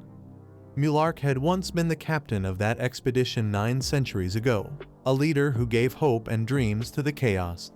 Yet in the end, despite their desperate efforts, all that remains of that great leader is a symbol of despair and dust. Muguk wonders how Jaehwan would fare against Mullik. Could he even replace him? Based on the last fight in this journey, Jaehwan is extremely strong and might even surpass Mullik, given his vast potential. However, leadership requires more than strength, it demands character. Muguk feels no righteousness from Jaehwan, sensing instead the complete opposite of Mullik's gentle and mature nature. Moreover, he has felt a strange bloodlust emanating from him this entire time. Suddenly, Muguk senses an ominous energy behind him, an eye from the true world staring intently. He turns swiftly, but the presence vanishes instantly. He telepathically asks Chungho if Jaehwan isn't awakened. Chungho confirms that he is, noting that it took him a while to notice, but Jaehwan is completely awakened, through and through. Jaehai then announces that the next quarterfinal match is about to begin. Chungho tells Jaehwan, who immediately begins climbing the stairs to the arena. Chungho asks what he plans to do since it's not his turn yet. Muguk ponders what it means for him to be fully awakened, while Jaehwan remarks that all this waiting between rounds is just wasting everyone's time. Muguk wonders if Jaehwan has surpassed the third stage of awakening as the latter stands proudly in the arena. Chungho watches him with a puzzled expression, wondering what he intends to do this time. The contestants arrive, and Chan begins analyzing them. Among the participants excluding Kaiman and Yang, 3 new faces stand out. One in particular, a woman wielding a chain sickle, gives off an aura so mysterious that even Question cannot discern her nature. Chon wonders who she could possibly be. Jahir approaches and reminds Jaehwan that it's not his turn yet, asking what he's doing there. Reporters and news outlets rush forward, eager to hear what the Fortress Master will say. Taking Jai's microphone, Jaehwan tells everyone to listen carefully. He has seen enough of the participants' strength to know where they all stand, and since it's become boring to watch others fight from the sidelines, he plans to change the rules of the competition. One of the contestants, Ja Gukyeong, the priestess clan leader, steps forward and demands to know who gave him the authority to alter the format and why he is doing so now. Jaehwan declares that he is canceling the one-on-one fight rule. Gur asks if he means they will now fight in groups. Jaehwan confirms that it's something like that. She objects, asking how they would determine a winner if the participants are split into teams. Jaehwan clarifies that she misunderstood. He is not suggesting multiple teams. There will be only one team, the 6 of them together, and he will face them alone. The announcement shocks everyone. Jaehwan formally declares that he will fight all 6 at once, promising that whoever defeats him will earn the position of Fortress Master. The crowd erupts in cheers, and the news outlets broadcast this as the perfect chance for the new Fortress Master to demonstrate his true strength. The woman with the sickle laughs, saying that something interesting is finally about to happen. After finishing his announcement, Jaehwan tosses the microphone back to Jaehir and thinks to himself that what he needs most right now is the trust of the common people. The deeper the connection he forms with them, the more trust he earns. Over time, this bond will naturally deepen. However, in a situation like this where time is limited, there's another way to gain trust, by displaying overwhelming strength. One of the contestants, a woman with long hair, suddenly approaches him, shocking everyone around. She remarks that he is quite likable and that it would be a waste to slay him. With that, she steps back and announces that she will be forfeiting today. As she walks away, Jaehir wonders why she made that decision. In terms of numbers, they clearly held the advantage, so why did she just give up? She whispers softly enough for Jaehwan to hear, saying it's troublesome to continue and that it will appear soon, so there's no need to act. Jaehwan wonders what she means, but before he can ask, Yang also concedes, admitting that he cannot hope to defeat the current fortress master with his abilities. Jaehwan assumes Yang is doing this to become his subordinate and save face. Kamen clenches his fist and gives up as well, acknowledging that his strength wouldn't even be enough to move the fortress master. Jaehwan believes Kamen's decision comes from his sense of fairness. He wouldn't want to fight four against one. What a useless fellow, he thinks. Still, even if he wins against these three, the victory would not feel satisfying. Gur remarks that this is unfortunate and clearly not what she expected or planned. Jaehwan replies that although the situation isn't perfect, he's still fine with all three attacking at once. Gur calls his arrogance boundless, noting that the others only stepped back to help him save face. Through telepathic communication, Jaehwan overhears their conversation. The vice leader of the clan says this is their chance to teach him a lesson no matter how strong he is. He can't withstand all their attacks. Gur cautions her to restrain her anger, reminding her that they aren't here to fight the fortress master. Jaehwan listens closely, wondering what their true purpose is if not battle. Gur asks Haeyoung what she intends to do. Haeyoung responds that she will continue to observe them. Gur then asks who is backing the Forbidden Heaven clan for the Steel Monarch to act so crudely. Haeyoung refuses to answer, simply hoping that they can complete the task as instructed. Gur's expression hardens, but with no other choice, she asks what must be done. Haeyoung explains that they need to personally understand the fortress master. Jaehwan realizes that Haeyoung is essentially using Gur as a pawn to test how capable he truly is. Accepting her mission, Gur declares that she has no intention of fighting him now, but that does not mean she is surrendering. Even if they have no plans to battle, they will not raise the white flag. Instead, they are voluntarily joining the Abyss expedition, all three of them. The others look on with serious, questioning expressions as Jaehwan demands to know what kind of schemes they are plotting. Gur assures him that there is no scheme involved. If their journey is truly to restore life to the people of Chaos, there's no need for deceit. The public grows restless due to the lack of fighting, finding it dull. Gur then addresses the crowd, saying that since they've come this far, he should be honest. He never intended to hand over the fortress master position to any of them. That's only natural, because this competition was never meant to select a new fortress master. It was held to recruit people for the Abyss expedition. She admits she was deeply impressed by his approach. After all, since the Abyss expedition's failure 900 years ago, no one dared attempt something so grand. Because of that, she feels proud to stand in the arena with him, and she's sure everyone else feels the same. Speaking to all, she reveals that they are not here for the Fortress Master's title. Removing her face cover, her emerald eyes widen as she rises into the air, surrounded by countless butterflies. She says she wishes to hear his true thoughts on all of this. The crowd's eyes shimmer purple as they slowly fall under her spell. Gur asks, is the reason they are all here because of the fight that is going on, or for the future in life of Chaos? She wants to believe that Chaos has not forgotten about their dreams. The skill she is using now is called the Righteous Eye. and it slowly bewitches the spectators, making them believe they also need to know about it. Hyun notices this and wonders if he should end things with a single attack. But then, an elderly man raises his hand in agreement with the priestess clan leader. He did not come all the way from the north just to watch some fights. The people recognize this man as the Gentleman's Sword, known for having no affiliations. However, judging by their smiles, it seems he now has at least one allegiance. Jaehwan's face turns sour. This has become extremely annoying. Carlton walks around the fortress, checking to see if everything is all right. That's when he hears strange sounds from the office. When he opens the door, he sees a messenger eagle and approaches it, wondering when it arrived, as the office has been empty for quite some time. The messenger eagle notices him and relays its message, something that shocks him to his very core.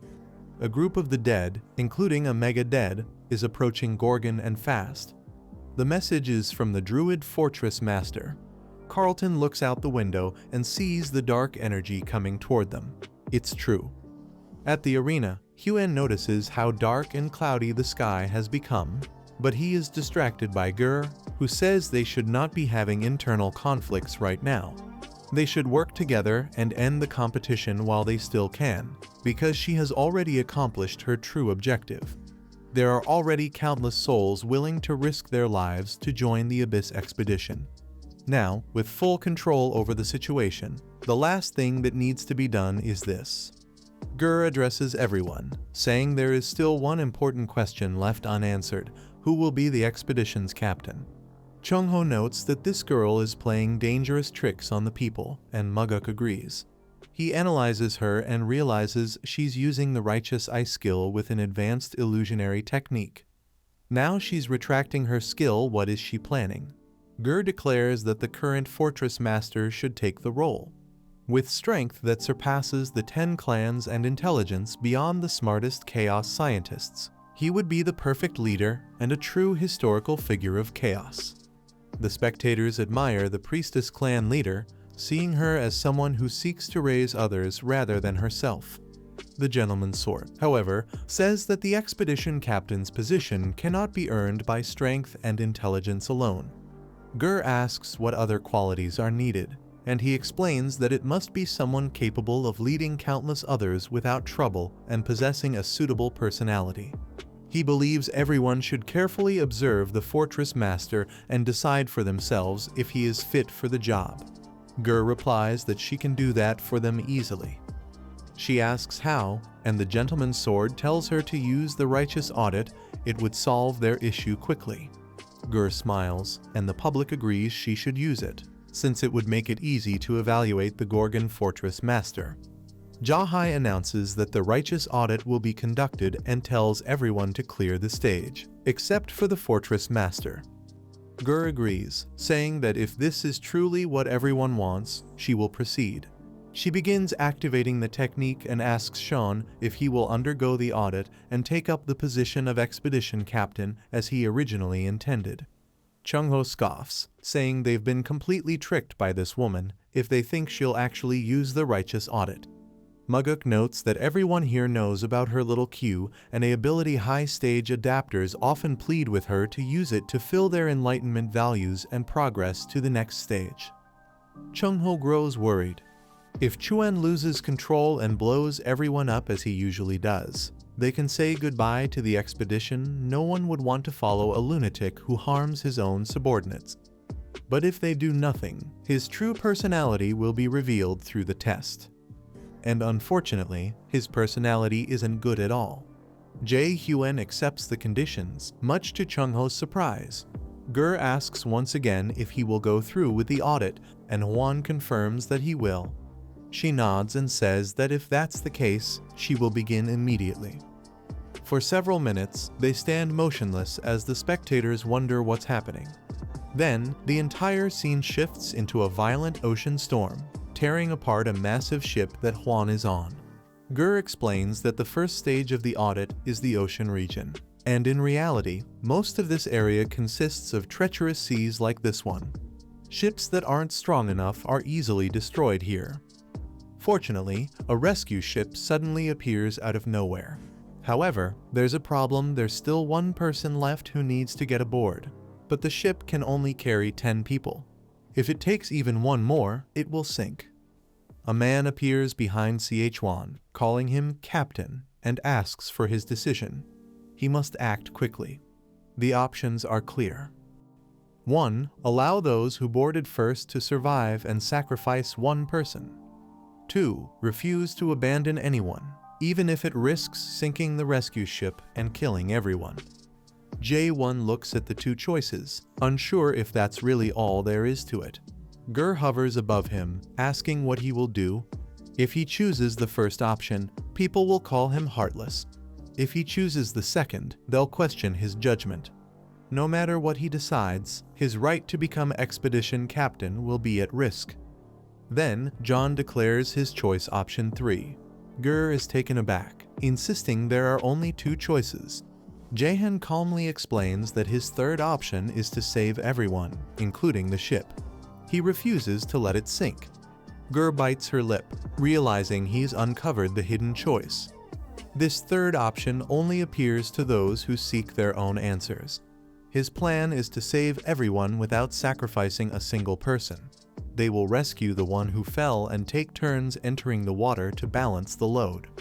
Gur admits it's the only choice that saves everyone, but it ruins her plan. She wanted him to appear incompetent when faced with two impossible decisions.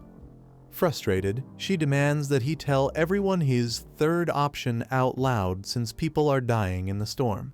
Hwan replies calmly that if that's the case, he'll simply split the sea open. Gur stares at him, thinking he's lost his mind. Then, Jaehwan steps forward, grips his sword, and takes a deep breath. Gur tells him to stop, unsure what he's about to do. Chung-ho suddenly recognizes the stance and screams for everyone to move away immediately.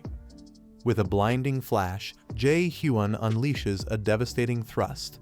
The explosion shocks everyone, even the system registers it as an error. Before him, the raging sea vanishes completely. The crew rejoices, grateful to be alive, but Jaehwan tells them to back off, saying he doesn't like being touched. Before disappearing, they offer him their heartfelt thanks, and in their eyes, Jaehwan sees a faint spark of humanity. With that, the righteous audit comes to an end. Gur, furious and slightly injured from the blast, glares at him. Jaehwan meets her gaze once and says coldly that it's time to stop playing around and get serious. Gur's eyes widen as the entire Gorgon territory suddenly goes into lockdown and alarms begin to blare. Seeing this, Jaehwan immediately rushes toward the disturbance while a voice announces across the fortress that all events have been cancelled and the gates will remain sealed indefinitely. Most citizens are confused, but those who saw the dark cloud understand what's happening and warn the others that the dead are coming. They must hide immediately. From the direction of the approaching horde, everyone gathers, and Yong spots a pitch-black mass advancing toward them. He laments his misfortune first. The Lightning God clan was destroyed in Manticore, and now he faces an entire swarm of the dead in Gorgon. What kind of luck is this? Hang taunts him, saying if he's scared, he shouldn't have joined the expedition since he'll be useless. Yang retorts that Hang should give up too, as his legs are shaking like a frightened chicken's. Chung-ho watches and reflects that he never expected a child, not even 900 years old, to take a leading role in such chaos. 6 of the 10 clans are present: Limitless, Southern Sea, Savant, Priestess, Fire King, and the last remnants of the Lightning God. He never thought he would witness such a sight in his lifetime, but he can't deny that it feels nostalgic. He turns to Muck and asks if this doesn't remind him of something from long ago. Muck realizes he means the incident at the Dead Palace and agrees it's similar, though he doesn't understand why this is happening again. Chung-ho muses that the dead always call to the dead. When a medium dead appears, smaller ones follow. When a large dead appears, the mediums gather. And now, with the dead king present in Gorgon, something far worse will come. The very reason every fortress built its walls so high. The disaster feared by all, even in chaos, the mega dead, the backwards walking Magritte. The undead assault begins in full force. Those who failed to evacuate are slaughtered one by one in gruesome ways. Gur watches in horror as the fortress is overrun by the dead, believing it's the end. An elderly woman tries to flee but, overcome by fear and age, stumbles and becomes prey to the merciless horde. Gur wants to help, but before she can act, the gentleman's sword appears. Relieved, she shouts for him to save the woman, but instead, he runs away, letting her die. He apologizes, saying it's impossible to fight so many of the dead. Gur loses all hope, realizing they are powerless. The gentleman's sword soon receives his punishment, cut down by the undead in a surprise attack. Gur watches helplessly, a single tear sliding down her face. Every choice they made feels meaningless. What use is the right answer in a world dominated by death and suffering? In a world without choice, hope doesn't exist, it shouldn't exist. The dead swarm her, but suddenly, one is sliced in half right before her eyes. It's Yang, shouting at her to get a grip. They need everyone they can to fight. She looks around and sees others struggling desperately for their lives. Why? There's no chance of victory. They're only buying time for others to escape. Are they fearless? No, she sees Yang trembling. They're terrified. Every one of them is afraid. So what keeps them fighting? Yang tells her that even though things look grim, she shouldn't be scared. Someone else is facing an even greater threat up above, alone. An undead attempts to interrupt Jaehwan's battle, but he grabs it by the neck and crushes it effortlessly. The mega dead raises massive stone slabs from the fortress and hurls them toward him. Jaehwan scoffs, calling it rude to attack another's fortress. The creature continues its relentless assault, refusing to stop for even a moment. It wants him dead. Hwan realizes this is a troublesome opponent. If he gets too close, it uses its ability to rip off objects. But if he stays at a distance, it unleashes a massive breath attack, one that's nearly impossible to dodge in such tight space. To make matters worse, it can use that attack again almost instantly, which irritates Jaehwan. Deciding to end it once and for all, he steps forward to face the creature head-on. Meanwhile, on the ground, Chung-ho continues to fight, gripping his sword tightly. The scene reminds him of the failed expedition, when he felt that humans were powerless against the undead tide. In the face of such despair, it seems there's nothing they can do. Suddenly, a bright light shines before him, and he remembers what the old tower master once said. The people of this place need hope, something that overwhelms them, a hope that never stops pushing forward. Jaehwan closes the distance and pierces the mega dead deeply. Both fall through the air, exchanging blows in a spectacular clash of good and evil. As the fortress trembles and the sunlight cuts through the broken walls, the dust clears to reveal Jaehwan's victory. He smiles, thinking he should have done something like this much earlier. Chung-ho, shocked, asks who the hell he is, but there's no time for talk. The undead are swarming in from every direction. Surrounded, Jaehwan calmly tells everyone not to get in his way. He unleashes a mighty attack that clears the horde, then follows with an even larger strike. Chung-ho recalls the righteous audit, when Jaehwan split the sea, and now he's doing the same. Everyone stares at the massive crater he's created. Manga calls him reckless, and Chung-ho agrees, but vows to protect that reckless man no matter what. Manga responds that if that's the case, they'll fight with him too. With renewed determination, everyone gathers to continue the battle. Manga is the first to bring down another enemy, inspiring the others to follow. Yang charges at a massive undead and destroys it in a single strike. Fighting alongside Hwang, he admits, somewhat embarrassed, that he just needs to say something. Hwang urges him to spit it out already. When Yang lands on his feet, he grins and declares that he feels really cool right now. Hwang stays silent, prompting Yang to beg for a response. Nearby, Hwang struggles as his movements slow from fatigue. Just as a monster charges at him, a rock hits the creature. A young girl, defying fear, has chosen to fight. The undead turns its fury toward her, and as it attacks, she shouts, "Do it now!" Countless chains erupt and wrap around the beast. Carlton's ability. He stands ready among the others who have also joined the fight. Hwang smiles, saying this kind of battle feels much better. Everyone gives their all in the face of despair. Jaehwan smiles, slamming his sword into the ground as a brilliant blue glow envelops the entire fortress. 10 days later, reconstruction begins. Reports spread that the three great dead and Magritte have been defeated. A reporter interviews the fortress blacksmith, asking what he believes has changed the most. After a moment's thought, the blacksmith answers that living here has become much better. When asked how, he explains that 6 of the 10 clans in Chaos moved their headquarters to the fortress. Supplies, especially horns from horned beasts, have greatly increased, and the economy has flourished as a result. The reporter looks around and remarks that, judging by the situation, it's hard to believe anyone would say it's nice to live here. However, he admits that the atmosphere is lively and cheerful at times. The blacksmith replies that he only feels that way because he didn't witness the Path of Waves himself, an event where Jaehwan's sword parted a sea of the dead. Those who saw it were said to have fallen into a trance, throwing themselves into battle despite countless lives being lost.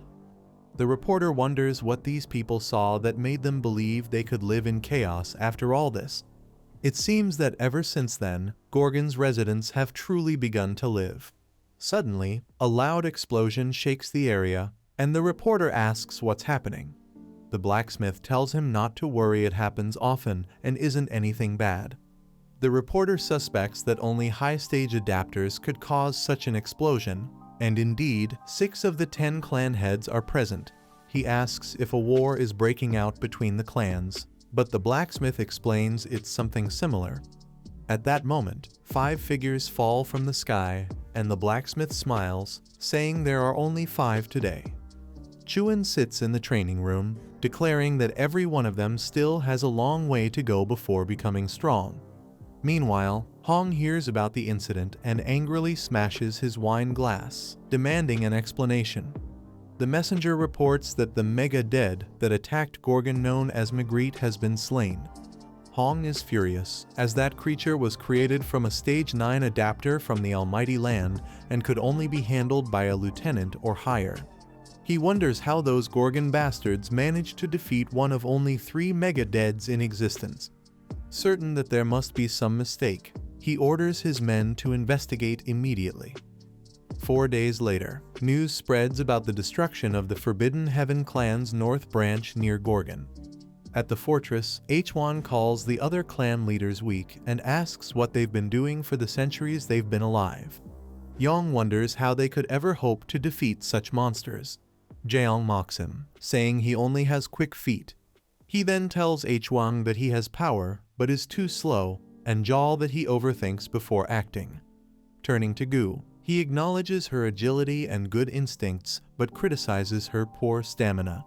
Finally, he tells Kamen that he's the best among them, his basics are solid, and he has no weaknesses, but that also means he has no particular strengths.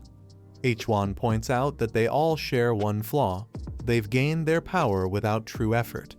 Chung-ho admits it's refreshing to hear but still feels insulted. Yet he can't deny the truth. 900 years ago, all clan leaders were at least 7th stage adapters, and the leader of the Heavenly Dragon clan was 9th stage. Even then, Malik was far stronger than them all. The expedition to the Abyss was perilous even for such powerful beings, and that's the kind of place it is. Chuan explains that during the subjugation of the Forbidden Heaven clan's North Branch, half of their members were severely injured or nearly killed, and that wasn't even their headquarters. If they're already in this state after dealing with a single clan, how could they hope to continue the expedition? Therefore, starting today, all of them will undergo special training for 1 week. Jaehwan, thinking about how many muscles he'll gain, asks if everyone here is an adapter. He notes that advancing to the next stage isn't easy. Ordinary people take at least 10 years to reach the first stage, 20 for the second, 40 for the third, and so on.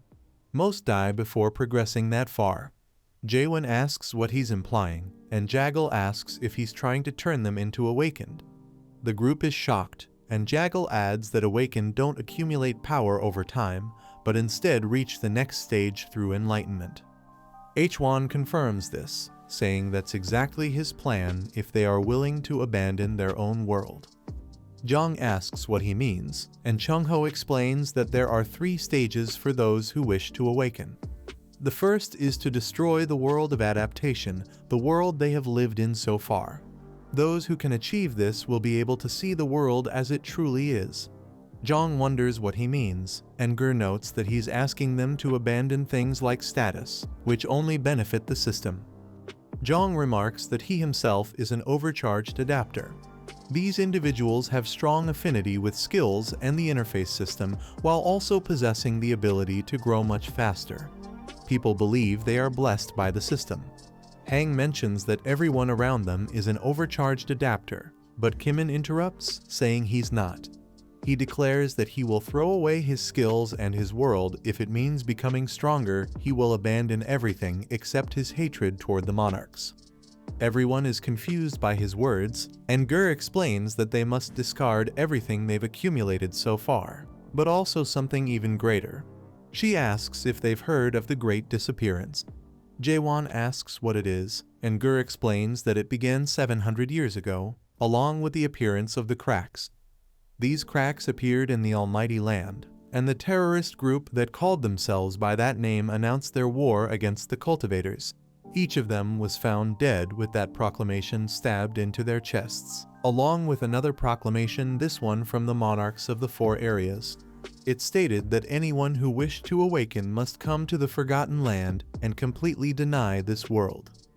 Thousands of adapters gathered there that day, but no one knows what happened afterward. Most believe they simply ceased to exist. Yang asks if there were any survivors, and Ger confirms that some did survive, her comrades among them. They had become awakeners, even though they were only at stage 1. Jaehwan asks what happened to them, and with a sorrowful tone, Ger reveals that every single one of them took their own lives. The experience broke them mentally. They either went mad or lost their memories completely. They all suffered in different ways, but they shared one thing in common: they no longer knew who they were before awakening. Jaehwan looks at her and tells her to listen carefully, as he will make 2 things clear. First, he is not part of the Cracks organization, though he understands her suspicion given his awakened status. Second, like she said, awakening is dangerous. Therefore, he will accept volunteers who wish to awaken. Ger asks what he will do with those who refuse, and Jaehwan answers that he will still help them become stronger by guiding them to higher stages of adaptation. She questions whether he heard Jaehwan, who explained that it takes years just to reach one stage. Jaehwan responds that it's not a problem and tells everyone to follow him. They arrive at the center of the fortress, where the blacksmith is building something. Jaehwan asks if it can be activated now, and the blacksmith confirms that it can. The tower then emits a bright beam of light, and they all receive one question. Will you accept the summon to the Tower of Nightmares, Carpe Diem? They all accept the invitation and are astonished when they enter, as they never believed a human could create such a structure. Even though it lacks a second floor, it's still impressive. Yaegel admits he's touched, saying he never expected to see a place like this one, not meant for domination, but to destroy it. Yang is equally amazed, and Jaehwan explains that from now on, their training will take place here. It will be far more efficient since time inside flows 100 times slower than in the outside world. 1 day outside equals 100 days inside, meaning a single week outside provides 700 days of training, nearly 2 full years. However, the speed of soul corruption increases in proportion to how much time slows down. To ensure safety, anyone whose soul corruption exceeds 80% will be expelled immediately. Additionally, the horns of horned beasts will remain on standby outside, so they won't have to worry about the corruption spreading. Yang is surprised to discover that Jay isn't the cold-blooded, self-centered person he once thought. He promises once again to follow him for eternity if necessary. With that resolved, Jaehwan begins dividing the group. Those who wish to awaken stand on his right, and those who only want to increase their adapter levels stand on his left. Training begins in earnest. Yang is attacked by Ger but mocks her for being too slow to catch him. Suddenly, a blazing fireball appears before him. Hang has joined the fight, attempting to third-party him. Hang declares that speed isn't important. What truly matters is destructive power, and he, the mighty Fire King, possesses it. Jaehwan sighs at their childish squabble, deeming them all pathetic and incapable of improvement. The three immediately team up and charge at him with glowing eyes. Watching this, Mug recalls what happened earlier during the selection process. As expected, Kamen was the only one who chose to undergo awakening, and he seemed confident about it. Ger then asked how they would raise their adapter levels since high-stage adapters find it difficult to grow stronger without achieving enlightenment or mastering new topple skills. Jaehwan replied that this could be solved easily, which angered Ger. Obtaining a topple skill book isn't easy. Was he planning to steal from one of the great clans like Zhong did? Jaehwan explained that they didn't need a skill book. What they needed was a teacher. However, he wouldn't be that teacher. Each of them would become one another's teacher. Mug found this idea revolutionary. Since the clans were too prideful to ever attempt such cooperation, this was something completely new. Watching the younger ones so motivated to prove themselves, he thought Jaehwan's plan might actually succeed. Yet, this made him wonder about Kamen and what he was enduring on the second floor. On that second floor, Kamen continues thrusting his sword repeatedly, wondering how many times he's done it. 10,000, 100,000, maybe even more. Jaehwan tells him to increase his speed, and Kamen obeys, though he can't help but ask if this repetitive training will truly make him stronger. Jaehwan is surprised. He still doubts himself and tells him he should be feeling something by now. Kamen begins to sense a change. Jaehwan asks if he feels uneasy because he hasn't fought other adapters. Kamen admits he knows he's not naturally talented. Jaehwan disagrees. Unlike other clan leaders blessed with power, Kamen's consistency and relentless effort have made him the strongest. His mental fortitude allowed him to retain himself even after reaching the question stage. Awakening, Jaehwan explains, comes not from talent but from willpower. He tells Kamen that he believes in him and asks him to trust him in return. Touched by these words, ones he hasn't heard in a long time, Kamen grips his sword tighter and thrusts even faster. Nearby, a woman at the arena gazes at the improvised tower while drinking, impressed by the remarkable feat, knowing it's not an easy thing to create. She asks her master, Chungho, if he doesn't find it impressive. He looks at her sternly and asks Seola what she's planning this time.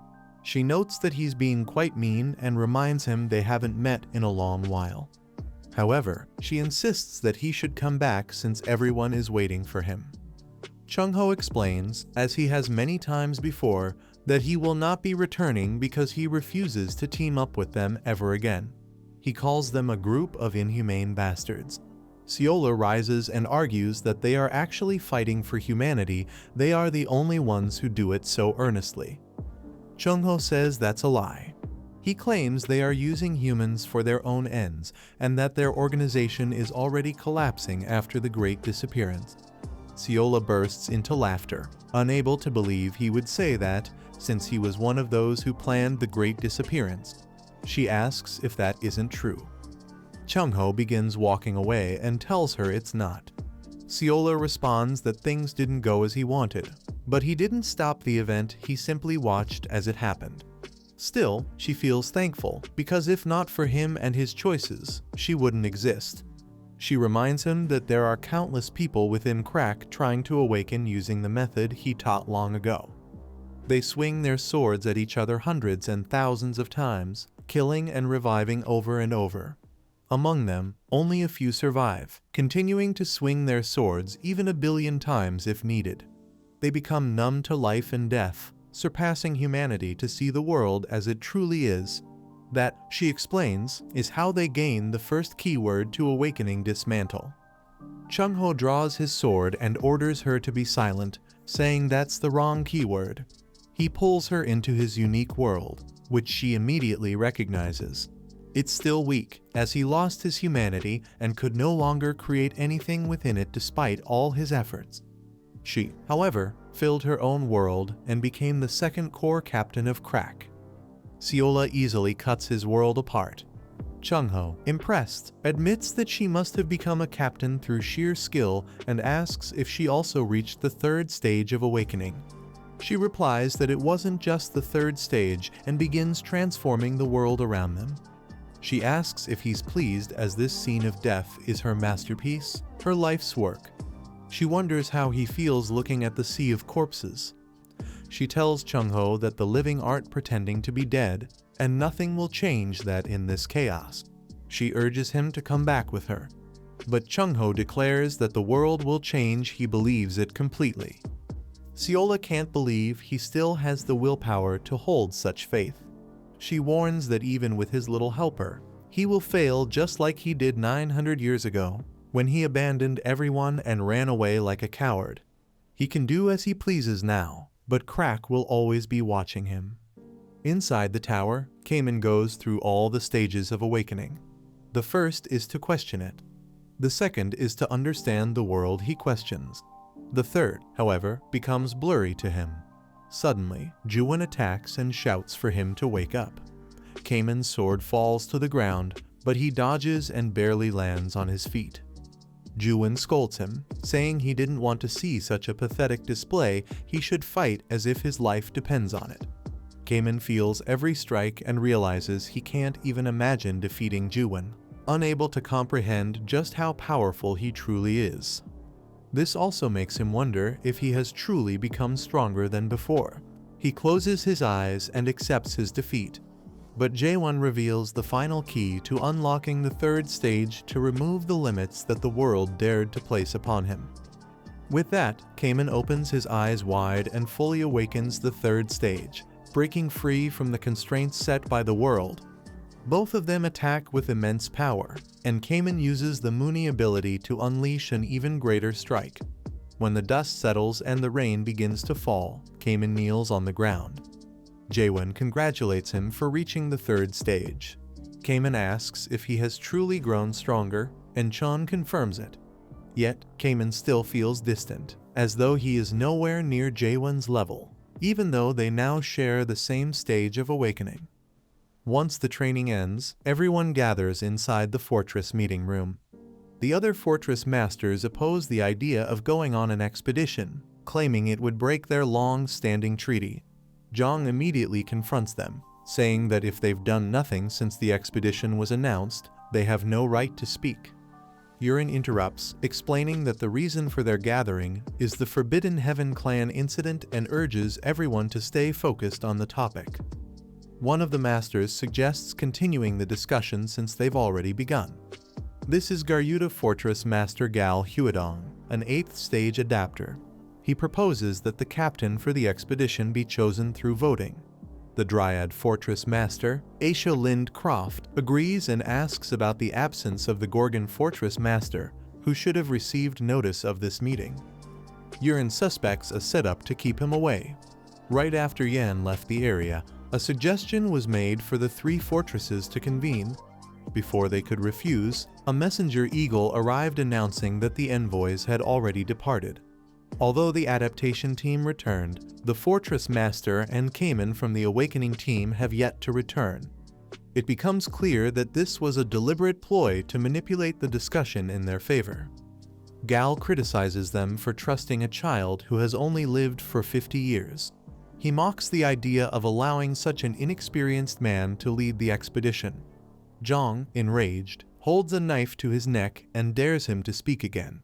Gal asks what he intends to do, and Jong replies that if they want to resolve things through strength, they can do so. If they wish to replace the expedition captain, they'll have to deal with them first. Gal and Jong step into the arena. Gal asks if Jong truly wants to go through with this, and Jong counters, asking if he's scared. Gal lets him make the first move, and Jong wastes no time, teleporting behind him to strike. Gal dodges, but Jong's speed only increases. Gal acknowledges his quickness, but Jong leaps into the air and crashes down with force, forcing Gal to defend himself. He admits he didn't expect such power from a 7th stage adapter, but reminds him that as an 8th stage adapter, he still holds the upper hand. Kael then unleashes his golden chakrams, hitting Jong hard and making the spectators doubt his chances.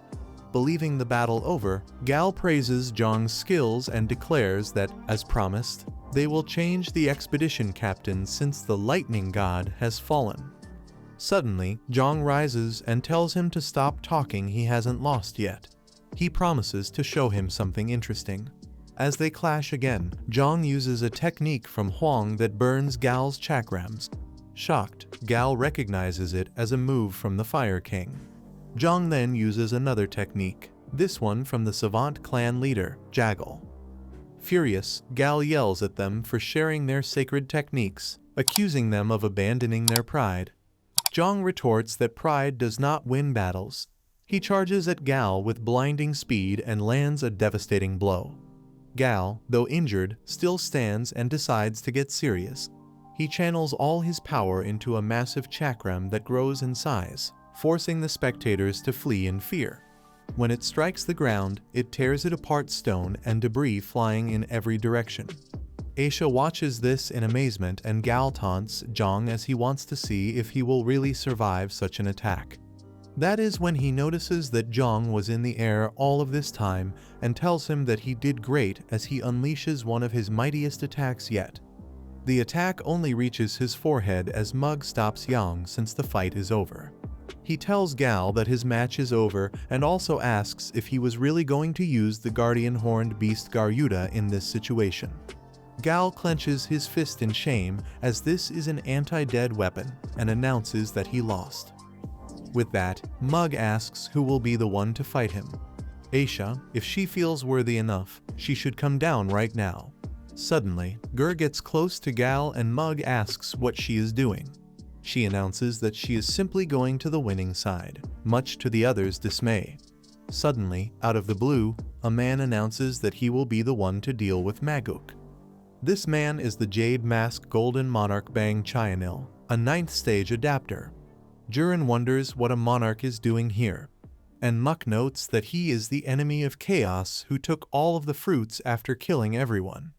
How dare he step foot in this place? Konil tells him to stop talking like this and invites him back as the Monarch of Steel misses him a great deal. Mug asks if he is really working for the Steel Monarch now and Konil confirms that he indeed is as his king has a soft spot for martial artists.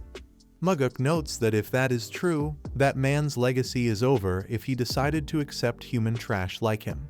Keel wonders how he can still be mad about something that happened in the past.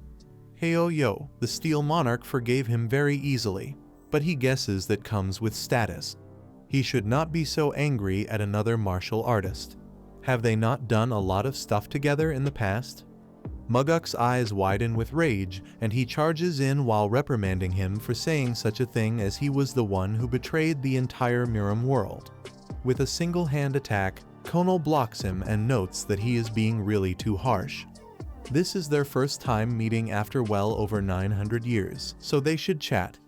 Mug gets even madder and attacks with even more fervor, while asking since when did the Dryad Garuda and Priestess clan get played by them in such a way.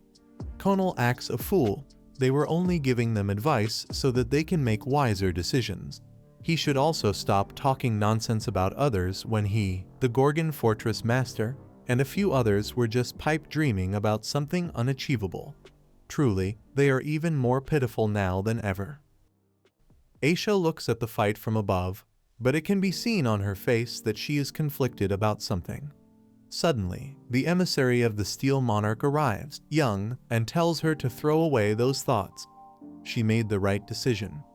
The current Gorgon Fortress Master is extremely dangerous, much more than the Forbidden Heaven clan leader. He is attempting to use the Abyss Expedition Squad to unite the entirety of Chaos, and their great monarch considers him a threat. Threat is the title given to those who wish or attempt to change Chaos, and every time one of these threats appears, hope also starts to appear. However, that will eventually lead to despair. Young continues, if they do not get rid of him right now, once again, Chaos will suffer. And since she has lived for 970 years, she knows full well what happened 90 years ago. Aisha feels like it happened yesterday, so she cannot let another tragedy like that happen again.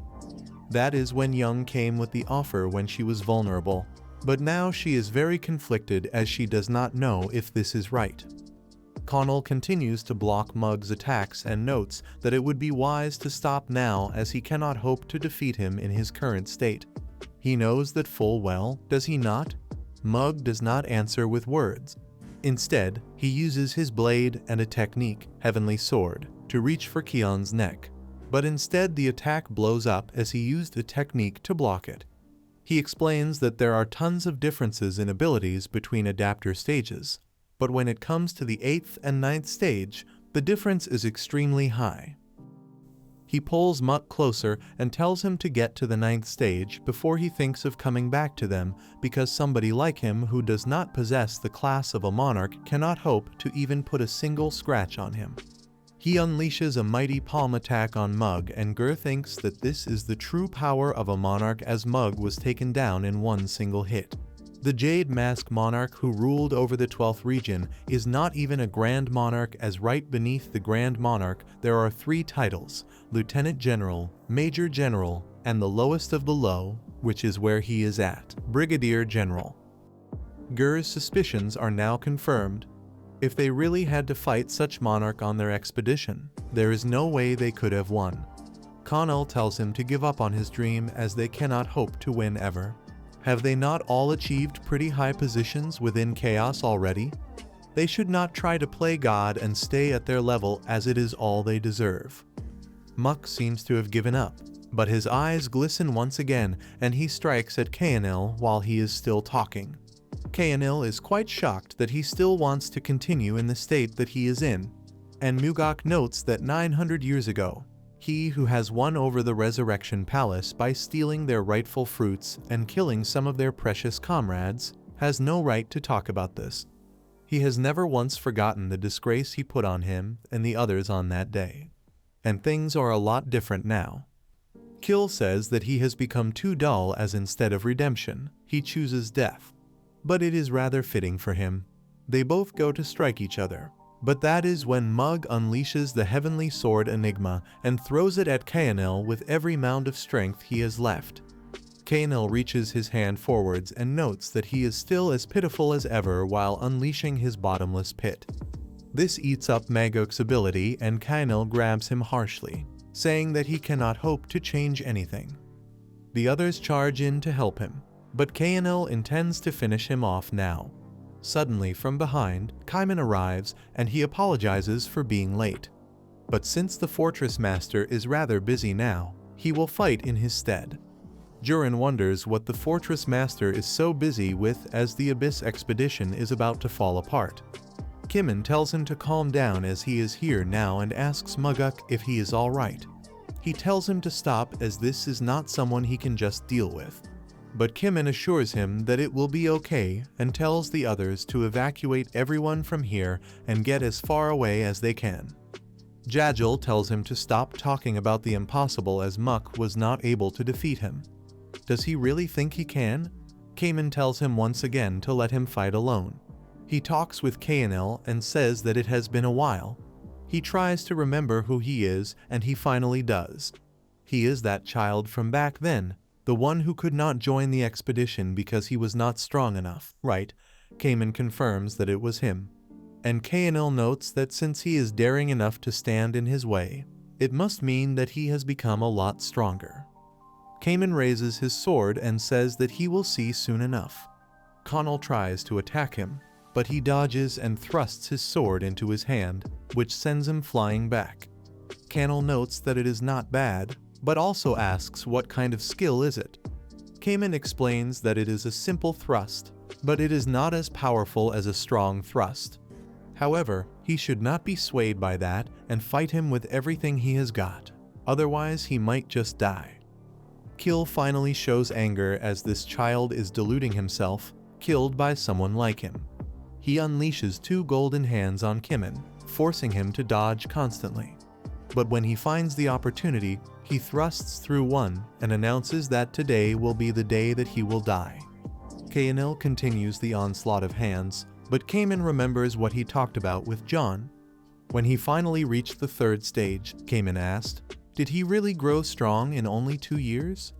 Jaehwan then told him that on the second floor, where they are at now, time flows much differently. But he should have known, as he could have not performed 10 billion thrusts in only 2 years. Kamen unleashes his world, much to the surprise of Kael. Kamen's eyes glow a light blue, and he thrusts once again, now with an even more powerful attack. He does not stop there, however, as he unleashes a mighty wave in Kael's direction and moves with it. Finally, he uses one of his strong thrusts and leaves Kael defenseless. After the rain finally settles, Kamen still stands proud while Kael is on his last legs. Kamen thinks that he needs to finish this once and for all, but Gur gets in front of him and Yang picks Kael up.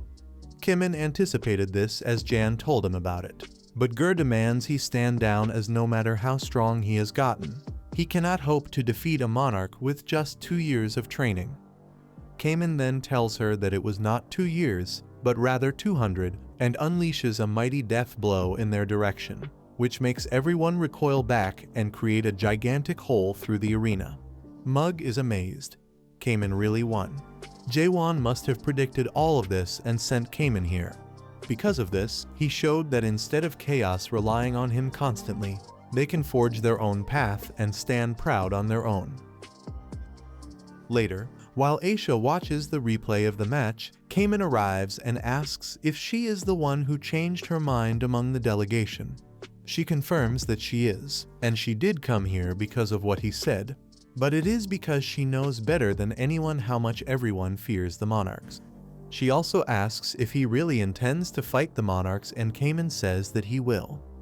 Aisha explains that the Resurrection Palace is a much stronger foe than the Forbidden Heaven clan ever was.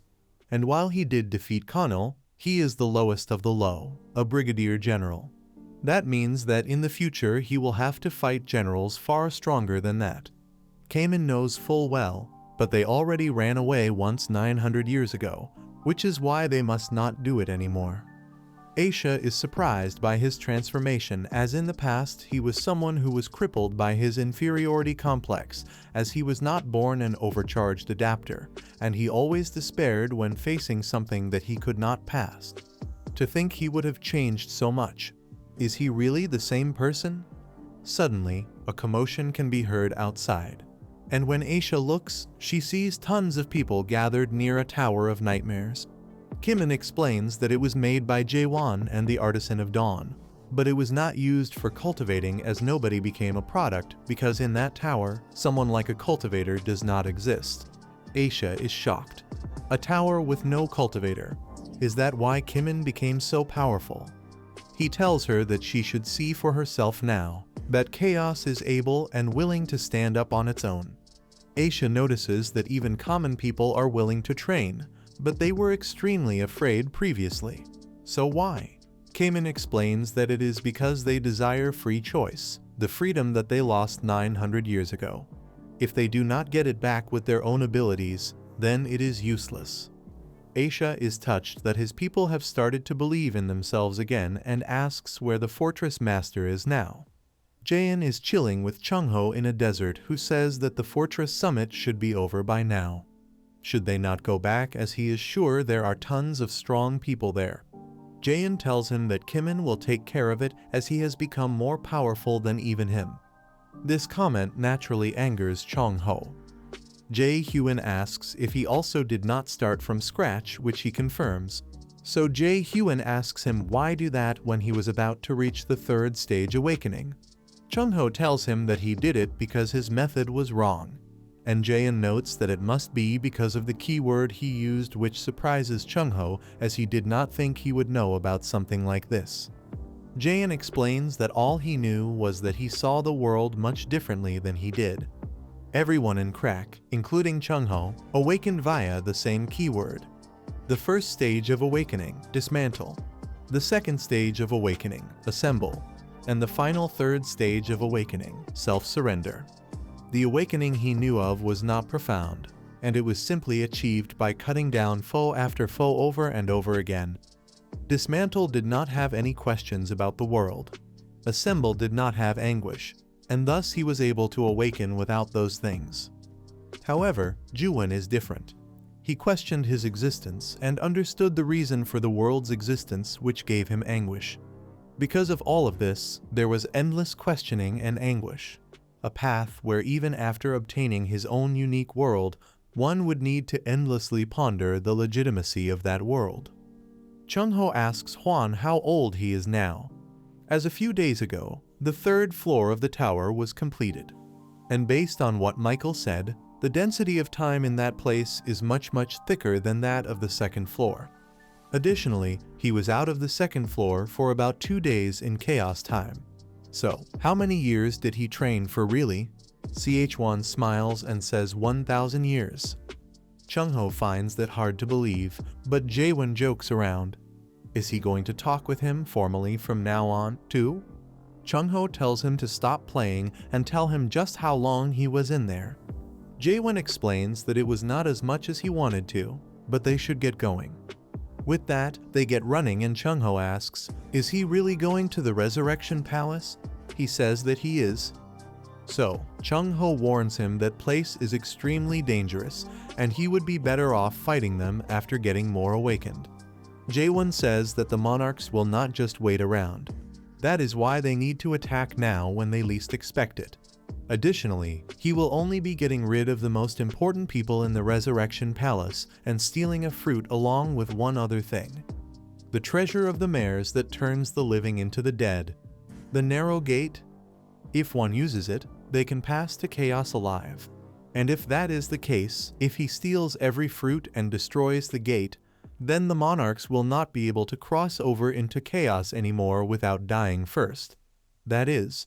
So, in order to achieve all of this, he will go to the Manticore Fortress, which apparently has an alley which leads to the Resurrection Palace. It is currently occupied by the Forbidden Heaven clan, so they will not just let him pass, but well, he will do what he does best, thrust. After Jaehwan blows a giant hole into the Manticore Fortress gate, Chung-ho asks why did he do such a thing? If they did it stealthily, they would not have needed to fight the whole fortress like they are about to now. Jaehwan notes that he told him earlier why and Chung-ho gets it. But they need to preserve their energy as this is just the place that they need to go through in order to get to the Resurrection Palace. Jaehwan knows that full well and uses a few light thrusts to deal with the incoming attackers. At his palace, Jin Hong looks at the fight and notes that this time he does not think the rumors about this guy are exaggerated, as he has done many other things to impress, but to think he is actually just a product. If he had seen all of this earlier, he would have dealt with him much swifter. Suddenly, a woman notes that he must be thinking deeply about something and snaps her fingers, saying that just looking at that chaotic man is getting her excited. It is no wonder that pitch darkness wants a piece of him. Who would not? This is Siren, and Jin Hong tells her to stop dressing like this in chaos, but she retorts by noting that he looks like a scarecrow with those long clothes, so he has no place to talk. She sits down next to him while talking about some gibberish, but that is when she notices he is looking at Jaehwan. So, she steals one of his screens and wonders what kind of technique he is using as he is destroying everything in one hit. Jin Hong asks why she is here besides annoying him, and she explains that she is here to tell him about something very interesting. The Jade Mask Golden Monarch has appeared in chaos. He probably knows that already, as all of the forces sent to Garuda right before they were about to take over are all dead. After looking deeper into it, she found out that it was done by the Jade Mask Monarch, as it seems he won over Garuda and Dryad in return for helping them with something. That something is a promise to keep the treaty where the Supreme Monarch promised to not interfere in chaos business no matter what. So, he swore to not break it.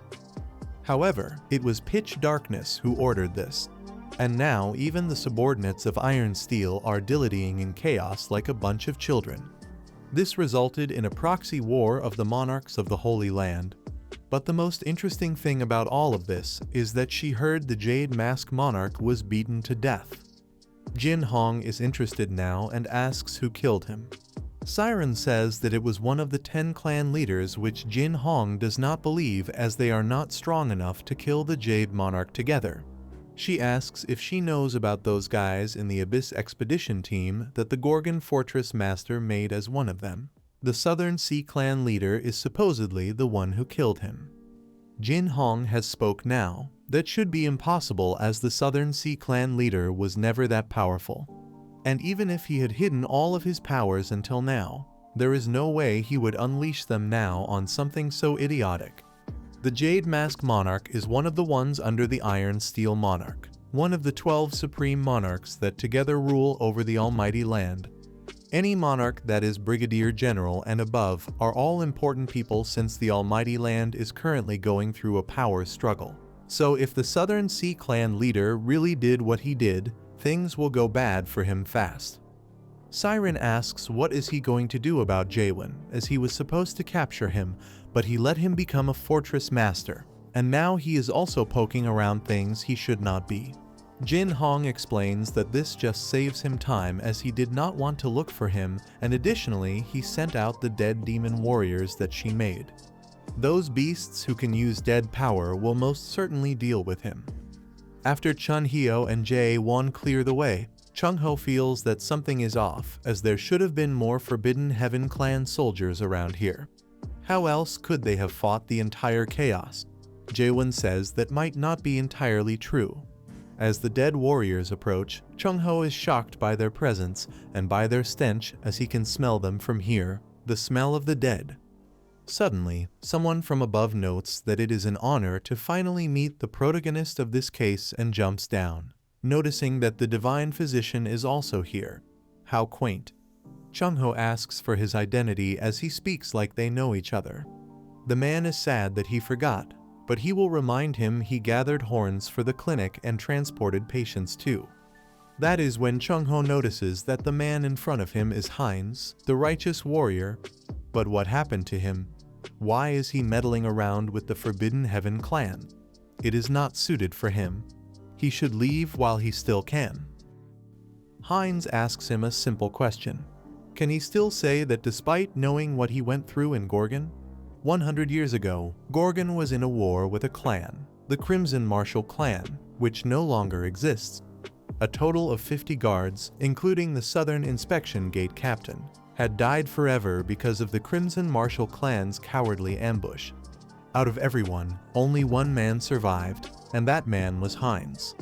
That is why a little later, Heinz begged Chung Ho to help him become stronger, as he does not want to experience what he did again. Chung Hyo explained that he understands the sorrow he must be going through now. However, he has seen thousands of people like him during the 1,000 years he has lived in chaos, and he cannot grant his request. It is funny, really, when he thinks about it. He remembers the words he said to work hard if he wants to become stronger. However, working hard is a luxury for those who are actually able to. Most other people in chaos were not in a situation where they could just work hard like he said. So, he is wrong. He has worked hard to protect the justice he has protected his whole life. And where did that lead him? Here, where he had to break that belief. Chung Ho asks why he looks the way he does, but Heinz ignores him and explains that the friendly and righteous man who was a second stage adapter died 100 years ago. He was reborn and now is the vice clan leader of the Forbidden Heaven clan. He moves his attention to Jaehwan, as he has heard that he only uses thrusts, so he will play his little game for now. He uses Balkan's 8 fangs and a secret technique, the Curatide Sever, in order to unleash dead-like hounds on Jaehwan. He remains calm, however, and thrusts into Heinz's spear, which angers him, as he wants to know how he did that. One of his men suggests that they should attack together in this situation, which Heinz agrees with, and so they charge them all at once. Jin Hong looks at the fight and is angry at his soldiers, as they are being cut down with extreme ease. However, if he also goes there and attacks with them, they will surely take these guys down, as he is close to monarch level. Even with that though, he cannot even comprehend the amount of losses they would have if they did that. If he loses all of his dead soldiers, his plans will be ruined. He calls Siren over, who says that he should stop pestering her as she did everything he requested already. The Spirit Stone research was completed, and she made the black cloud that created the dead warriors for him. So, what more does he want? Jin Hong just looks at her, and Siren sigh as if they made a deal. She could help him overcome this. Hines thinks that this man is the Gorgon Fortress Master, the legend of the Path of the Waves and the Pathfinder of an Impossible Path. All of these titles he gained in just a single month, and he likes none of them. He cannot believe that someone who has been here for just a month has become a Fortress Master. Even a mighty warrior like him could not. In the 200 years he has been here. He will not accept something like this. He transforms into a dare version of him and forwards all of his malice towards Jaehwan, as he will show him just how much hard work he put in. Jaehwan dodges his attack, but it still lands in a nearby wall where some of his soldiers were standing, and it is shown that he is quite destructive. Hines announces that this is the power he has gotten from giving up on his beliefs and working hard on his strength, just like Chung-ho would have wanted him to. Jaehwan notes that it is about time they end this and unleashes a medium thrust on Hines, which destroys the dead parts that came out of him. Seeing that their leader is in danger, the soldiers try to rush Jaehwan, but Chung-ho holds them off. Jaehwan prepares an even mightier attack and says that everyone around here is talking about how much effort they put into themselves. Everyone is so selfish, it is crazy. He strikes so hard that it opens Hines's eyes. He now sees Jaehwan's unique true world, the one that only awakened people can get. Is this really what the world looks like? To someone that has yet to submit to this world?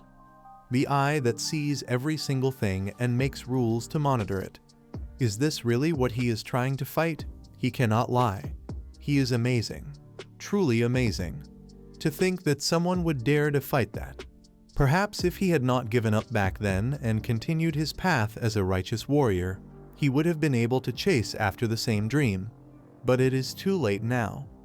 This single attack was able to take down most of Manticore, and Chung-ho notes that it should be called World Thrust instead of Strong Thrust. Hines is also alive, and Chung-ho wonders how he was able to only attack the buildings. Jaehwan explains it like he explains everything. He just thrusted. However, now that they made a path forward, all they need to do is walk it. Suddenly, a pink portal appears which Chung-ho identifies as a transcendent rank space teleportation skill, warp. Out of it, Siren appears, who says that she cannot believe the dead warriors she made are so afraid. Jaehwan asks who she is, which takes her by surprise, as she is the presenter of countless shows like this week's Hot 10 or Tower of Tower. Does he not have a hologram panel at home? Jihen says that he does not, and Chung-hyo explains that she is a mayor, and he can confirm that all the men of chaos know her. Siren picks up his hat and notes that he has good eyes for someone so old. But did he not know that it is taboo to say that all mayors are just that? Mayors? Each mayor is known as another race, but enough about that. She introduces herself. She is Siren Armold, not just a mayor. Jaehwan thinks that it is unfortunate, as he wanted to ask her tons of questions, but now they do not have the time. So he asks her to get out of the way already. Siren explains that she cannot do such a thing, as she received a request to stop him. Jaehwan does what he does best and puts his sword forward to thrust. But Siren tells him to wait and just hears her out for a second.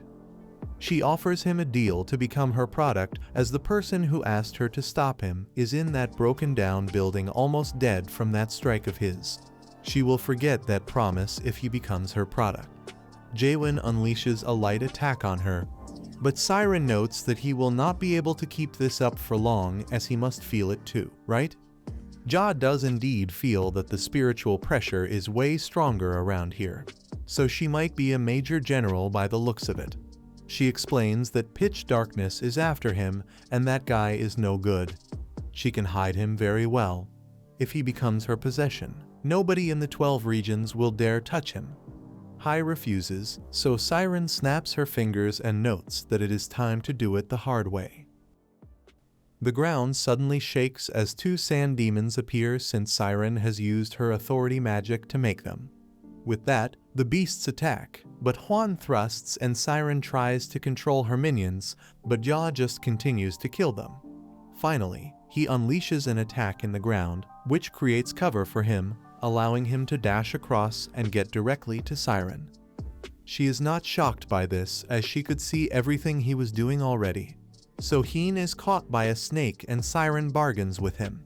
In reality, she is the one losing out on this deal, as she is Siren Omd, the bewitching flame that easily gets #1 on any popularity vote out there.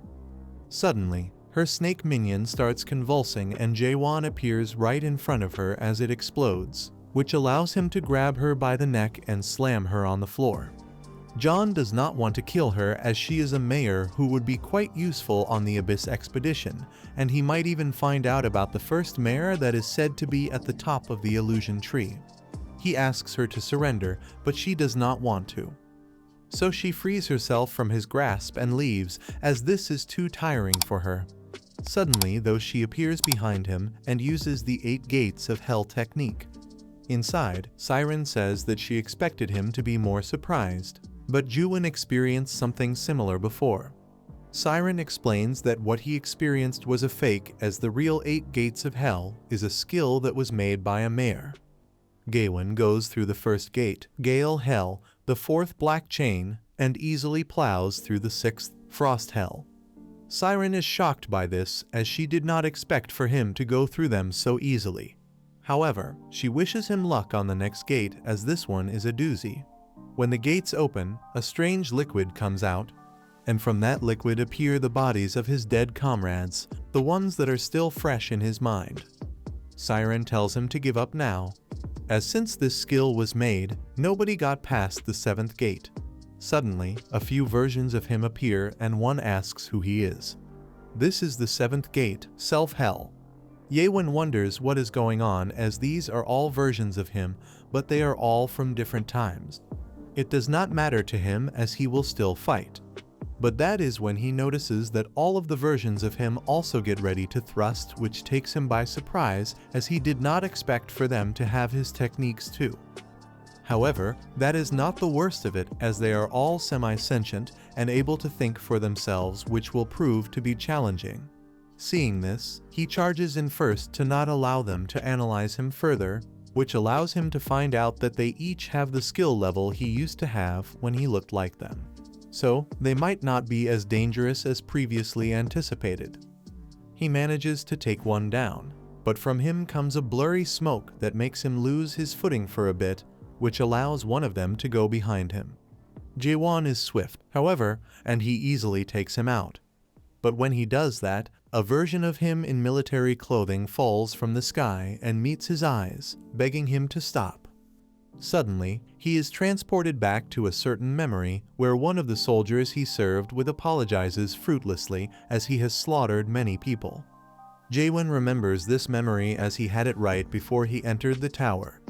The man continues to apologize, as he has worked hard. He knows that too, but now it is too late. With a heavy heart, he thanks Jaehwan for everything and points the gun at himself. The bullet casing falls, and Jaehwan remembers that this man was his successor and also a counselor. He was harassed endlessly by others, which caused him to shoot all of his predecessors and executives in the middle of the night. He was the only one that survived, and all of the leaders, platoon commanders, and battalion commanders were placed somewhere else. Fortunately for him, he was acquitted of any suspicions, because that man wrote in his diary that he was one of the ones who was really friendly. But still, he was thrown in prison for 15 days. In that solitude, he began questioning everything, and maybe then he really started to hate the system. Naturally, he did not know anything of the world of skills or status, but maybe he was already living in a world of the system where it suppressed individuals wherever it could. Jaehwan starts to damn everything as his life flashes before his eyes. His friends, his comrades, himself. Was any of it even true? He continues to thrust and thrust until a child version of him asks, "Who is he?" This makes him experience fear, something which he has not in a long time. but it also makes him tear up. Even still, he strikes himself and Siren asks him, how does it feel to experience this gate? Awakeners say that self-surrender is becoming a new existence which will make them forget their original self entirely. So awakeners like him who have experienced self-surrender receive much more damage from the 8 gates of hell. Even mirrors would take their own lives when they experience something like this because they simply could not handle that their ego had gotten too large. But to him it is entirely different. Suddenly, Chung-ho slashes the 8 gates of hell away and tells him to come to his senses already. Siren holds him gently and whispers in his ear. For someone like him, the ego that he has forgotten after self-surrender, will he really be able to handle going back in time like this? John thinks that these are all memories he has thrown away, and this place is a world where he has to end himself in order to continue moving forwards. The gate once again asks who he is, but when he wants to answer, the memories start flooding in, making him think that this place truly deserves its name. It is hell. His body is heavy, and he cannot see anything. Suddenly, he remembers when he and Chunho were teaching Kamen about awakening. Awakening is learning to see, the ability to see the world for what it truly is. There is a difference from awakeners and adapters. However, as the awakened see the values that are truth and the particles that make up the world, adapters are able to read the data that cannot be seen and see things very differently. That is the stage of self-surrender mentioned in Awakenings. In return for this, awakened need to be careful of neglect, as being able to see so many things will eventually make a person blind. Jaehwan finally gets it. What is happening to him now is the neglect that Chung-ho was talking about. Those who see too much become blind quicker, and those who hear too much become desensitized quicker. Jaehwan is saddened by this. Does it really not matter to come this far? He has done his utmost. Nobody else was able to come this far. However, now he knows that he just wants to be able to say that he is having a hard time easily like everyone does. The world changes around him, and he sees a blue sky with falling stars which are his memories. He starts to feel a deep understanding and connects the dots. Who is he? Well, he does not know. But at least he is here. But maybe the countless memories he has gotten over the 2,000 years he has lived and the connections of all of those memories. Maybe, just maybe, that is him. Out of nowhere, the 7th gate begins to crumble and Siren begins to vomit as she is experiencing rebound. Jaehwan opens his eyes with a new deep understanding and pushes her away, whilst also destroying the gate entirely. He looks at the next gate and wonders what the next keyword is as he has almost gotten past self-surrender. He will have to leave that for later, though as now he needs to challenge this final gate. Jan looks at the 8th gate and touches it, fully prepared for anything that is to come out of it. Suddenly, it starts opening itself while glowing brightly.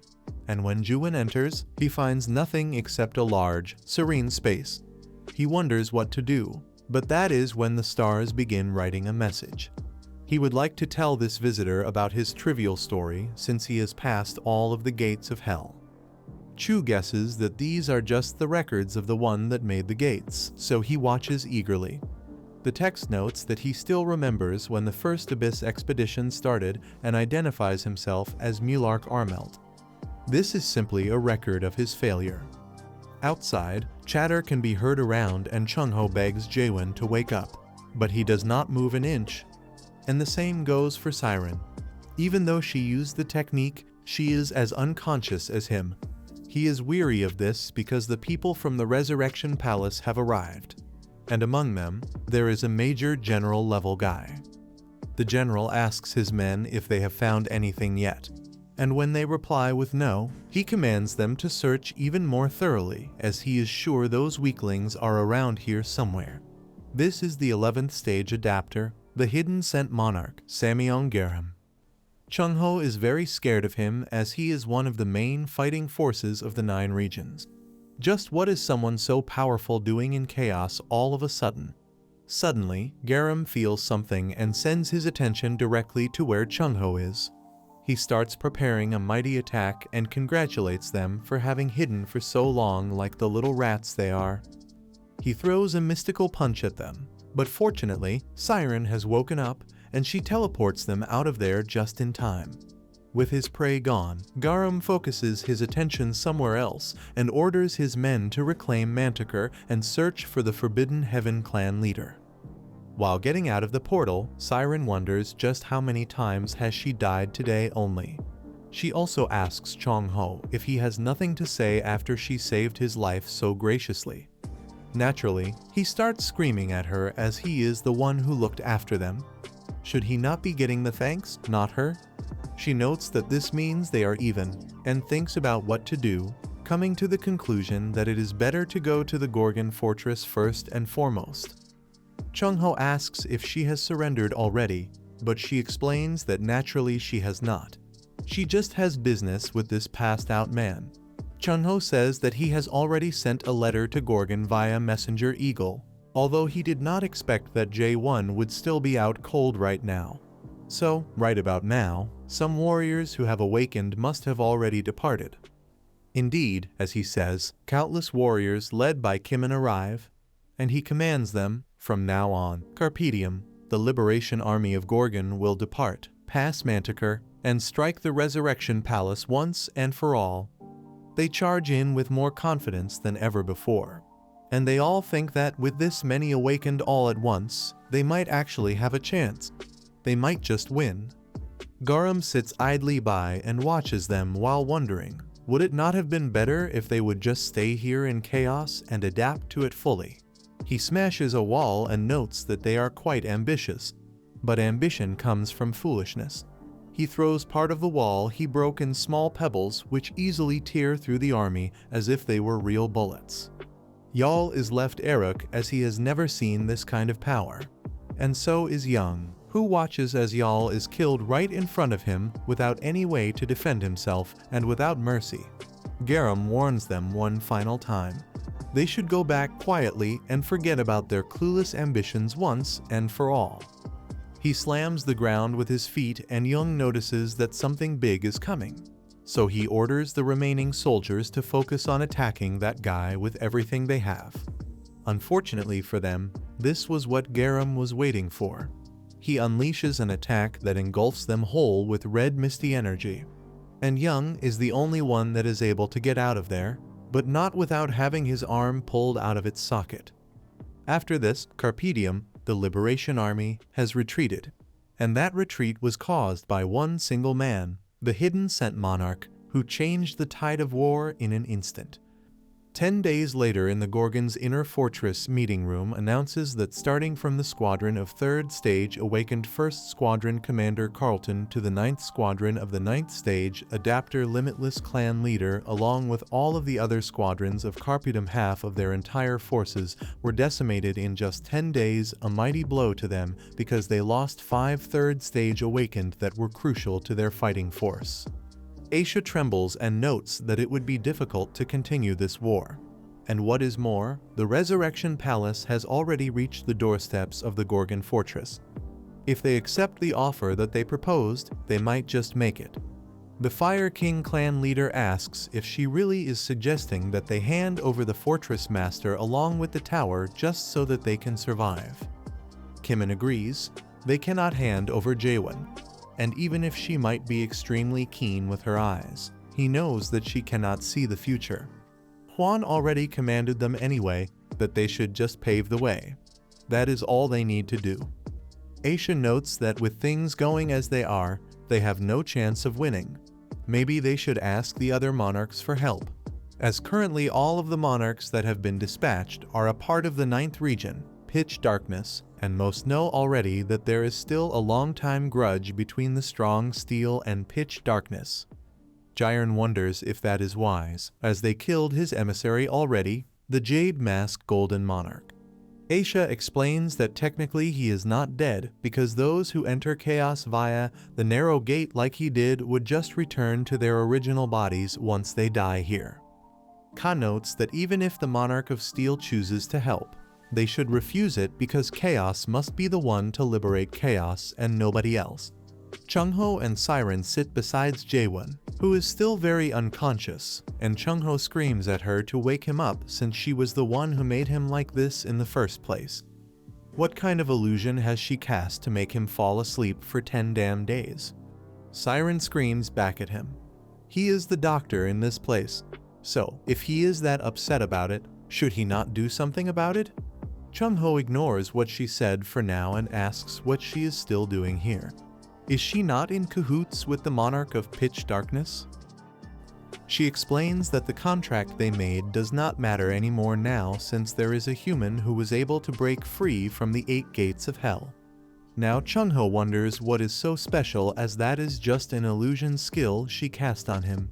Really, it is nothing to write home about. Siren gets even madder, and through her screaming explains that the 8 gates of hell is not just a skill. It is incredible, and it was not even made for humans to use. Its true power is shown when a real mayor starts to use it. However, he had hoped that anyone could use this skill, and so she thought it to the Savant clan since nobody has ever been able to break through the 8 gates of hell. She has seen it broken a few times though, but when that happened, it was used by humans, so it was not at full power. Additionally, what was broken was not the skill, but the mind of the user. But Jan is different from the others, as he managed to break her mind, but broke the skill completely too, as he broke through the 7th gate and arrived at the final 8th gate. For his information, the 8th gate is the gate of rewards, and it is said that those who get there get a very generous reward. Chung-ho has heard about this before. If there is a human that could pass all of the gates and get to the 8, they would become the king of chaos. He heard this from Jaehwan, but he did not expect it to hold some truth. Siren notes that what is behind the 8th gate is the legacy that her godfather has left behind, his knowledge. Before she can explain further, Jaehwan suddenly wakes up and is very confused as to what just happened. He explains what he saw to Siren and Chung-ho while getting dressed and notes that now it is time to go to the meeting room. Chung-ho tries to stop him, as he must not go there now since there are people who are suggesting that they hand him over to the Resurrection Palace. Jaehwan ignores him figuratively and literally as he steps over him, leaving Chung-ho shocked. When Jaehwan arrives in the meeting room, some are glad to see him and some are ashamed, as they have considered something extremely bad. After a few moments of silence, he announces that he will go to the Resurrection Palace, which nobody expected. Kimin asks him what is he talking about. He cannot do something like that. He should reconsider. He just cannot go there.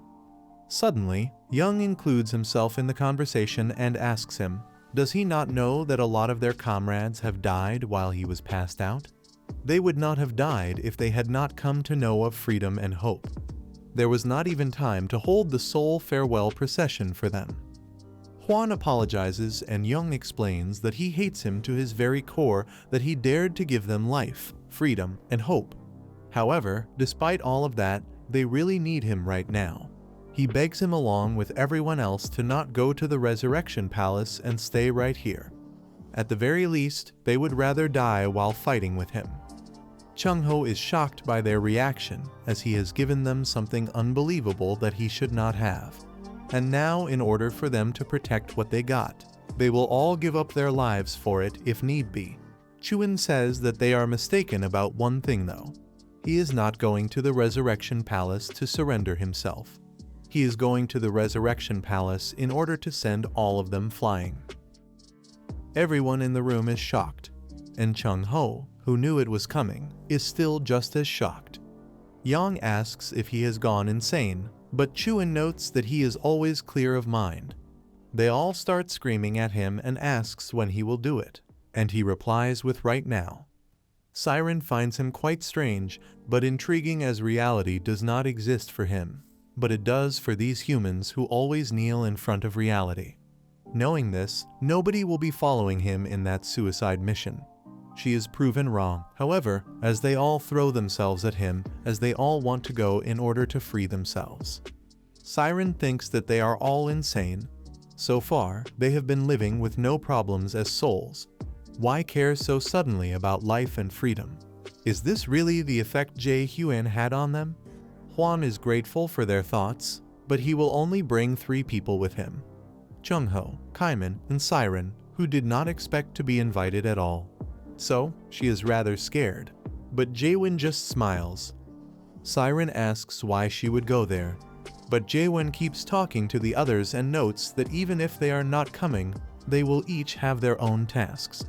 Siren screams and screams at him to get his attention, but Jungho tells her to give up. They ask what kind of tasks and a myriad of other questions, like if destroying the Resurrection Palace really is the end and what will happen once chaos is united.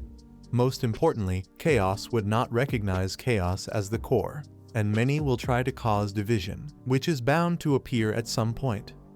Yang says that they should worry about that when they get to it, as once they destroy the narrow gate, the monarchs will not be able to pass anymore. Jaehwan tells him to not be so sure, as he is sure that the narrow gate was not the original way to enter chaos. Yang is left wondering about it. But before Jaehwan can say anything, Siren finally gets to him and screams in his ear that she is not going. But he offers her a deal. If she helps him, he will tell her about what he saw in the 8th gate, since he is sure that she does not know. Eventually, they all make their way to her workshop and start touching her stuff, even though she told them not to. She explains the embarrassing stuff as gifts from her godfather. She is very conflicted about having others enter her personal workshop, but it cannot be helped as they need to warp to the Resurrection Palace, which can only be done via warp drive, which he has in here. Jungho finds one of her early towers and goes inside, where he finds the Firewheel Monarch and the 7-Fear Monarch, which he immediately slays. These people were once products, but they remain stuck in the spaces that she created. For those who have been products before, however, what would they feel when they enter the workshop of a mayor? Jaehwan also finds a tower and asks what its name is. Siren says that it is called the World After the End, but it is not finished yet, as he can clearly see. She has started building this tower after she first met him, but she does not know how he would feel about it once he sees it. Eventually, she gets the portal going, and she notes that it feels strange, like something is wrong. But well, just maybe her godfather went on the expedition because it felt like this. At the Resurrection Palace, a man watches as others bicker below him. He thinks of them as fools, as if they were people who could reincarnate. They would not be queuing here, but going to the fruit repository instead. Should they not have given up by now, considering they have been waiting for half a year already? This is the 72nd Resurrection Palace Master, the Fog Monarch, Hict Mayor. Some people below him compare their situation and note that even if he does not like it, they are similar since he has also been here for a long time. Naturally, Mayor is insulted by this and puts them in their place, which makes them grovel at his feet instantly. However, he still finds it boring, as if it were not for the treaty, he would not be just standing around here. The monarchs that came to chaos after dying in their previous lives have a duty tied to them that they will become the palace master until the next monarch dies and comes to chaos. He hopes that soon someone will die and take his place. Maybe it will be that Jade Mask monarch that was defeated by the Abyss expedition. Or that is what he heard at least. Suddenly the wall starts cracking, and sure enough it spread wide open by a giant explosion. Mayor immediately blocks the attack with his powers, but notices that they were not pushing each other in any way.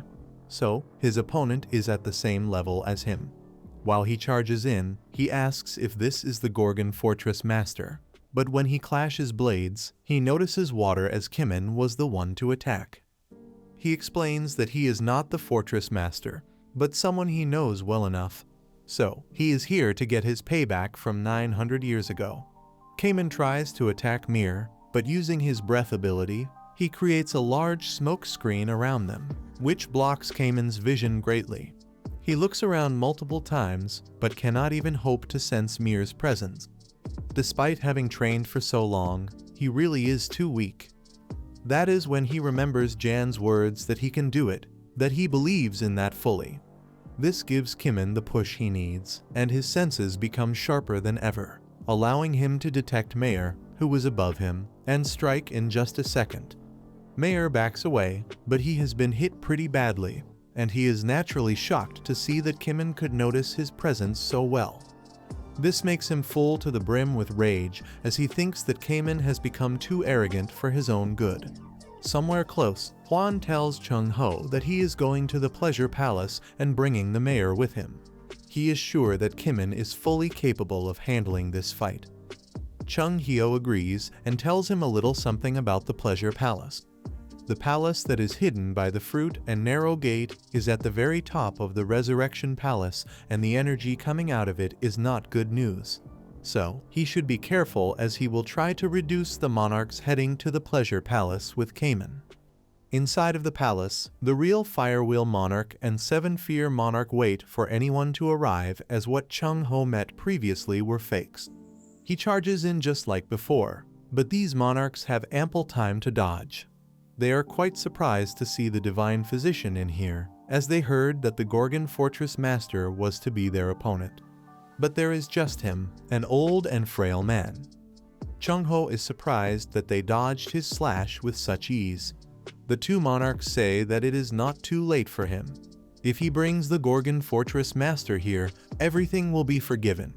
Even if he was able to handle the two of them at once, he will not be able to deal with all of the brigadier generals that are safeguarding the fruits.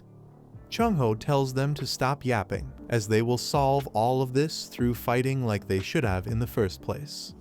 In the inside of the Resurrection Palace, at the Pleasure Palace to be precise, tons of people seem to be having fun.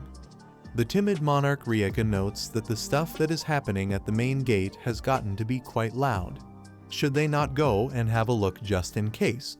The second dragon monarch tells him to relax, as Mir will surely deal with them. The fourth dragon monarch is not bothered by the conversation and is just enjoying the lady's company. The third dragon monarch notes that it just does not feel good if he does not stop by this place whenever he is in chaos, and the fifth dragon monarch agrees. It would be pain if they get their gems cut off by the female monarch alliance in the Almighty Land. After all, he does not want to lose his because he did something stupid.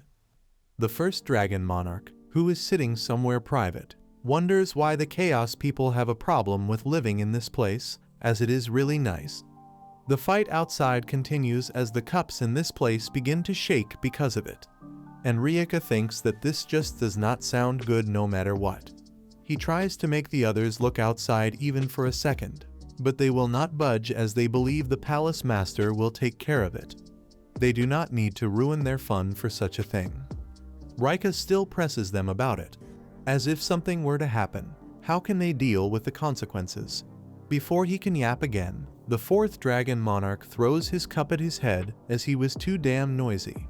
He should just shut up and stay still instead of ruining their fun like this.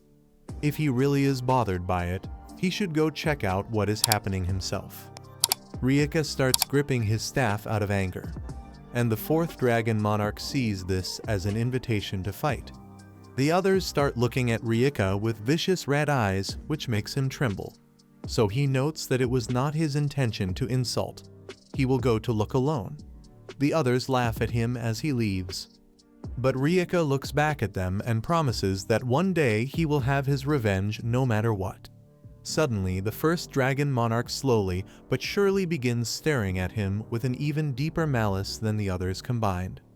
This makes him run away in fear, and the fourth dragon monarch thanks him, as he knows how to deal with noisy people very well.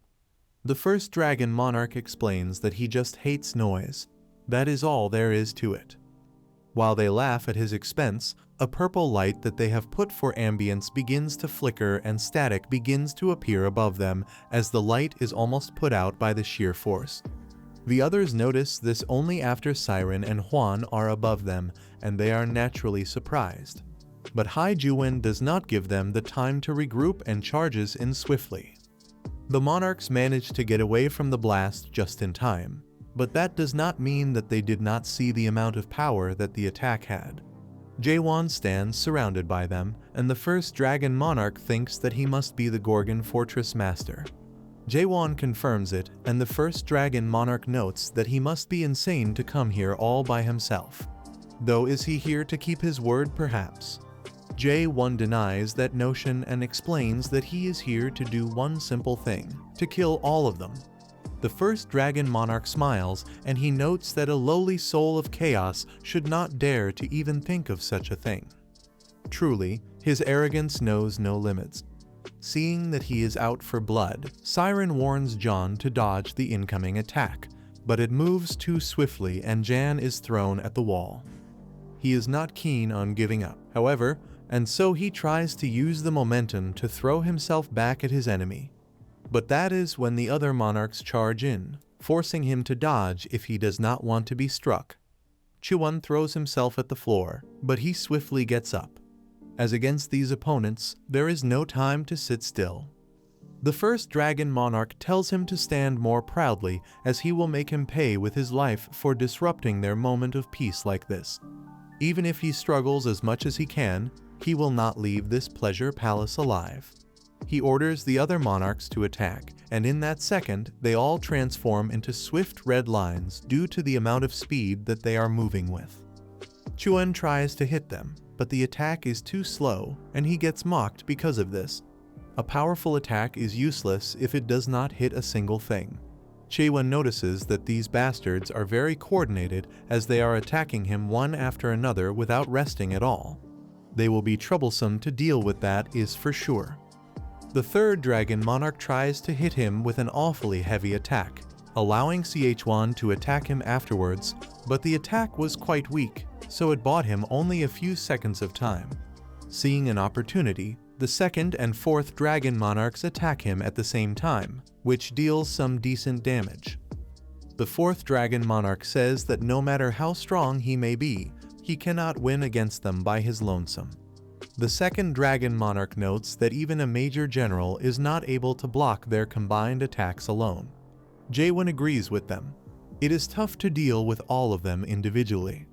However, since it is so damn annoying, he will blast all of them at once. That will make his job much easier. He does just that and unleashes a mighty attack that can be heard by Chungho, who is still fighting the two monarchs. After the attack is fully discharged, everything around Jaehwan is crumbled, and he is also in a very poor state. Unfortunately for him, the attack did not hit anyone, as the first dragon monarch has blocked his attack by himself, clearly telling him that they are worlds apart when it comes to strength. Siren watches all of this happen from above and thinks that she did not expect the first dragon monarch to defend so easily against such a powerful attack. Are these people who are tasked with defending the Resurrection Palace really on such a different level? The first dragon monarch pulls out his sword and cannot believe that he dares to ambush the Resurrection Palace with those petty and awfully weak tricks. He is truly mocking them in more ways than he can count. However, to rectify his awful and arrogant behavior, he will show him the difference between them. He will have to face that all that he is just a vermin of chaos, powerless and brittle. Suddenly, every monarch near the first dragon monarch is assimilated in a red yet dark cloud that emits a powerful wind. The first dragon monarch comes out, but in a different form, that of a true dragon. He should be feeling honored right now, as this is too valuable of a technique to use on someone as lowly as him. But he must show him just how weak he truly is and crush his dreams right now. The first dragon monarch charges at Jaehwan without any remorse, but Jan swiftly moves away and attacks him the moment he gets the chance to. The attack fails to penetrate the protective barrier surrounding the first dragon monarch. Observing his futile efforts, Jaehwan retreats backward. The first dragon monarch taunts him mockingly. Did he truly believe he could inflict even a scratch? Jaehwan gets pushed further back but stabilizes himself using his sword. This opening allows the first dragon monarch to prepare a devastating strike, which Jaehwan attempts blocking with his thrust. Their powers collide violently as both fighters exert maximum effort. Eventually, the first dragon monarch's superior force prevails, landing the attack squarely on Jaehwan. After the dust settles partially, no trace of Jaehwan remains visible. The first dragon monarch remarks what a tragedy this is. Had he remained concealed, he could have lived considerably longer, perhaps even happily. Unfortunately, his arrogance shortened his existence. Suddenly, Jaehwan materializes seemingly from nowhere, landing directly upon the first dragon monarch, who reacts with justified surprise. Jaehwan declares it's his turn for offense now, prompting the first dragon monarch to raise his barrier, while questioning whether Jaehwan learned nothing from previous failures. His attacks cannot breach the scale barrier regardless of effort. Jaehwan responds that they won't know without testing it, concentrating all his energy into a singular point. The first dragon monarch notices this concentration too, and genuine fear for his safety surfaces. He begins gliding evasively, eventually slamming his head into the floor to prevent Jaehwan's intended action.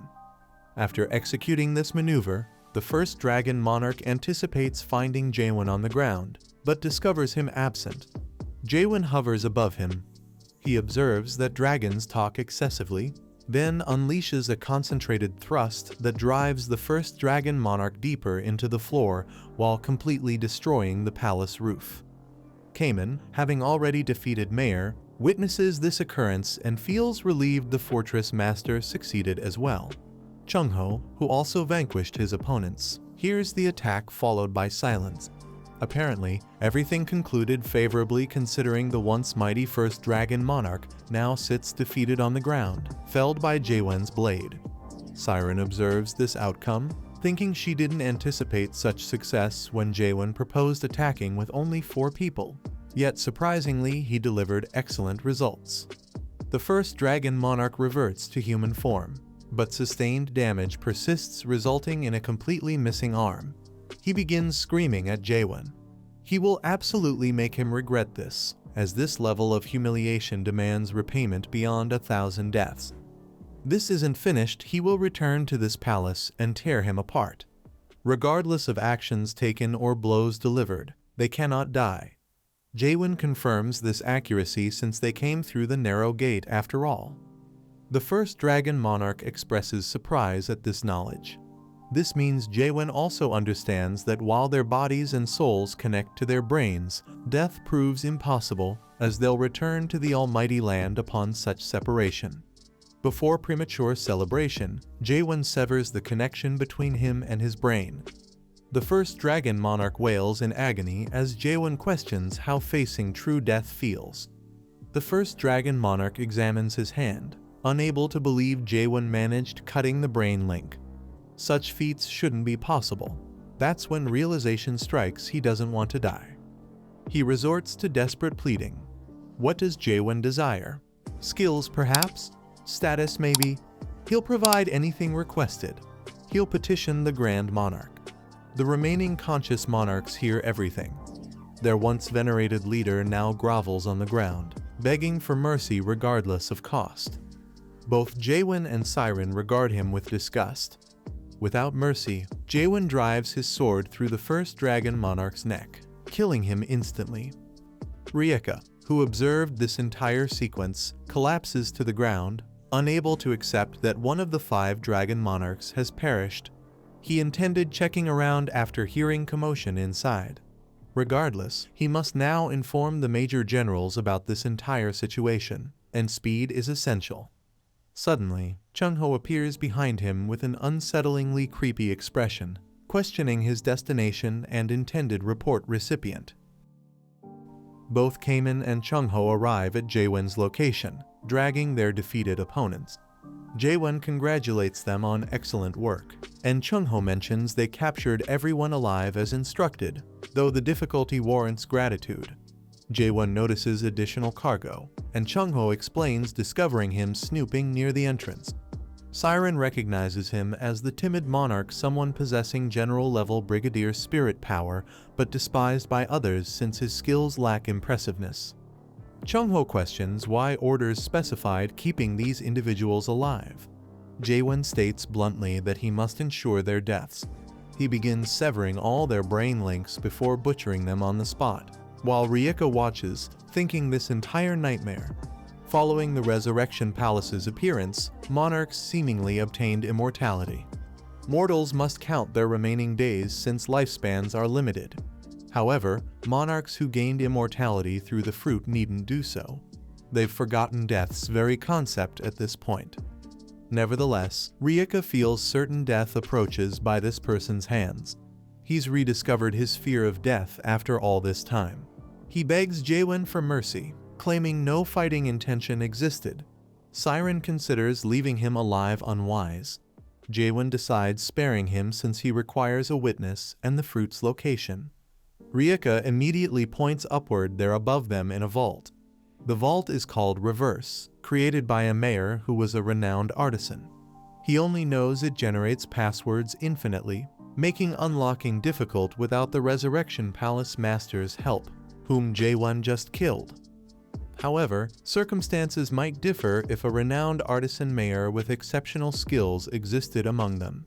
Without alternatives, Jaehwan prepares thrusting the vault, but Chungho advises controlling his strength, while Kamen laments lacking such an artisan mayor among them. Seeing these individuals missing her point, Siren simply unlocks the vault, which slowly begins opening, bathing everyone in golden light. Kamen is most shocked by this. These fruits represent what the Abyss expedition departed for originally. Emotional waves strike him as he remembers his mentor and the irreplaceable lessons learned. After extensive time, they finally hold it in their hands. They collect all remaining fruits, which number very few, and Chungho speculates they must have consumed tremendous quantities until now. With only these, distribution among Gorgon's people proves impossible, let alone the entire Chaos region.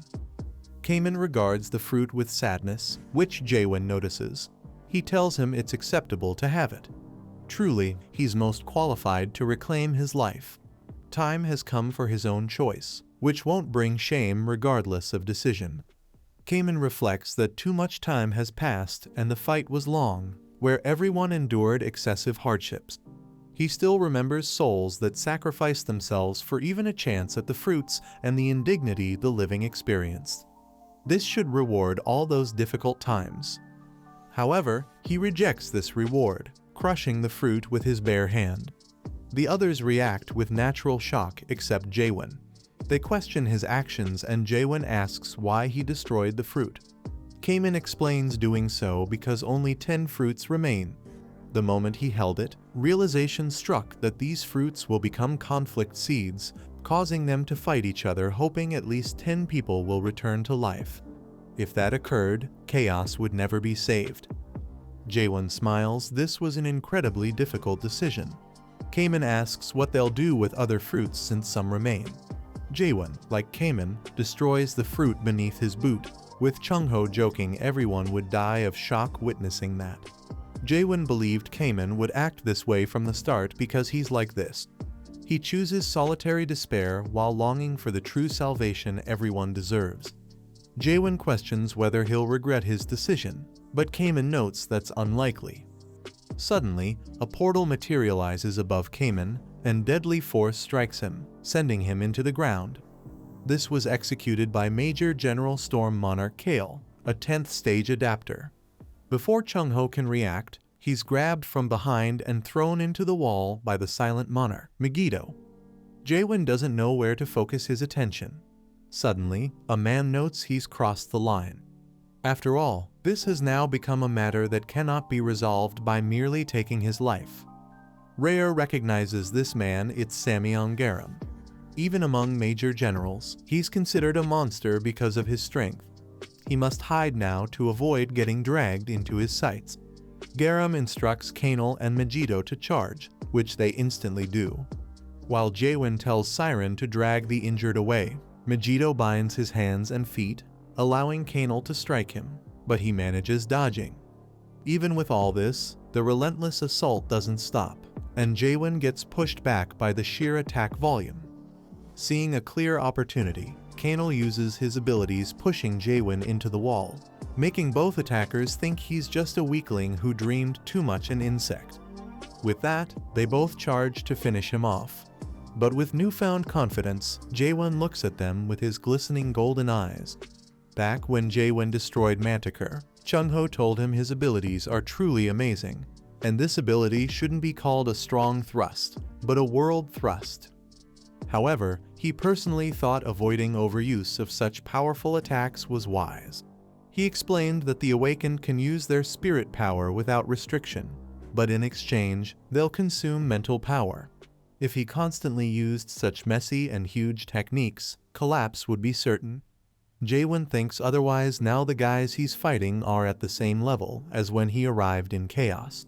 He needs eliminating them now while they still underestimate his strength.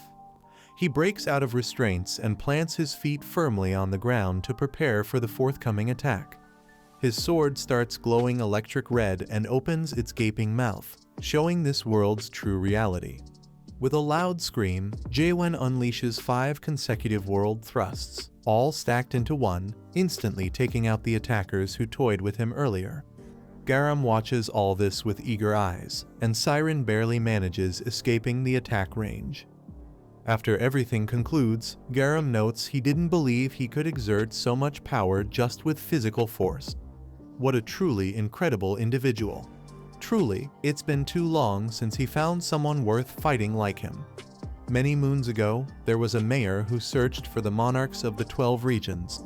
All the monarchs he'd met previously rejected his request. But this didn't make him give up.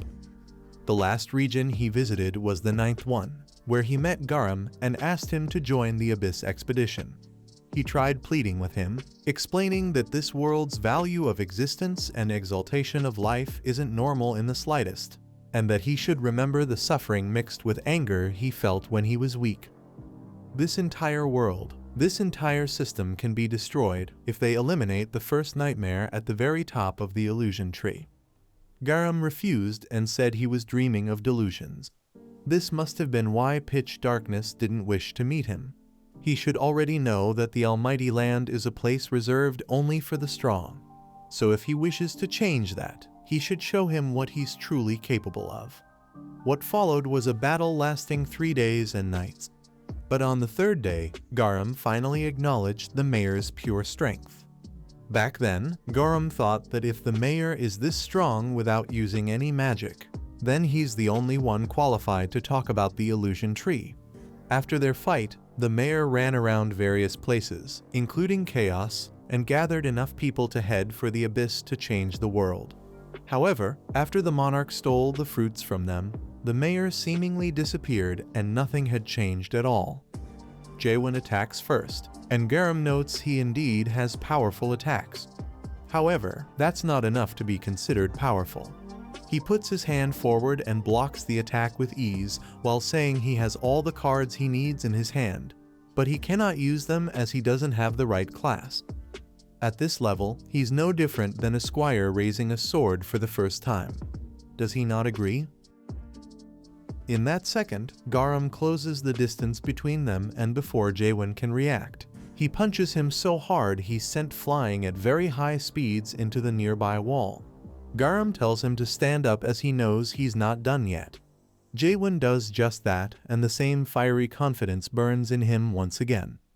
Garam notes that if he dares to speak of the illusion tree, he should first show how truly strong he is. Jaehwan thinks that this guy is stronger than the 2 weapons combined, but he's not using a special technique, it seems.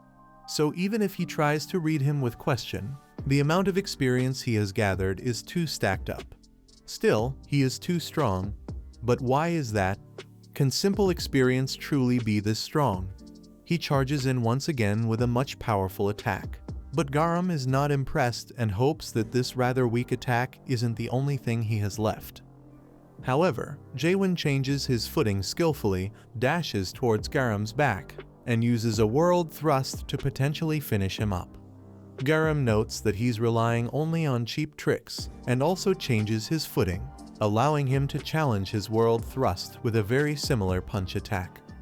Jaehwan is shocked to see that this attack is on the level of world thrust, but he doesn't have time to think about much else as Garam charges in and hits him with precise accuracy. He gently lands on the ground and explains that spirit power cannot work on him at all.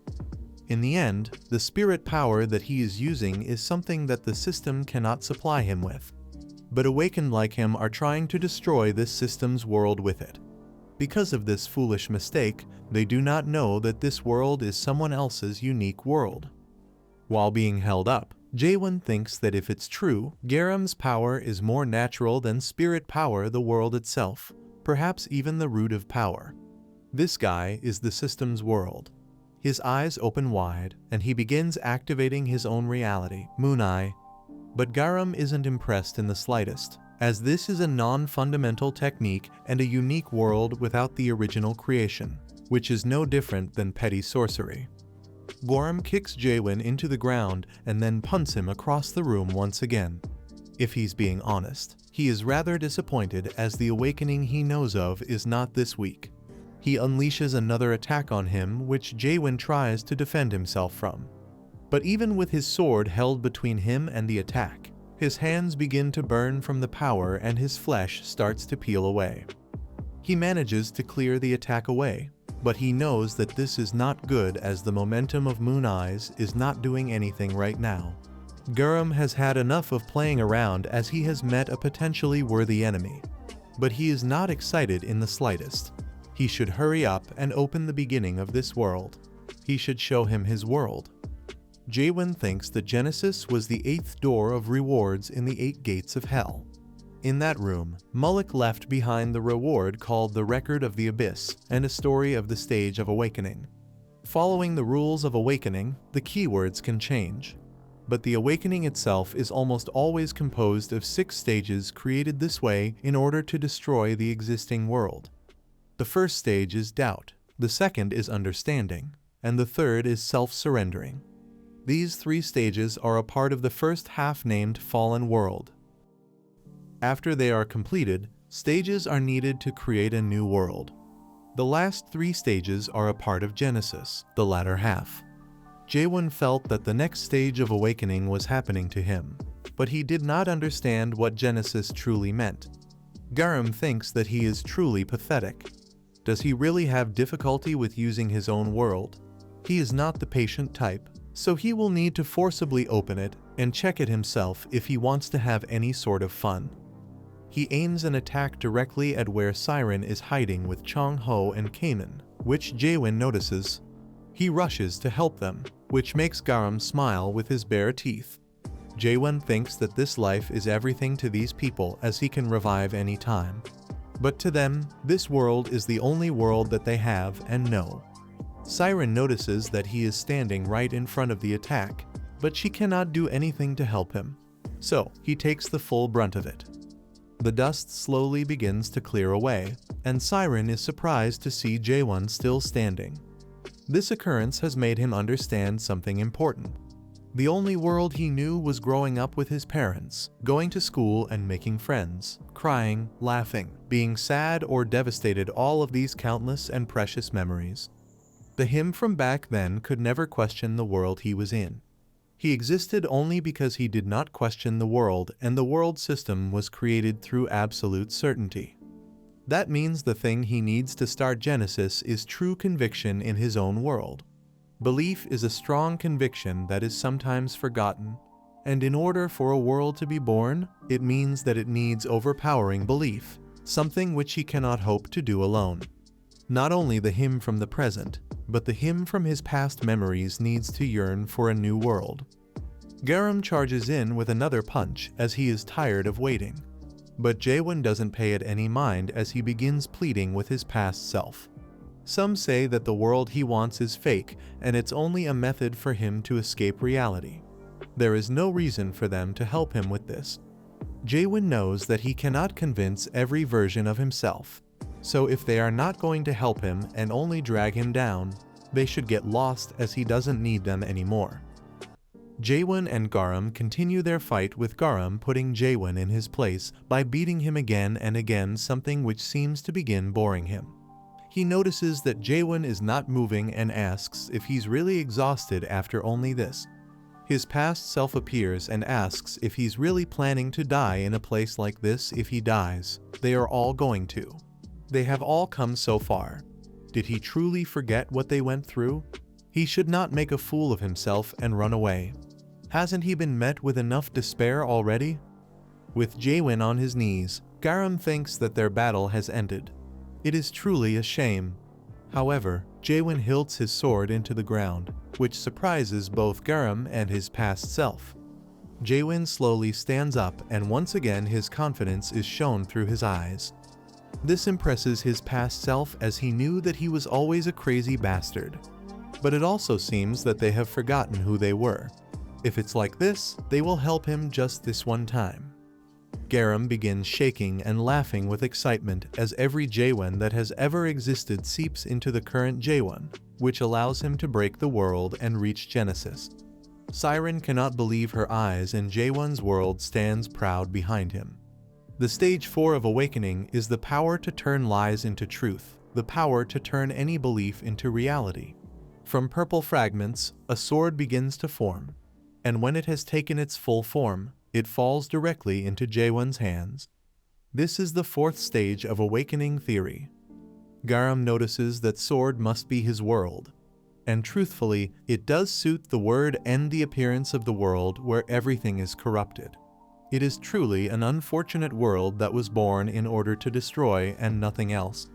However, even if he has achieved this awakening, the result of their battle will not change. They both charge in at the same time, which creates a ripple of air and force throughout. Garam begins pushing even further and notes that this is what is called a real fight. They begin to trade blows so fast only their figures can be seen, and Garam says that this is very fun, just like when he fought against that mayor 1,000 years ago. He thanks Jaehwan for letting him have so much fun again. However, they need to end this one way or the other. He grabs Jaehwan's shirt and throws him against the wall. Jaehwan moves swiftly to land with his feet on the wall, but Garam's attack does not end here. As he charges in with even greater malice, their powers clash in one point, which creates a very large explosion in the area.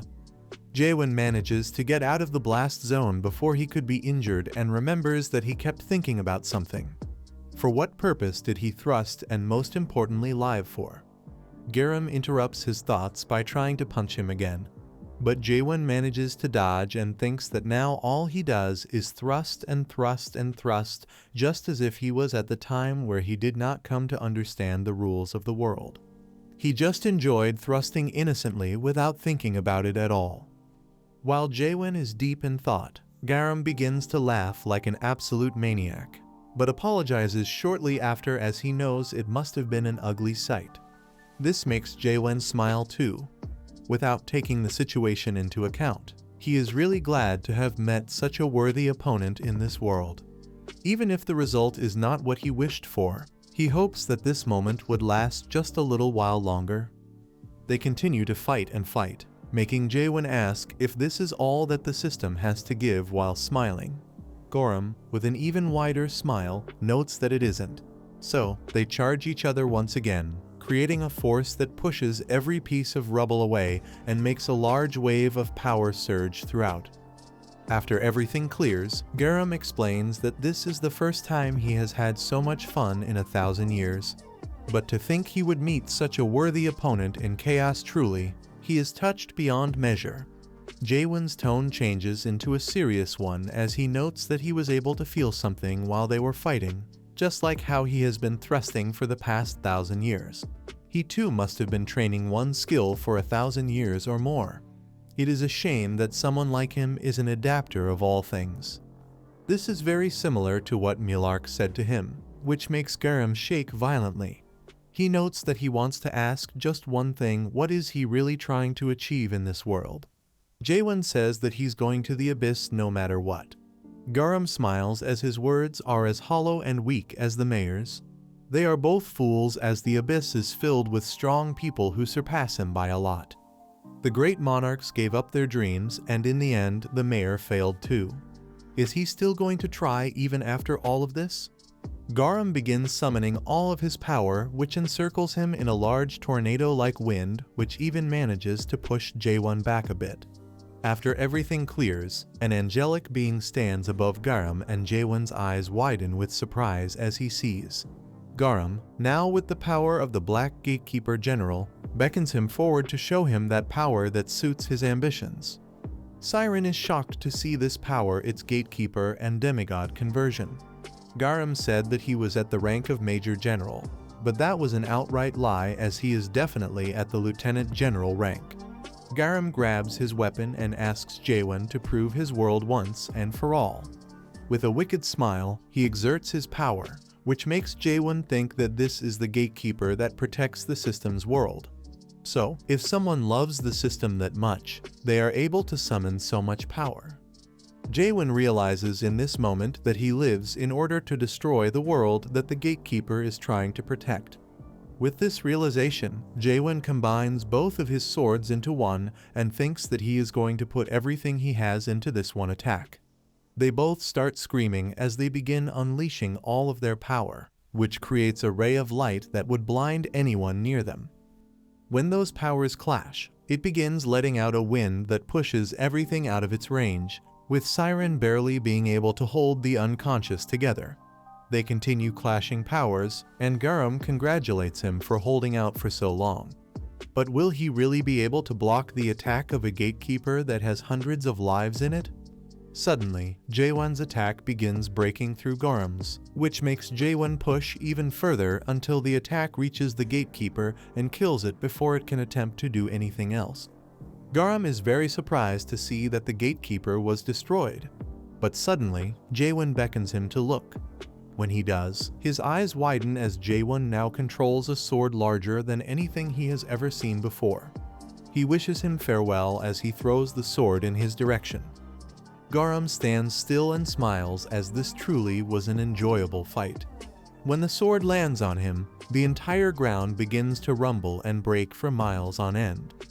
The burned ashes of what remains begin to fly away, and Garam stands in the middle, utterly defeated. With his body almost ripped in half, he wonders if he really did lose. But that isn't the only thing on his mind now, as now he can clearly see after being put in this pathetic state the eye that watches and rules over everything in this world. The peak of the Great Illusion Tree and the end of the abyss as it is known.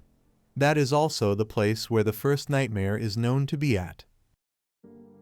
So he asks Jaehwan if that's the place he really needs to go to. Jaehwan tells him that it is not.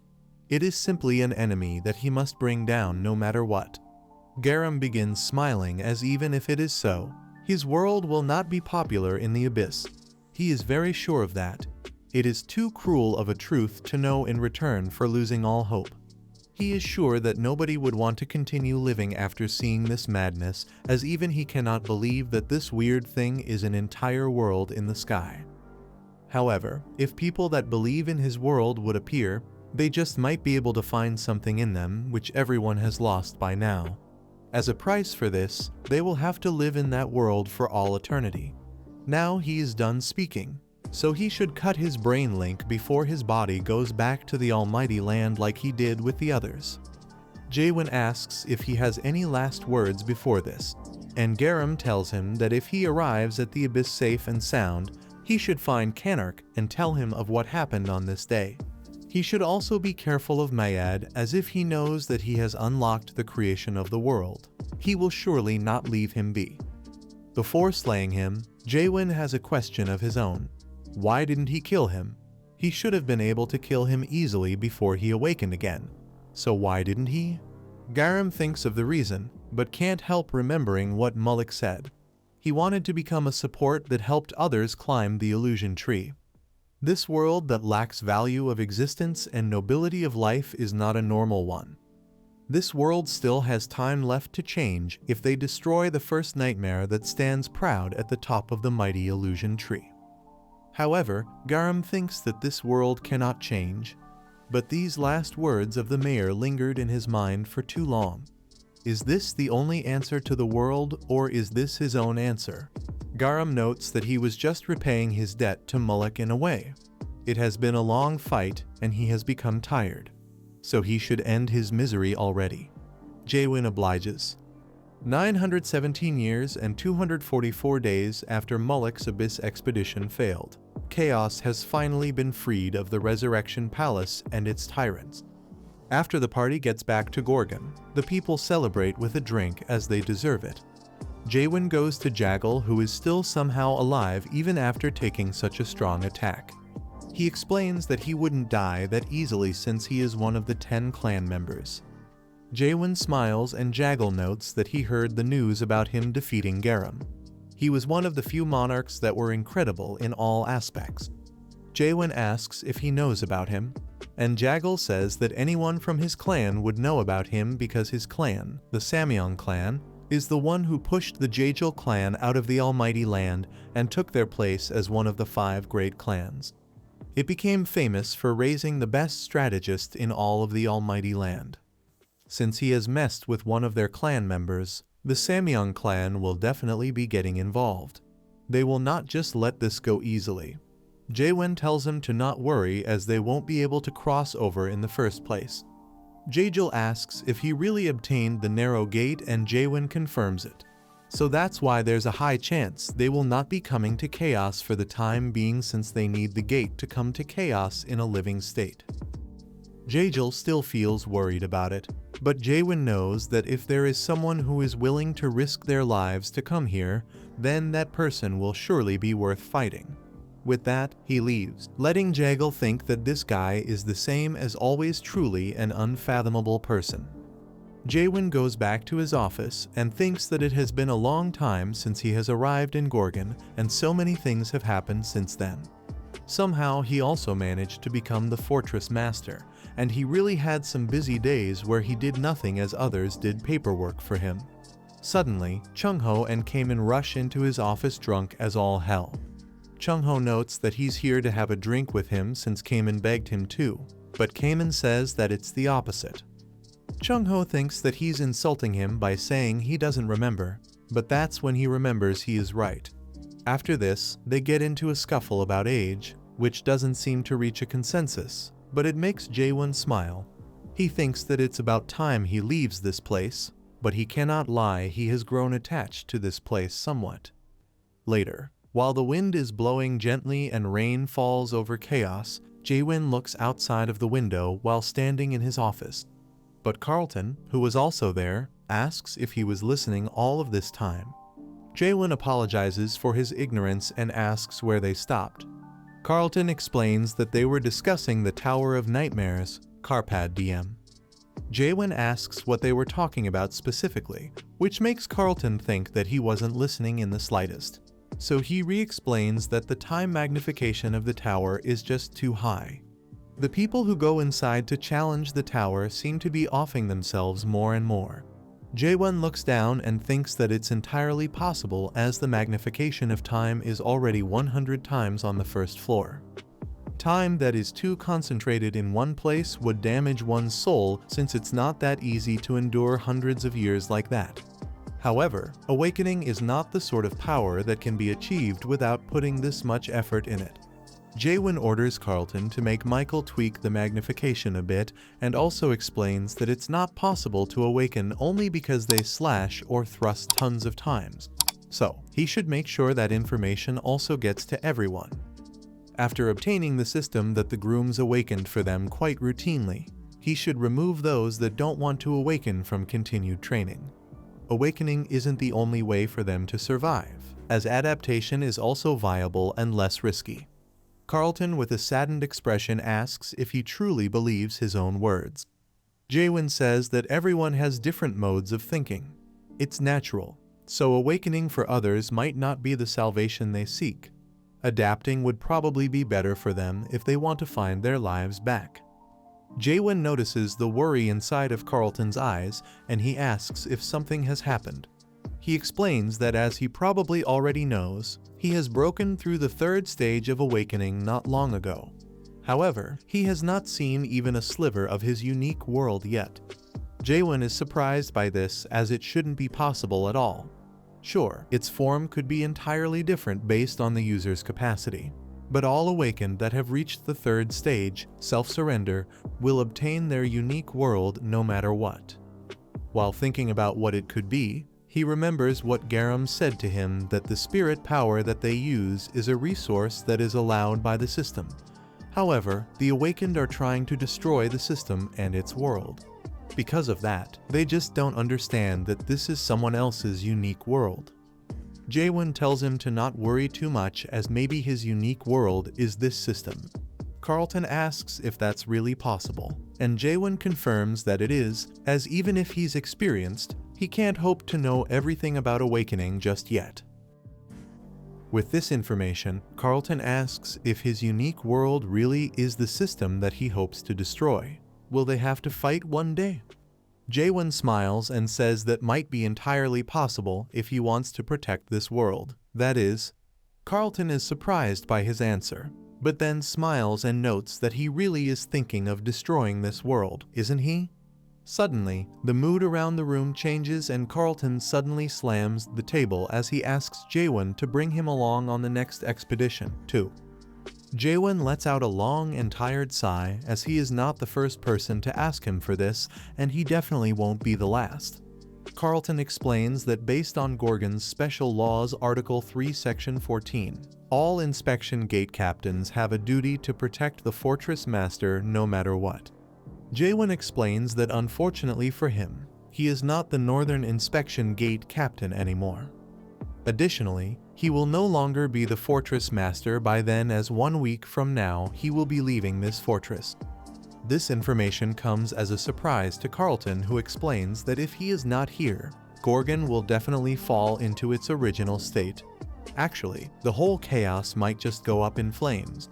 Jaehwan tells him not to worry as he has already thought of everything in regards to that problem. So, they should get out of this room now as he has to finish his last task as the fortress master.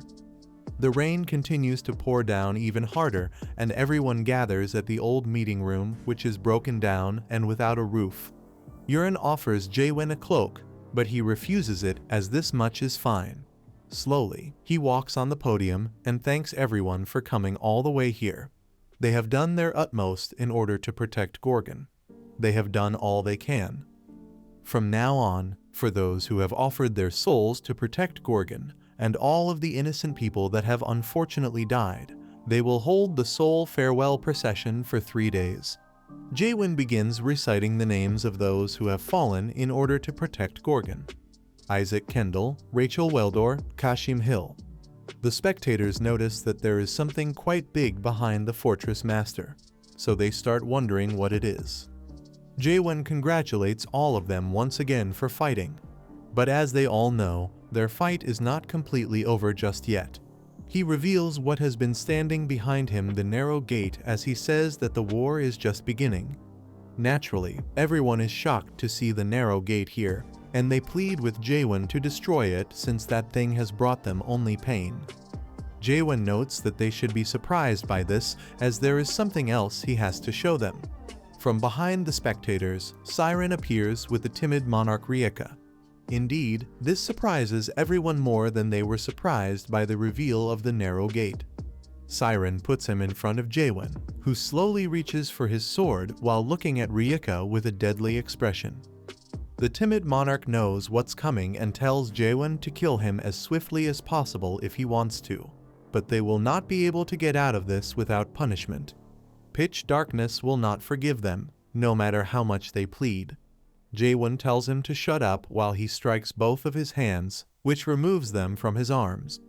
The realization of what happened slowly falls on Rieka, and he begins screaming at the top of his lungs while the pain begins.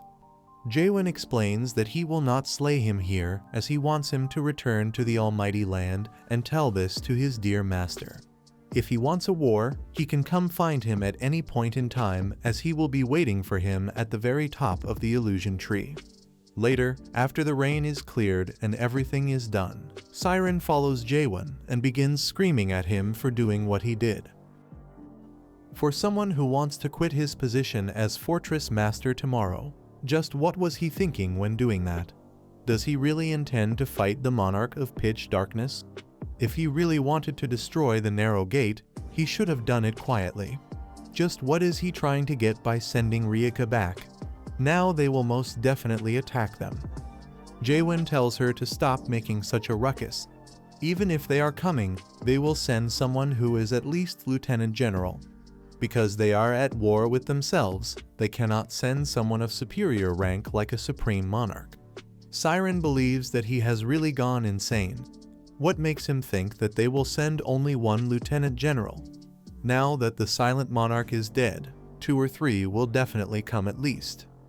Additionally, if people of the 5 great clans also arrive, this whole thing will blow out of proportion. Jaehwan explains that is exactly what he wants, because it's only after he defeats so many enemies that the whole situation will change completely. Siren just keeps silent as she cannot say anything else. Jaehwan, seeing that she has fallen silent, asks if she's here only to ask him questions, or is she interested in the affairs of chaos too. That reminds her of what he promised to tell her, more specifically what he obtained in the 8 gates of hell.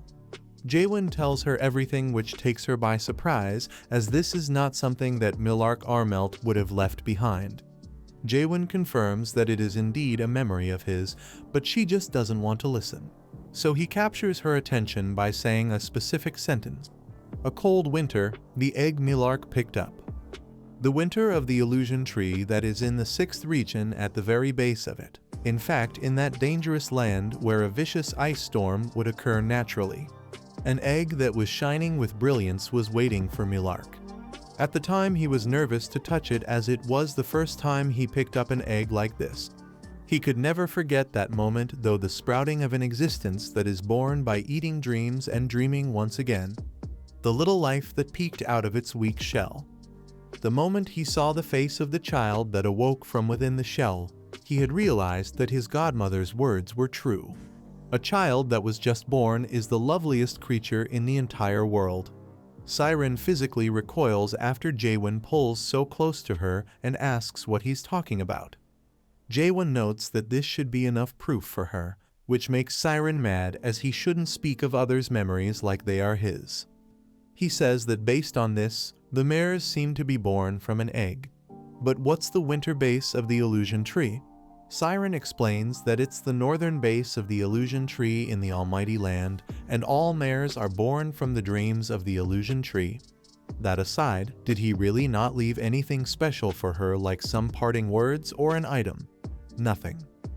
Jaehwan explains that there might as well be, but he cannot know for sure, as the memories he saw weren't in the form of a book or scroll. It was more like a cluster of very complicated memories. Only a glimpse of a fragmented memory where nobody can tell where the beginning and the end are. Maybe Mullik did not wish to have his memories take on the form of a specific story. So unfortunately, he cannot tell her anything else, even though he wants to. Siren is furious by this conclusion and calls him a 2-bit scammer. But Jaehwan asks her why she's looking for Mullik in the first place, just because he is her godfather. Siren refuses to answer him, so he puts his hand on her shoulder and notes that if she needs Mullik's memories so badly, it might be helpful for her to come with him from now on. Since Mullik disappeared in the abyss, and he is going there, it's not a bad deal, isn't it? Anyway, she should think carefully about it, as he has other business to attend to. Siren is very furious at him, as this is probably what he was aiming for all of this time. But the memories thing gives her a grand idea. She tells him to wait, as he said the records that her godfather left behind had the form of memories, right? Jaehwan confirms, and she begins smiling, as if this is the case. She has quite the nice idea in her mind. With that, Siren drags Jaehwan back into her personal workshop, which makes him smile as he remembers her saying that he will never be allowed back here ever again. Siren tells him to shut up, but he refuses and says that he remembers very well how she told him about how they are intruding on her personal life. Having had enough of this talk, Siren pushes her keyboard buttons even faster and pulls out the device they need. The ceiling slowly opens, and out of it comes a cat-like thing with a very ghastly appearance, which even Jaehwan is quite spooked by. Siren stands next to it and explains that this thing will help them with their squeeze. Jaehwan asks what she means by squeeze, and she notes that this thing links with one's soul and forcefully squeezes out the memories of the target. Usually this squeeze is something that mares do when they have lost spiritual sense, since it is an action that allows a person to condense their overall emotion. They will again experience those memories and enlightenments, which is very useful for a mare, as that will give them tons of ideas. This is the first time she is attempting something like this, so she isn't sure. But other mares note that the experience of squeeze is something that causes over-the-top ecstasy. Jaehwan kind of understands the gist of it. She wants to see the memories of her godfather by using squeeze, right? Jaehwan lies down in the machine and the restraints close. Siren begins smiling from ear to ear as she really wants to see if Jaehwan will remain relaxed after the squeezing starts. She didn't lie about the ecstasy he will feel, but he will also feel immense pain. But that will only be on his part, as she will feel none of it. Siren begins the procedure, but feels more pain than him, which goes to show just how much mental fortitude Jaehwan has. Eventually, she manages to break through it and arrives in his memory space, which she is surprised by as it is quite large with tons of memories floating around. However, is this really natural? Can a human have so many memories? Back when he broke through the 8 gates of hell, she knew that he wasn't just any ordinary guy.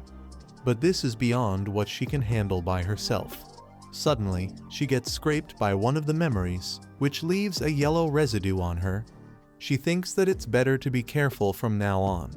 If she slips up further, she will become trapped in his consciousness. All she needs is the memories of her godfather anyways. With that, she begins exploring, but the amount of memories keep increasing as she goes deeper. Eventually, she is almost cornered by the memories, but she chooses to not give up so easily. So, she activates her abilities and breaks through the memories with very fast speed. She continues to run through them like it's nothing until eventually she arrives at the memory she wanted to see. There she sees her godfather and the memories they share. She remembers how kind he was with her and how he always took her hand. Even though this is only a fleeting memory, she tries to grab his hand as she has looked for him all of this time. It has been 900 years since he left, but she promises to find him. No matter what happens, she will see him again. After being swallowed by the memory, Siren slowly wakes up. But the place she wakes up at is not known to her. It is extremely alien. Seeing that she is in a foreign land, she decides to change her appearance. But now that she's walking through the street, she remembers what this place is called: Earth, the 294th world. Earth is a location that many mares visit often by riding the roots of the illusion tree. Thanks to the efforts of the predecessor mares to protect Earth, it has remained hidden from the rules for quite a while. It seems that Siren has fallen into the uncanny, which was formed within Earth as its base. She knows about uncanny because Mulark has explained to her previously that within an existence there exists a subconscious that is called uncanny. It is made from the hometown of the target, and all illusions of the world are made with uncanny as the base. He warned her that if she were ever to fall into uncanny, there's only one way to get out. She would need to find the only conscious being in that place, the guide. But where would that guide even be? She doesn't even know the layout of this place yet. Suddenly, a child swings past her at high speeds, and a few cops follow after him with their batons ready. Siren seems to recognize something about that kid, but she doesn't know what. The cops manage to corner the kid, and they tell him to just give it up as children like him are nothing but trouble to responsible adults. Before they can strike him, Siren screams at them, asking what they are trying to do to a kid. The other policeman tells her to stand back as it is dangerous around these parts, since this bastard has refused to become a grown-up. Refusing such a thing is a grave offense that is punishable by law. So, it's only natural for them to go after him like this.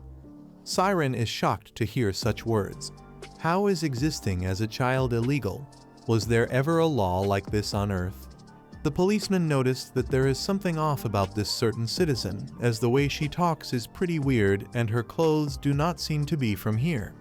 They would pass that up as cosplaying, but just to be sure, they ask her for her identification card while walking closer, which makes them notice that she also has horns on her head. This is a grave mistake, as Mullock has also warned her about this. When in uncanny, one must not do anything that makes them stand out. That place is a world that rejects the uncanny.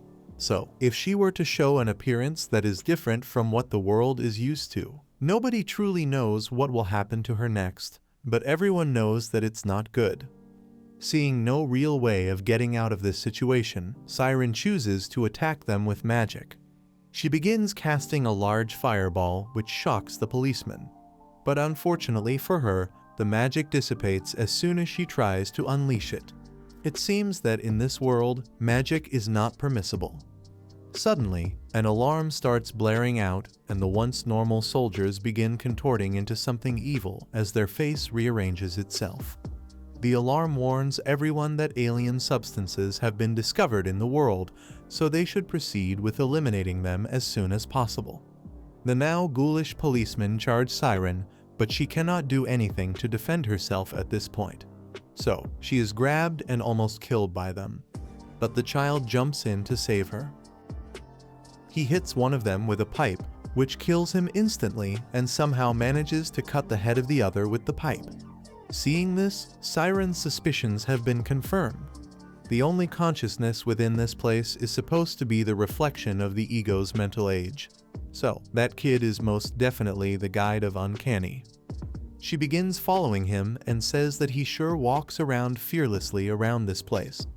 The guide explains that it's only natural as this is what must be done in order to survive. So, can she survive out here? She is confident that she can. So, he tells her to continue following as he knows a spot.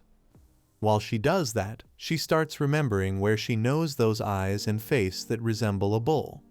This must have been Jaehwan when he was young, but the guide is the reflection of the ego's mental age. So, this means that Jaehwan has the mind of a child. The guide explains that she must have been swept in here due to the canals of memories. There are memory fragments that would lose their way and fall into this place from time to time. But it's the first time that a living being like her has been in here. Siren looks at him with a puzzled look, which makes him ask why. She asks why he has been living here, as she is sure that he is constantly chased by police, right? But why are the people in this world trying to kill a child who refuses to conform in the first place? The guide explains that it's because everyone is an adult and they don't like anything that doesn't meet their expectations. That said, he also had a question. What kind of person is outside him? Siren thinks that it's only natural that he's curious, but how would she go about describing that guy? Now that she thinks about it, she doesn't know much of anything about him. So, what answer will please this child? She explains that he is quite similar to her, meaning that he is a child through and through. This seems to make the guide happy, but now it's time to send her out. He pulls something out of her hair that came with her to this world. It is called a memory fragment, which makes Siren wonder why it even got stuck to her.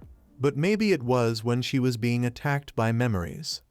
Siren asks, even if he wants to send her and the fragment back, does he even know how to do that? The guide says that he can because that is what he does around here. He returns memories that have lost their way to their original spots. She is surprised by this, but it kind of fits with their names as they really are guides. The guide notes that if this fragment is read, the memory must be a very important and urgent one. Siren asks if they really are categorized like this, and the guide explains that the shards come in white, green, blue, and red colors, so if he does not return this shard to its original place very soon, the outside him will be in heaps of trouble, as this is very important. Siren starts thinking about it, an important and urgent memory in this situation where the monarchs of the 12 regions are knocking at their gates. She asks if she can send them both back right now, but the guide says it's impossible as he can only send her and the memory back if the passageway is fully open. Normally, that would not be a problem, but unfortunately, he doesn't know when it will open up. He says that since it's late now, they should rest in the underpass and move around tomorrow when the sun rises once again. Siren asks if he lives here alone, which he confirms, so she then asks how he will know the passageway will open if he is not there to confirm it. The guide explains that once it opens, Wi-Fi signals will start to go haywire and become unstable. Once that happens, he will use this device to capture the highest signal. Siren asks if the only thing they can do in this situation is wait, which the guide confirms, but they should wake up early tomorrow morning and head to the convenience store for now since there are tons of tasty things they need to provision, or rather steal. The days continue to go by, and Siren would have liked to ask him if he's okay, but she didn't. Maybe this little guy is trapped in here because of a mare, because there is a high chance that his world became like that due to the Tower of Nightmares, the experiences he suffered through the wounds he garnered, and the nature of Jaehwan, who refused to bend a knee despite having gone through more suffering than any other human. All of these created this world. A week passes since Siren has been in this place, but there has been no signal. Even other shards of memory haven't fallen in here, as he would have gone to retrieve them personally. Siren asks if he's not scared of the cops following him like last time, but the guide explains that it doesn't happen often. He was just really unlucky. Siren then asks if all he does is just return memories, but the guide notes that he also looks at memories as not all of them are returned because he doesn't want to.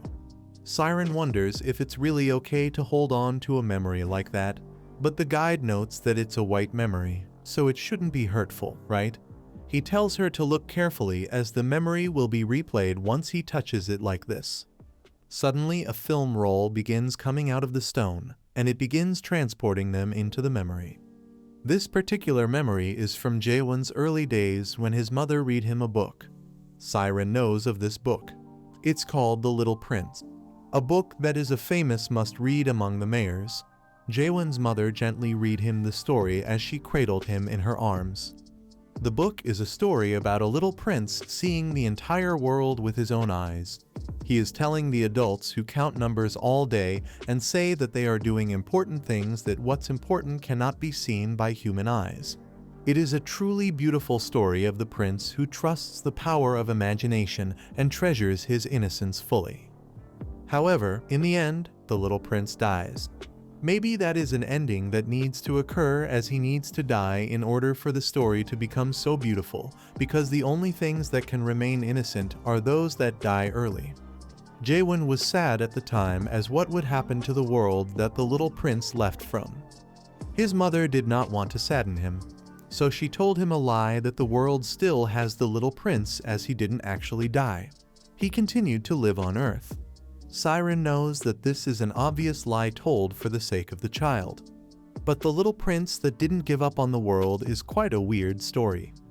That story, which is not plausible or entirely realistic in any way, has become a source of power for Jaehwan, just as his world came to life after he faced the oppression of the system. Although it has no decent plausibility, elaborate worldview, or creative background, it does not compromise nor submit to anyone's heel. This moment was born in the world after the end. Siren is mesmerized by this, but wonders why such an important thing is only a white memory. If that is the case, what kind of memory did Jaehwan choose to forget in order to survive? Suddenly, the guide's device starts beeping, so he immediately turns around and announces that it has started, so they need to prepare quickly.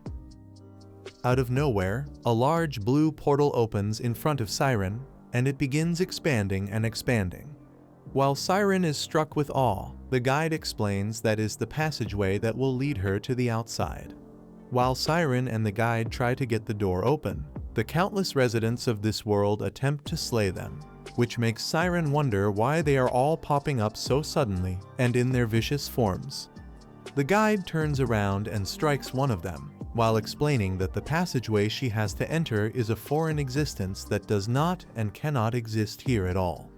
They are all coming to this place in an attempt to get rid of it instinctively.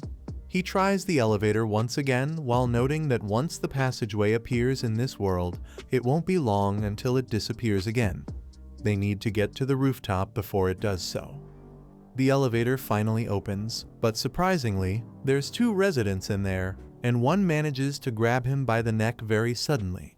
Siren rushes to help him, but it seems that he doesn't need her help, as he escapes the resident's grasp and takes care of them both with the pipe he has. Siren looks at him with widened eyes as he beckons her to move already, as there's countless of these beasts behind them. She is surprised because he is not scared in this awful situation. But honestly, he's Jaehwan's ego, so naturally, he is not scared of anything. He might even say that the monstrous enemies they face are just numbers to be dealt with. They do not exist. They are just the rules that the adults of this world decided for themselves and forced on everyone. They manage to get into the building and climb the stairs with speed while an army of residents are following them. They eventually get to the roof door, which Siren opens for the guide. He is almost caught by one of the residents, but with a swift turnaround he manages to get on the other side. So Siren closes the door. While they hold it closed together, he tells Siren that he will stay to block them. So she should jump into the passageway now. She asks what he will do, which makes him shout that he will be fine as he can take care of himself. So she should go before the damn passageway closes. She explains that she wants him to come with. They can get out of this place together. If she leaves this place, he will be extremely lonely once again. The guide considers her proposition for a bit. But while his feet are shaking, he says that he cannot do that as this place is his world. Even if he hates it, he must remain in this place no matter what happens. He pushes her away as the residents start to break the door little by little. Reluctantly, she runs away, but the guide stops her at the entrance of the passageway as he has one last question for her. Does the him in the outside world have friends? When she hears this, Siren's eyes begin to tear up, and she says that he does. He has lots of friends who love him. The guide notes that he does. The residents break through the door, and the guide tells her to go in and never look back. Siren looks at him one last time and thinks that when she gets back, she will tell him about this child. When he feels that unbearable loneliness and cannot muster enough strength to go on, she will have him remember that the version of the little prince he knows was not wrong at all. Because the little prince she saw with her own 2 eyes did not give up on his world, no matter how dark it was. Siren pops up in the canal of memories once again. She thinks that it would be wise to give up on searching for Mulark's memories. She doesn't know what the flow of time is between reality and uncanny, but she can't get lost in here again. However, she didn't leave this place with nothing. When she gets back to reality, she will be able to make a pretty nice tower with what she has. With this, she has also decided to follow Jaehwan on the expedition, as that way she can hear about her godfather from him slowly but surely. Siren remembers that she had the red memory with her all of this time, which she opens as it's probably safe to do so. When she does open it, she sees her godfather and in front of him, something which shakes her to her core. The thing in front of Mullik is the Soul King, Catastrophe. He is sealed in the strange factory that was made by the masters that were born in chaos. Siren thinks that if one wishes to go to the abyss, they must first meet Catastrophe. But fighting him is not needed at all. It's not even possible to fight him while in chaos in the first place, as not even the monarch would dare to challenge him here. She suddenly gets a dark thought and rushes to wake up as she must stop that. She must not let it happen no matter what it takes. In a cold and dead place, the party stands and Chungho notes that after 900 years, he is finally back here. Kamen can't believe his eyes either, and Jaehwan notes that they have made it to the last gate that leads to the abyss, which he saw in Mullik's records of his expedition, the Strange Factory. Yurin asks Jaehwan if he's going in right away, whilst addressing him as the Fortress Master. Jaehwan told him countless times that he is no longer the Fortress Master, and he's saying this just in case they don't know. But they shouldn't expect him to take care of everyone here. Yurin knows full well that he gave up that title, but to him, he is still the Fortress Master. This causes Jaehwan to smile a bit. Even though he told them tons of times that not everyone can go into the abyss if they come along on this journey, there are still about 3,000 people that followed him. They will all mostly stay behind. But since the Abyss expedition is a dream that everyone in Chaos has, these people wouldn't listen to his pleadings.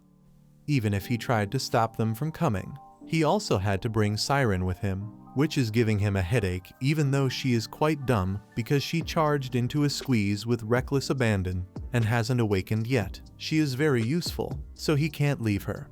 Suddenly, the hangar door opens up mysteriously, and out of the hangar come tons of horned beasts ready to attack the party relentlessly. Jaehwan knew that they wouldn't just let them in with no fuss, and the beasts charge in at once. Kamen puts his right hand on his sword and tells everyone to prepare for combat. In the 9th region at the ancient palace of pitch darkness, Rieka is shivering while bowing down to his greatness. He thinks that although his soul suffered damage when that bastard cut off his hand, he was able to return to his body that was in the almighty land without any sorts of injuries. But now he's scared of the man in front of him who knows what this guy will do to him for returning back alive. While protected by the ice monarch Vargas and the white-haired monarch Masaha, the man notes that he always knew that Garam would be gone one day, as it was in his nature to challenge the strong. But what did his last moments look like? Was he happy? Rieka says that he was, and the man is happy to hear that. But the 5 dragon brothers that are all at the level of a major general are dead. Additionally, the 17th Major General Kael, the 12th Major General Megiddo, and the 1st Major General, his own flesh and blood, the hidden scent monarch Samyeong Garam, has died. Rieka feels his heart pounding harder and harder as he feels the huge amount of pressure placed on him. He would like to know how he, a mere brigadier general, has managed to survive such an event. Rieka immediately tries to make up an excuse, but the man tells him to raise his head when he's talking. Rieka now feels the full brunt of his pressure. And it is true that the man who defeated them was powerful. But compared to the man in front of him, he is several times weaker. He can feel it only by this pressure. This man is the true ruler and monarch, the Black Shadow strategist, Samyeong Hyun. He explains that a few days ago, he took on a journey to the route simply because he wanted to get out of this rather sickening land. He went with expectations since that world was hidden by the mayors, and sure enough, it lived up to its name. He brought something quite precious from back there. If he is interested, they should go and see it together. Rieka immediately says that it would be an honor while wondering if this guy is trying to say that he won't blame him for what happened. However, he shouldn't be blamed in the first place for what occurred as he couldn't do anything in the first place. Who would have known that a damn product would be that strong? They arrive at the item he has brought and Hyun asks if it's truly not amazing. Rieka, like the sycophant he is, notes that he truly has great tastes. He has never seen such a painting before. What skills?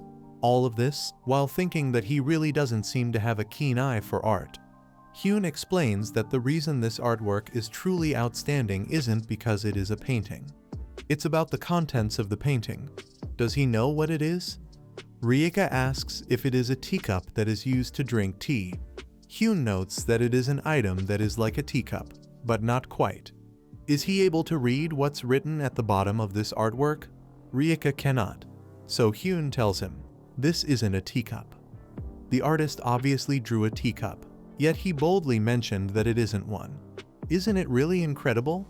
How could someone dare to have such a rebellious thought? Does he see this daring drawing as a teacup? Rieka doesn't know what to answer, so he says that he does, which makes Hyun suddenly grab his face and say that this is not a teacup. It is a drawing that looks like a teacup. Doesn't he find it strange? Oh. They call that a teacup despite it being a drawing which they cannot drink tea from. When they see it, everyone sees a teacup. But is it not strange? Rieka agrees wholeheartedly that it's strange. It is very strange. Hyun lets go of him and notes that if they think about it, it is not just this teacup that they should be thinking about. There are countless teacups in the world, and all of them have different shapes and sizes. Yet, they still call all of them teacups. After pondering about this constantly, he has arrived at a certain question. What is a real teacup? Does such a thing even exist in any world? Rieka thinks that it's a teacup, and it isn't a teacup at the same time. He understands now that this artwork is trying to ask a question. What does the essence of an existence mean? But what does this damn story have to do with anything? Hyun says that it's truly a great piece of art with a thought that would be hard for an adapter who has lived in the system to come up with at all. He asks Rieka if he knows the true value of the artwork, now that he has explained it, which Rieka confirms. He has been deeply touched by this piece of artwork. Since he has listened to this explanation, Hyun feels it's his turn to give him an answer. Hoon stares at a drawing on the wall, his mind wandering to what it truly means to be a monarch. Rieka speaks up, describing a monarch as the most noble, dignified, and supremely important being across the entire land. Hoon acknowledges the grand words but presses further. What exactly do those adjectives point to? Is it the ice monarch standing motionless before them? Perhaps the white-haired monarch equally still? Or could Rieka be referring to Hoon himself? Rieka confirms it's Hoon, but Hoon rejects the notion entirely. What Rieka just described doesn't fit him at all, so what should he be called instead? After all, he failed to destroy even a single escaped product and had the audacity to return alone after losing precious comrades. Could someone so filthy and worthless truly deserve the title of monarch? A knife slices through flesh and blood pools at the base of the stairs. The ice monarch hands Hoon a towel to clean himself.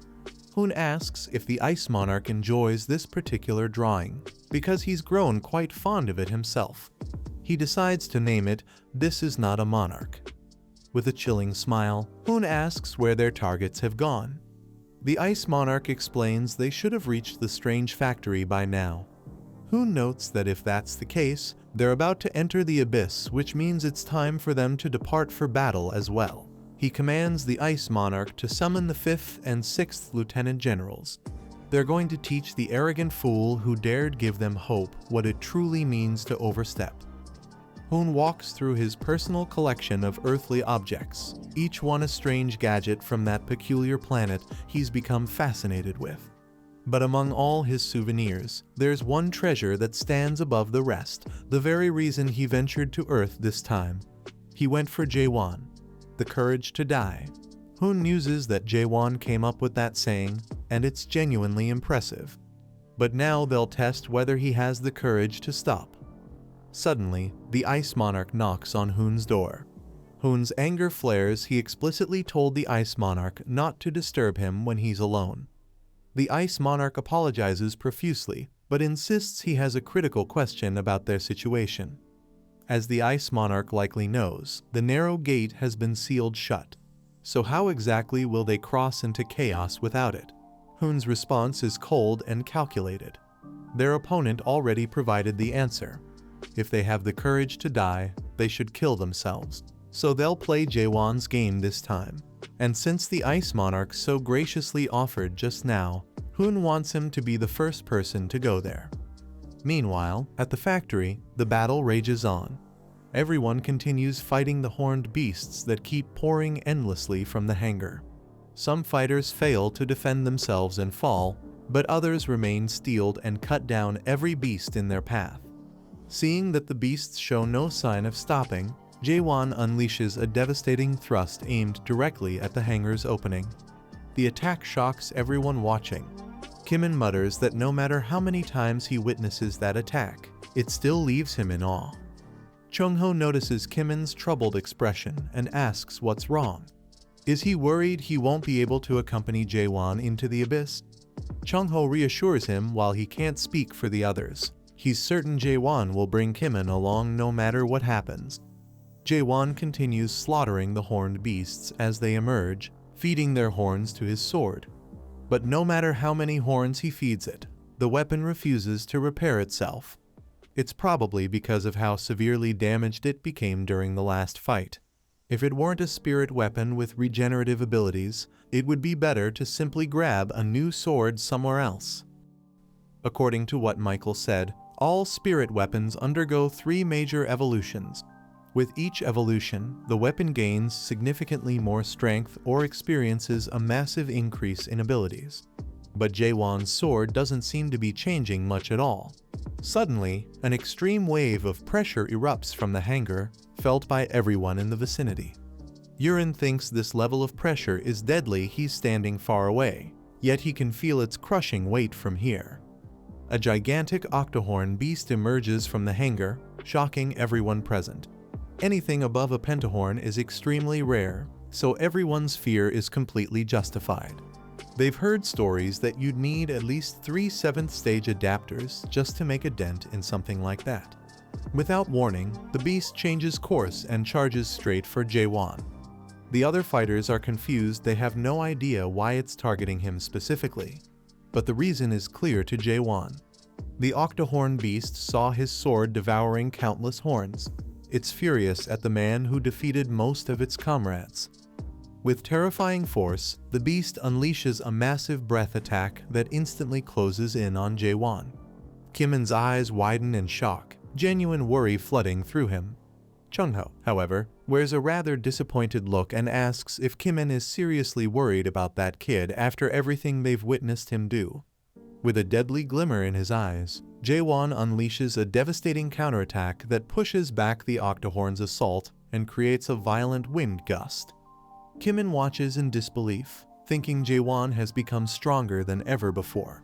Is this the true power of an awakened who's open genesis? The octohorn beast lies defeated before Jaehwan, its guts blown apart by the attack. Jaehwan thanks the beast for its horns, they'll help with his repairs. But that's when a voice booms loudly from inside the factory, commanding him to put Garnak down. Everyone falls silent after hearing this. Chungho knows exactly who it is. The Peak of Chaos's horned beasts, the ruler of all horned beasts in this place, the Decahorn, fully capable of speech. And what's more, there are 3 of them. They're the factory's leaders. Jaehwan's sword begins shaking with excitement as he lays eyes on them. Jaehwan smiles, their horns will suffice for what he needs to accomplish. Edsak says he heard people were attempting to enter the abyss recently, but he didn't expect Jaehwan to be among them. Jaehwan only speaks a few words. Ida notes that since he's still human, he should be fairly easy to deal with despite his power. Jaehwan studies them carefully, thinking that although they're weaker than Garam, they're beyond the level of the Storm and Silent Monarchs. If they attack all at once, they might cause him a little trouble. But in the end, he'd still win. Chungho tells Jaehwan to wait a moment, there's no real reason to fight these creatures. Although Chungho doesn't like them either, the factory leaders aren't their enemies. Ida recognizes Chungho as someone who's been here before. She can't believe he's willing to go back up there after what he went through. Edsak tells her not to be too rude, these people are welcomed guests of the great factory leader. He beckons Jaehwan forward, explaining that the great factory leader is patiently waiting for him. Once inside, Carlton marvels at everything, impressed to think the horned beasts are created in such a surgical, methodical way. Chungho feels relieved they were able to enter as well. Since Jaehwan wanted them to otherwise, he would have stabbed them. Johnny approaches Jaehwan and introduces himself, asking for Jaehwan's name in a rather crude manner since he's not capable of normal speech. He explains that the Garnak is a precious product that can only be created once every 10 years. They're incredibly difficult to make. Jaehwan notes that's why there are so few octohorns in the wild. But Johnny tells him it's also because the dead demon warriors attacked them, causing them to suffer massive losses. However, even though the dead demon warriors were numerous, they managed to win in the end. Carlton explains they never imagined they'd encounter the famous apostles of God on their journey to the abyss. Even more surprisingly, Johnny asks if Carlton knows of them. Carlton shows them a symbol while saying they must follow the great god of machines. Are they not apostles of Deus? Ida is surprised to find that someone from Chaos would know about something like this. It seems some of them have very big ears indeed. Eventually, they arrive at the great factory leader's chamber and head inside. Jaehwan and the others are quite surprised to see the room covered with countless screens, a large beaming orb standing in the center. The great factory leader slowly turns around and recognizes Jaehwan as the awakened who managed to open Genesis. This is the great factory leader in all his glory, Aniak. Jaehwan thinks the name sounds strangely familiar. Now that he considers it, all of them have very similar sounding names. They also all seem to be product names. He asks Aniak if he knows of a planet called Earth. Aniak explains that's the name of his home. People around these parts like to call it World 294. But why is Jaehwan asking such a question all of a sudden? Jaehwan notes it's because they all have names similar to machine names. Aniak says they've been told they're creations of a god from a world of change. It's possible the world of change they speak of might be Jaehwan's original home. Jaehwan asks what he means by God, which tells ENIAC that Jaehwan isn't aware of the Abyss's true nature. So ENIAC explains simply if the controllers of the Almighty Land are the monarchs, then those who control the Abyss are the gods, so to speak. The Abyss is the land those gods fight for control of. That's everything Jaehwan needs to know for now. Carlton finds all this very interesting.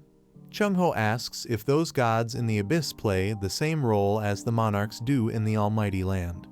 ENIAC explains their roles are rather similar, but they're very different from the monarchs they know.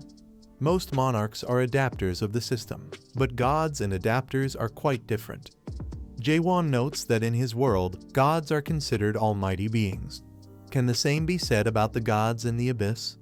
ENIAC says the gods there are neither all-knowing nor almighty. In some cases, it might even be possible to become a similar being to them. However, as a creation of God, he doesn't have the means to perfectly describe what a god truly is. At the very least, though, he can tell Jaehwan what kind of beings the gods are. Someone like Jaehwan, for instance. Jaehwan is a god. Jaehwan asks how that's possible. ENIAC explains that Jaehwan is an awakened who opened Genesis. Those who do so and become truly awakened, embodying their unique worlds, are on par with the gods of the Abyss. And in certain ways, they're beyond them.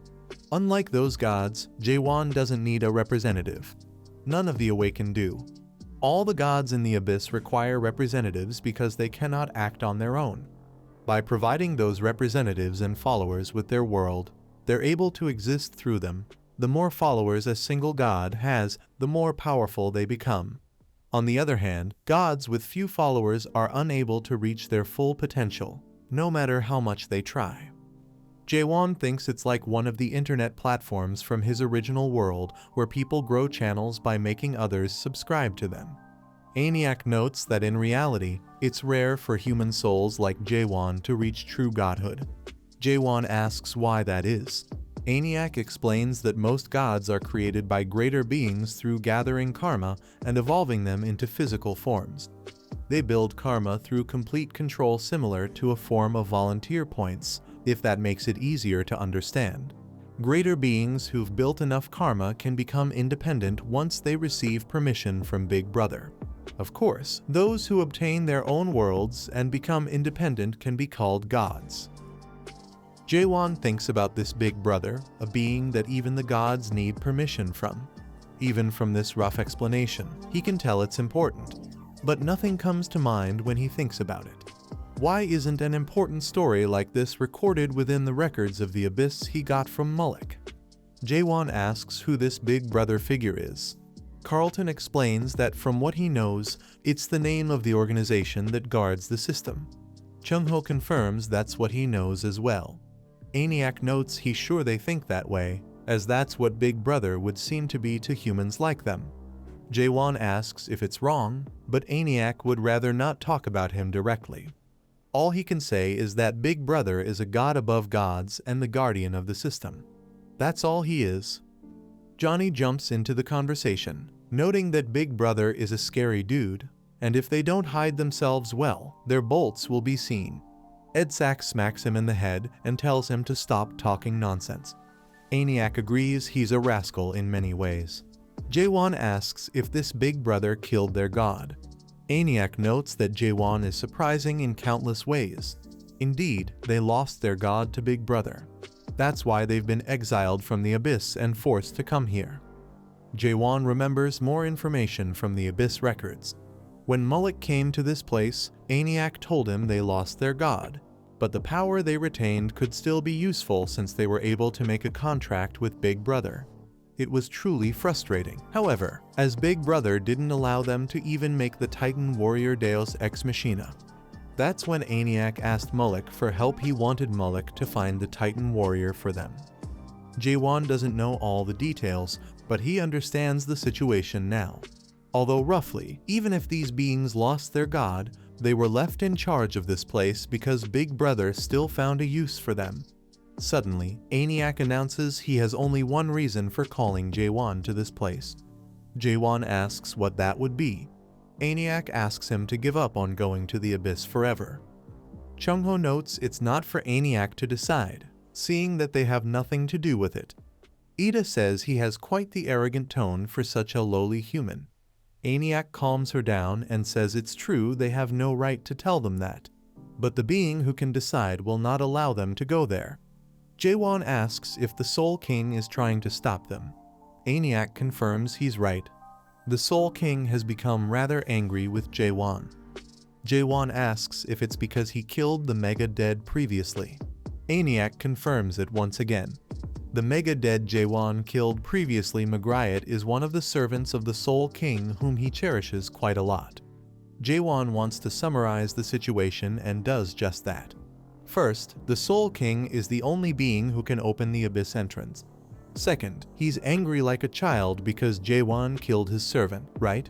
Third, since the Soul King is now sulking because he lost one of his favorite toys, he won't open the abyss gate for them. Did he summarize everything correctly? Aniak says the analogies Jaehwan used are rather offensive, but all in all, his summary was on point. Jaehwan asks him to open the gate if that's the case, but Aniak asks if Jaehwan really doesn't understand the situation right now. Jaehwan says he understands it perfectly, but he'll settle everything in person with the Soul King, so Aniak should open the gate already. Aniak says he cannot open the gate even if Jaehwan commands it like that. Seeing that it's come to this, Jaehwan places his hand on his sword and says Aniak has left him no choice. Ida also gets ready for battle, noting they should have just done this from the beginning. Both Kimin and Chung-ho prepare themselves, and Aniak also becomes hostile, saying Jaehwan leaves him no choice.